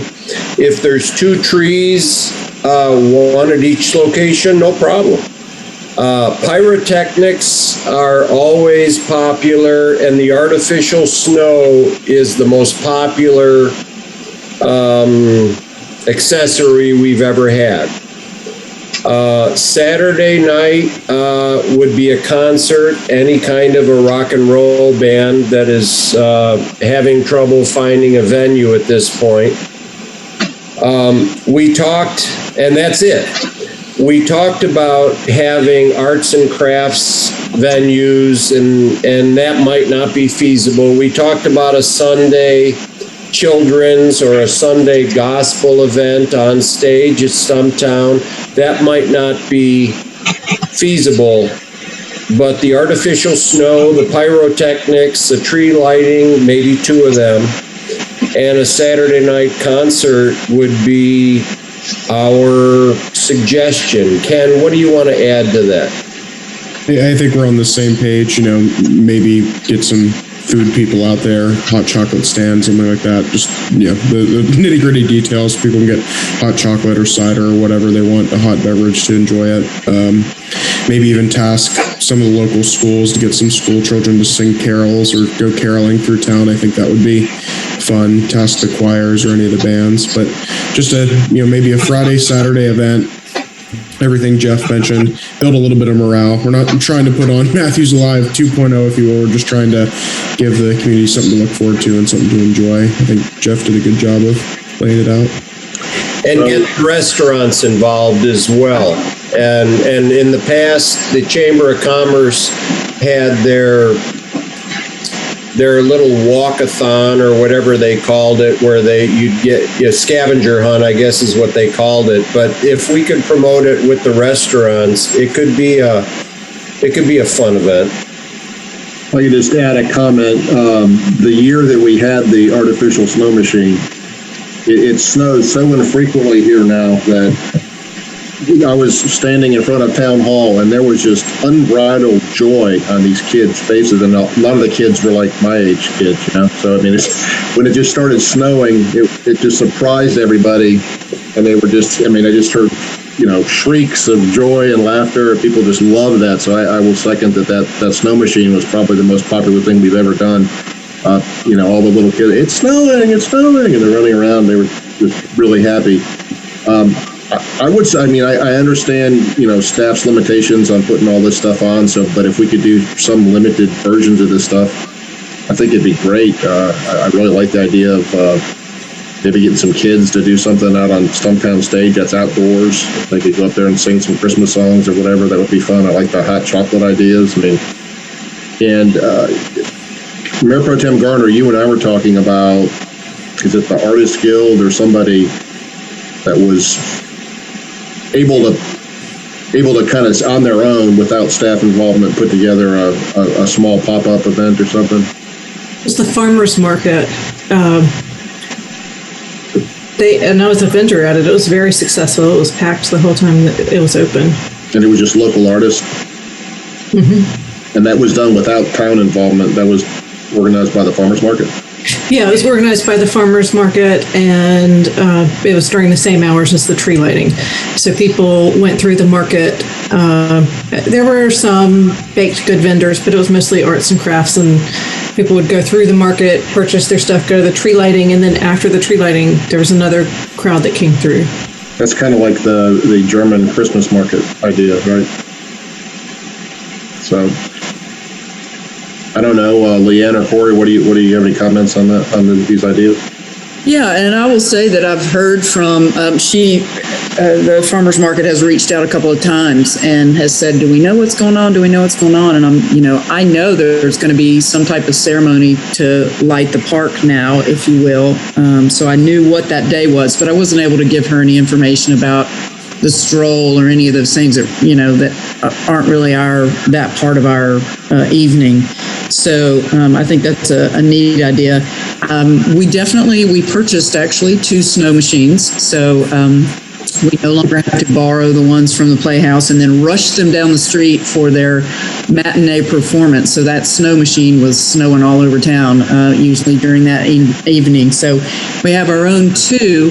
I think if we wanted to do something dramatic with snow, we would need more than just 2 of those little machines shooting it out like that, because in that big of a space or whatever, it'd be nice to have that look a little more dramatic, I would say. But snow machines, hot chocolate, couple of vendors, and then a few performances on stage has always been on the list. Now, most of all that is going to happen within the tree or park lighting, if you will, this year anyway. So if somebody wants to add a second night or a second activity, or if we want to include, obviously the farmers market thing is going to be happening, and I'm assuming the stroll. We could put them on different nights if that makes it feel more like a longer period. You know, I really like the idea of a gospel event. You mentioned that, Commissioner Miller. I think maybe if we could get some area church choirs to sing or something, because I go to Matthews United Methodist, and it's amazing how talented those folks are. I don't want to volunteer them for a concert, but I mean, if we could get a couple of church choirs to come sing a couple songs each or something, I think that would be really nice. Well, we get requests for that, actually. You know, every so often, everybody's like, well, whatever happened to the church sings? And of course, some of our festivals have kind of outgrown that a little bit, if you will. No disrespect intended at all. But, you know, maybe that is a kind of place that would make sense. And it could be on a Sunday afternoon of the same weekend. Or, it could, you know, our thing is probably going to happen on a Saturday. Maybe that could happen on a Sunday if they could organize quickly. Yeah, that would be, you know, moving quickly now would be kind of part of it. So it doesn't sound like there's a huge ask in addition to what you've already planned, just a few things maybe that we could enhance it. Am I misspeaking, Ken and Jeff? I mean, well, I'd just add, you know, certainly looking at what we've got in mind for Stumptown, I think that's, say, realistic, you know, for our staff. I think getting out to looking at the business part of it, some of the things that were sort of on that plan, I think we would certainly enlist the help of the chamber, maybe even Red Brick if they're still meeting, and get some hands from those organizations to really work with the businesses. And you know, we'll handle Stumptown and I guess the things related to that, and work with them, the farmers market, and just sort of let it be a bigger team, you know, putting this thing together. It sounds like the Stumptown event's going to be awesome. I bet you're going to have a huge crowd for that. That sounds like it's going to be really neat. Well, I hope so. It's certainly the first time I've ever done that. So Life has been, and Public Works, I'm leaning on them a lot. And again, you know, we hope to add to it each year. It's certainly not going to be McAdenville yet, but it would just be a nice passive thing to add. But a lot of those elements you guys mentioned will be there anyway. And then maybe I can reach out to a church partner and see if there is somebody who could kind of spearhead that organization and that concert on a Sunday. So it sounds like it's Saturday night. That's the tree lighting. It's December 3rd, right? 4th, I believe. December 4th. I mean, December Yes. 4th is the Saturday. So it sounds like Saturday, trying to work on maybe Sunday. Might, you know, to be clear, what if Corey, you or Leanne worked on it and pulled together something, a vision, let's say, and then brought it back to the board so y'all are aware of the vision, so there's no surprises like let's say Jeff and Ken, like, I thought we were going to do this and we didn't. So like if a band, it may be hard to get right now. We are concerned about like 45 degrees out there. Are people going to stand around listening to a concert? I don't know. I mean, standing around, I get cold. When's the last time it was 5 degrees here? Yeah. 45. 45. Yeah, Well, right. and I will say, you know, even our event that lasts 4 hours, that has typically been at Town Hall, people don't come until 5. They come from 5 to 6. And it's, you know, a few families come early on in the day, but we had already been looking at kind of altering that time anyway, because people just aren't out there the whole time. They want to watch the pyro and the tree light and then move on and go to a restaurant or whatever. So, Leanne, is it going to be something like Santa Claus hits the button and all the lights come on or something? Is that Yeah, I think so. And that was popular? Our pyro guys are still in the budget. And so, you know, it kind of gives us a different place to do them. You know, maybe now you can zip line out of an oak tree. No, I have no idea. But yeah, we'll still have a lot of those same elements that you saw at Town Hall. For you guys, it would just be an addition of something, maybe through one of these community partners on Sunday or Friday night or at the farmers market. And I'll just we are trying to be more multicultural. Sorry for jumping in, but we are trying to be more multicultural. So I think we all got to just be aware and sensitive to that as we go through this. Absolutely. I think I think Life had a super idea for me in that we would leave, obviously, the tree at Town Hall, but also the 2 menorahs that we purchased last year that are, this is not going to be the right word, that are a little more serious, if you will. And he said, why don't we put, you know, an illuminated dreidel and then, you know, maybe an illuminated candelabra from Kwanzaa in the park. And because I was going to move one of the candelabras down, one of the menorahs down there. And I thought that was a great idea. So we've actually ordered an illuminated dreidel to kind of go along with the more fun atmosphere that these lights are. I'll get to you in just a second, John. The one thing that I want to fully support is I can tell you, and we're going to discuss it in our next agenda item, but this town is weary of COVID, and that's all we discuss day in and day out in pump heads. And we need something to lighten the mood, and hopefully by Christmas we'll be in a better space as far as COVID's concerned. And we just need we need a morale boost for the whole town. People are just so tired of this damn pandemic that they want something to look forward to and to have fun and to smile again. I mean, there's a lot of frowns around town. I want to have a really fun, lighthearted event. We've waited a long time for it. I think this is the time to do it. It's hard on staff as well. You know, we talked about this today, a couple of us, that the creative people, sure, where they can't be creative, the longer, you know, it's hard on us as well. But I do want to be cognizant of that. I know Kings Mountain has had to cancel all of their events. They were very strong on social media, had about 7,000 people out in their park about twice a week. We were all very envious, but now they have stopped that in its tracks. I hope we can, but, you know, we're trying not to enter into anything that we can't get out of in case those, you know, we're going into everything knowing that we may have to cancel. So we certainly aren't going to throw caution to the wind and not be aware of that. So to Commissioner Miller's point, I'm hopeful. Surely there's a local rock band or something we could hire, and if it falls apart, we're not going to, lose our shirt. But Commissioner Herbert, I'm sorry, calling you, sir. We'll get Mannheim Steamroller. I will reach. I'll reach out to the farmers market, because they, in conjunction with Red Brick and the farmers, and not the farmers, I'll reach out to the chamber, but the farmers market participated in the holiday stroll, and that's how it derived from there. And I know, I can't remember, it's Paula or Pauline. There's been both that have operated the farmers market, but she keeps inquiring.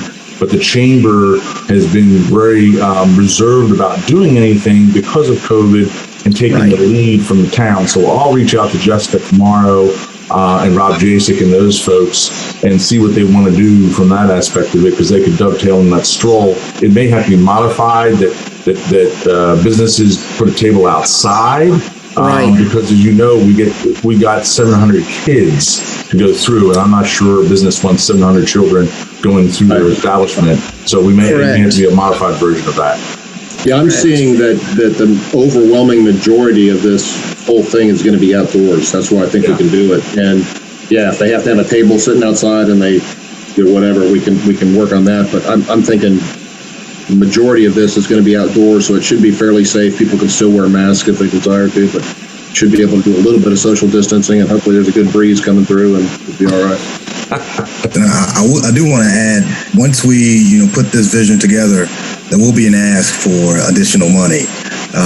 Certainly we don't have that number yet, but it is, I'll say, tourism eligible.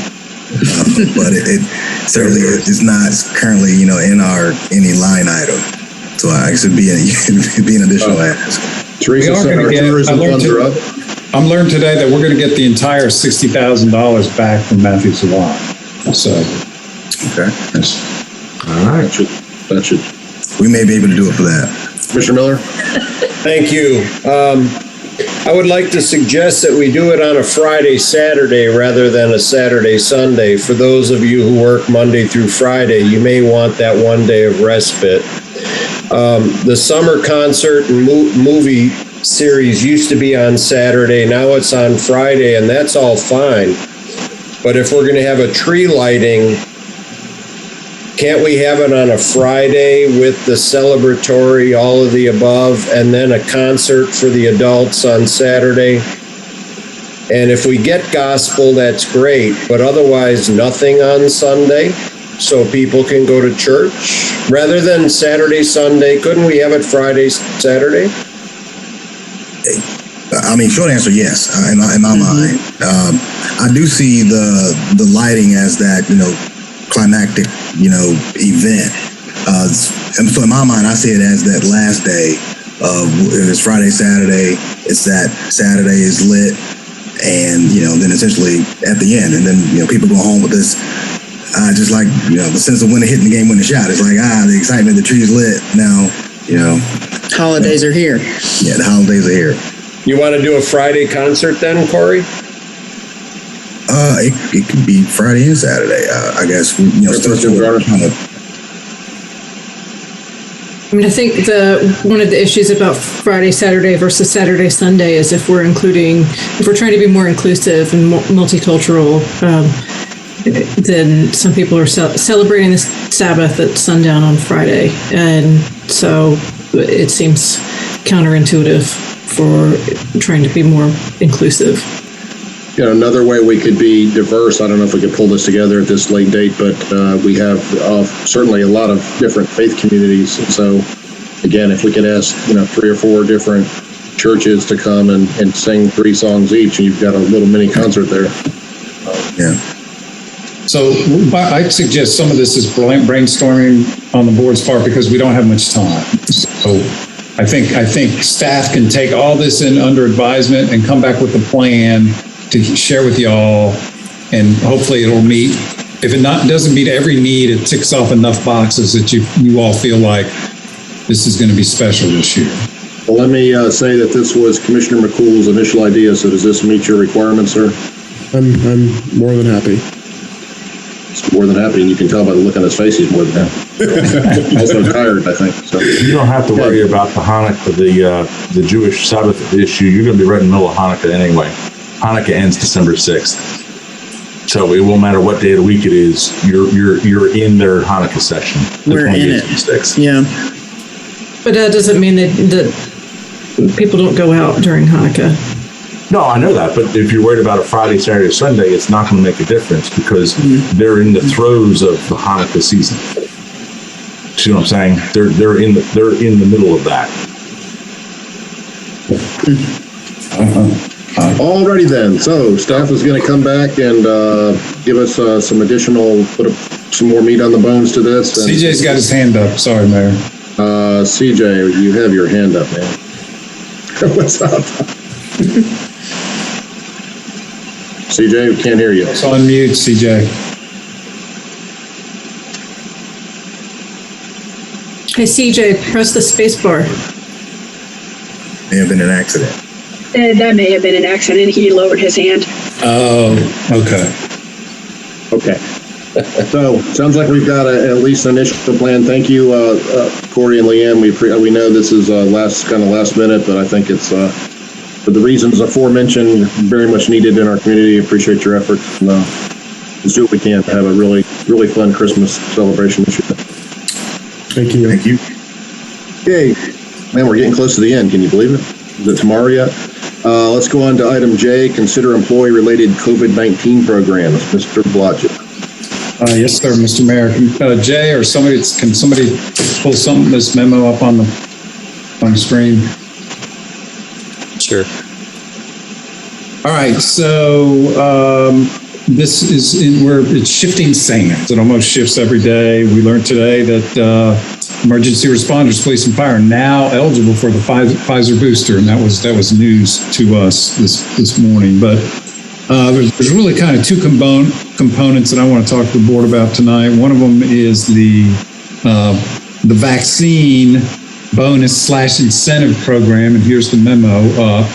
So I'm sure y'all looked at all this item, but we did do some surveying of what other cities and counties are doing in the COG, and the results are attached, and they're really kind of all over the board. And I just used some samples, but Davidson is giving vaccinated employees a $500 bonus / incentive. Monroe is giving 1 day off of paid leave. Charlotte is giving a $250 for vaccinated employees, and then they're saying, okay, if 75% of the workforce can get vaccinated, they'll provide another $250. Some communities are doing nothing, and then there's they're all over the board as far as what they're doing. One of the interesting things about us is, when we thought we were doing the right thing, we surveyed our folks anonymously, of course, months ago. But as a result of that, we have to use general fund dollars because of that survey. And we estimate that to be about $20,000 of general fund money. The rest of it would be used people that got vaccinated after the survey, and then the folks that would get vaccinated from here on out could be eligible for ARPA funds. So just keep that in the back of your mind. So that's one issue, and there's a recommendation further down in the memo. So that's one component of this. The second component is testing for all unvaccinated employees. A number of organizations are doing that. I do want to implement a weekly testing program for unvaccinated employees, but it's shifting sands again. So we still have a number of unanswered logistical questions. For instance, we found a group that'll do the rapid test for free, but we got to offer it to the public. And we're concerned if they don't get a certain number of the public showing up, then they may kind of pick up their tent and leave. And then the other component of this is we want to be efficient. Like, I do not want to send employees somewhere and they're gone for 2 hours. And by the way, we do have to pay them per federal guidelines. These tests are administered on work time. We can't tell them to take off work and go get tested. And then kind of a third little leg of that is Novant has occupational medicine. They can administer the test. They can guarantee the ability to vaccinate our employees. The cheap test is $56. They're not sure I guess it's popular, and they're not sure they have the supply. So we estimate about 100 of our employees are not vaccinated. And so that's a cost about at least, right, $5,600 a week. That is ARPA eligible. So that's the good news. And then if you're test positive as a result of these tests, then you're put out per CDC guidelines. Now, this testing for unvaccinated employees, we are not ready to make a recommendation at this time. There's still unanswered logistical questions. So Jay, if you'll scroll on down. So the question is under the recommended option, you see tested for unvaccinated. We're not saying anything at this point in time, no action. We do want to bring it back to the board. However, under the vaccine bonus incentive program, I did not write this. I don't want to implement this until we implement the testing for the employees. So that I did not do a very good job of wording how I want to say that. But what I am looking for is consent from the board to do this program, which is Charlotte. This is part of Charlotte, which is $250 for employees vaccinated within 30 days of us implementing the program, which is not tonight. That would cost about $20,000 in town funds. And then all the other vaccinated employees could be used for ARPA funds. And then what we would also offer is an extra $250 if 75% of the workforce is vaccinated within 30 days. And then the third bullet would be for vaccinated employees, they would earn 1 day of paid leave. So that's the manager's recommendation, Mr. Mayor. All right, I would like to give you my response to that, and I'm going to be a little more blunt and ornery than usual because I'm tired. But I want to speak to our town employees and implore you as your mayor to go get vaccinated if you're not vaccinated, particularly if you're publicly facing, interacting with the public on a regular basis. I don't know why you're not vaccinated. Everybody has their own reason. I don't support a vaccine mandate, but I, for the life of me, don't understand why you're not vaccinated. We just had a fireman, Mr. Jeff Hager, up in Huntersville, 46 years old, father of 4, contract COVID, we think on the job, and he died, and his wife died as well. And so they leave 4 children behind because he didn't want to get vaccinated. So I'm wondering how many people find themselves laying in a hospital, gurgling on their own bodily fluids, dying from COVID, and saying, boy, I probably should have got vaccinated. And I, for the life of me, don't understand why you would take that risk. And in particular, I understand it's a lot of our younger employees. Why you would take that risk to die young. And it's not like this is happening in Argentina or San Diego. This happened in Huntersville. This happened in Mecklenburg County. A fireman and his wife died, leaving 4 young children behind. Do you want to take that kind of risk? And so it also rubs me the wrong way to have to pay folks to get vaccinated, because it's the right thing to do. It's the thing you should do. If you don't want to do it, don't do it. But I don't think it's fair to take taxpayer money to reward folks to do the right thing. And I didn't get paid when I got vaccinated, and I don't know why our taxpayers should pay our town employees to get vaccinated. So I don't support this. I'm sorry I'm being so blunt and direct, but I think you should get vaccinated because it's the right thing to do. It's the right thing to do for your fellow man so that you don't get others sick. And I'll get off my soapbox, but I certainly don't support giving $500 of taxpayer money. And we keep talking about ARPA money as if it fell off of a tree. That's taxpayer money as well that we all contributed to. And so I'll leave it at that. So I'm sorry to be so blunt, but for those employees that have been vaccinated, thank you. And I implore those that, particularly those employees that deal directly with the public on a daily basis, to get vaccinated. Would anybody else like to comment? Commissioner Miller.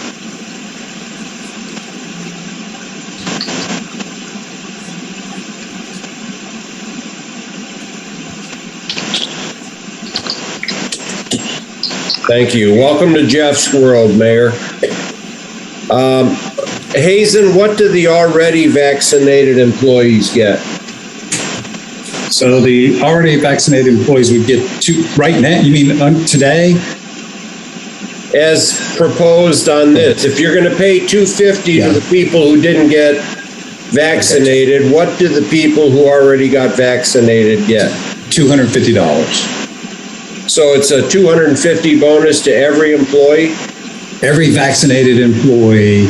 And then if you got vaccinated within 30 days, you'd be eligible for the $250 as well. And then if 75% of the employee base gets vaccinated, you get a $250, whatever, town-wide, So the staff who followed guidelines and got the vaccine in a timely manner do or don't get rewarded by $250? They do get it. They do get it. Okay. Is that ARPA funding? No, it's not. It's taxpayer? It's town general fund money. All right. My personal feelings is this is rewarding bad behavior. We're in a free country, free choice, and over 90% of those who are hospitalized are unvaccinated. It's good to motivate them, but I do not support this. Commissioner McCool. I'm in the same boat as the mayor and Commissioner Miller. I don't feel like we should be rewarding the behavior of waiting to get vaccinated, but I got vaccinated as soon as I could get it, and I didn't get a check to do it. It's the right thing to do. We're in the business of mitigating risk. Don't risk you or yourself or your fellow coworkers. I think it's irresponsible. I think it's wrong. So I'm not going to give free money out for something that you should have already done. So get vaccinated, and you shouldn't expect anything for it. It's the right thing to do. What a smart man.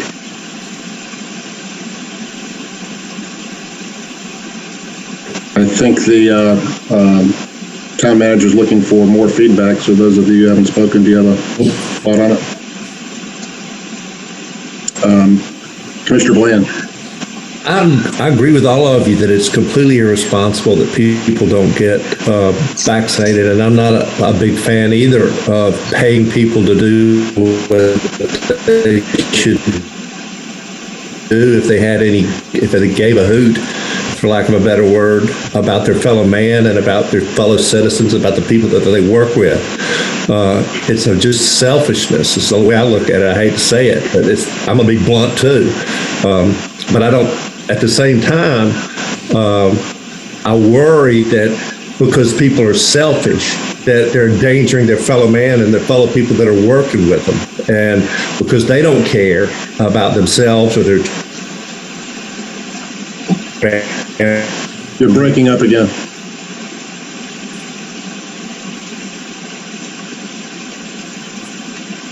Dave, you're going to have Can we do something to say, if you're going to work for the town, you need to get vaccinated? That's May not be able to do it, but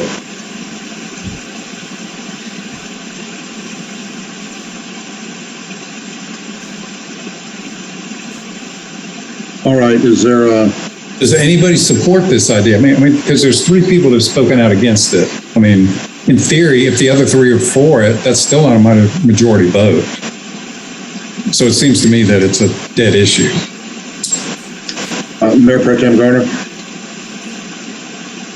I think at most I would support the 75% vaccination rate and $150 towards all employees once that 75% is reached. If it encourages getting to that level, to that number. But I'm not set on my answer, but I do think the staff can hold each other responsible. I am afraid for people who interact with our EMTs, and when you have a 50-50 chance of somebody coming into your house trying to resuscitate you, maybe carrying the virus. I heard the public comments earlier, but you hold your viral load for a shorter amount of time if you're vaccinated. There are all sorts of benefits to being vaccinated, and we have people on the front lines that are taking a gamble with other people. If we can encourage a better percentage, then I'm willing to talk about that. Mr. Miller. Thank you. Renee, I understand your point of view, but I would question, do you and I and the mayor get $150? Does the town manager get $150? We're managers in the town. We're paid employees. How do you define that fine line? And I still don't support it. Well, that's okay. We don't have to agree. I think that it's clearly defined that we are not considered staff, right? So the town manager could get it. We as a board, an elected board, are not considered staff, so we would not get it. But we did have opportunities where when we got vaccinated, there were opportunities through the county where they were giving away $100 Visa gift cards. So there were opportunities before to receive a payment for getting vaccinated. Commissioner Urban. Yeah, I mean, if it helps to tilt this conversation so Hazen can go to bed, I'm in the camp of the mayor. I don't want to talk about the vaccines and testing. It's been so politicized, it's ridiculous. But I'm in the mayor's camp, so that's 4 votes. Okay. Commissioner McCool, did you have a comment? I just want to say the state was doing a lottery program. I mean, there's been so many incentives to get the vaccine. It's like, my goodness, what else will it take? So that was just extra point. I don't know how it got so politicized. I mean, as I've said many times before, this pandemic doesn't care what political stripe you are, what race you are. It's equal opportunity, an invader of your body. So I don't know how it got politicized. President Trump is vaccinated. President Biden is vaccinated. I think everybody should take a clue from the leaders that did. Most of Congress is vaccinated. So I don't know how it got politicized. It's not political. It's for the public health and welfare. I think I implore our employees to do the right thing and get vaccinated. And for nothing else, so that you don't find yourself laying in a hospital sometime in the near future being intubated and go, oh, I didn't think it would happen to me, and you're the one that ends up dying. I hope it doesn't take someone here in Matthews dying on the job to realize that getting vaccinated is a good idea. I hope it doesn't come to that, but it might. But I hope it doesn't. So I think that's all we have on that topic. Yes, sir. Is that correct? Any other comments? Yes, all right. Mayor's report. Mayor's report. I have one item. Several of you joined me today to see Letitia Rivera Patrick receive the Nancy Glenn Award from the Matthews Health or Human Services Council. Sorry. So that was very good. She was recognized for her many years of service. Currently as the president and CEO of Matthews Habitat for Humanity. So. Congratulations to her. She's a real asset to our community, and I look forward to working with her in the future with some of our affordable housing needs here. And that's all I have for the mayor's report. She's great. Move on to the attorney's report. Not a report, but just wanted to inform the board that beginning October the 8th through October the 25th, I'll be out of town. Craig Bowie will be in attendance at that October first meeting in October. Okay, thank you. We'll move on to the town manager's report. I got two quick things, and I'm sorry for keeping you all, but I talked to the owner of Southern Spirits today. He's the guy that drives, or his the plane that has the banner going around. And I told him we were not impressed. I didn't say it like that, but he is committed to doing this. He says he's following FAA rules. He flies on Thursdays and Fridays from 8 to 10, and then Wednesdays and Thursdays from 4 to 6. And the route is 45, 74, 277 South Boulevard. Is that the loud plane going over? That's the loud plane. They need a new muffler. They do need a new muffler. He, I haven't had a chance to talk to Maureen about it, but I do not know. Maureen's been giving out the FAA website. It's not Charlie. We talked to Charlie about whether it's a noise ordinance complaint. We got no authority in that area. So I think it's got to be some kind of campaign like, dude, cut it out, will you? But it goes by every day and it's way too loud. There's literally hundreds of complaints on social media. I've received probably 10 or so directly as mayor. So my suggestion would be to folks not to patronize the store that's being advertised. That's all I can say. Doesn't he take off from Monroe Airport? I have no idea. He's just very proud that he's got more liquor than we do up here in North Carolina. No, I got more liquor. But I have driven down 485 with my radio on in my truck, and I can hear when he passes over. It's incredibly loud. It's just when I'm home, it vibrates the windows of my house. So he's really, really loud. Wow. All right, ready for number two. I just sent you all a notice or whatever, a little letter. I'm announcing tonight that I'm going to retire from the town of Matthews effective March 31, 2022. Boom.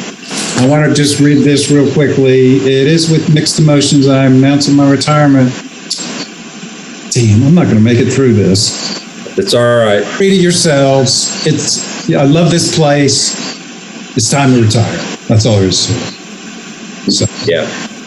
So anyway. Nathan, we love you. Thanks, man.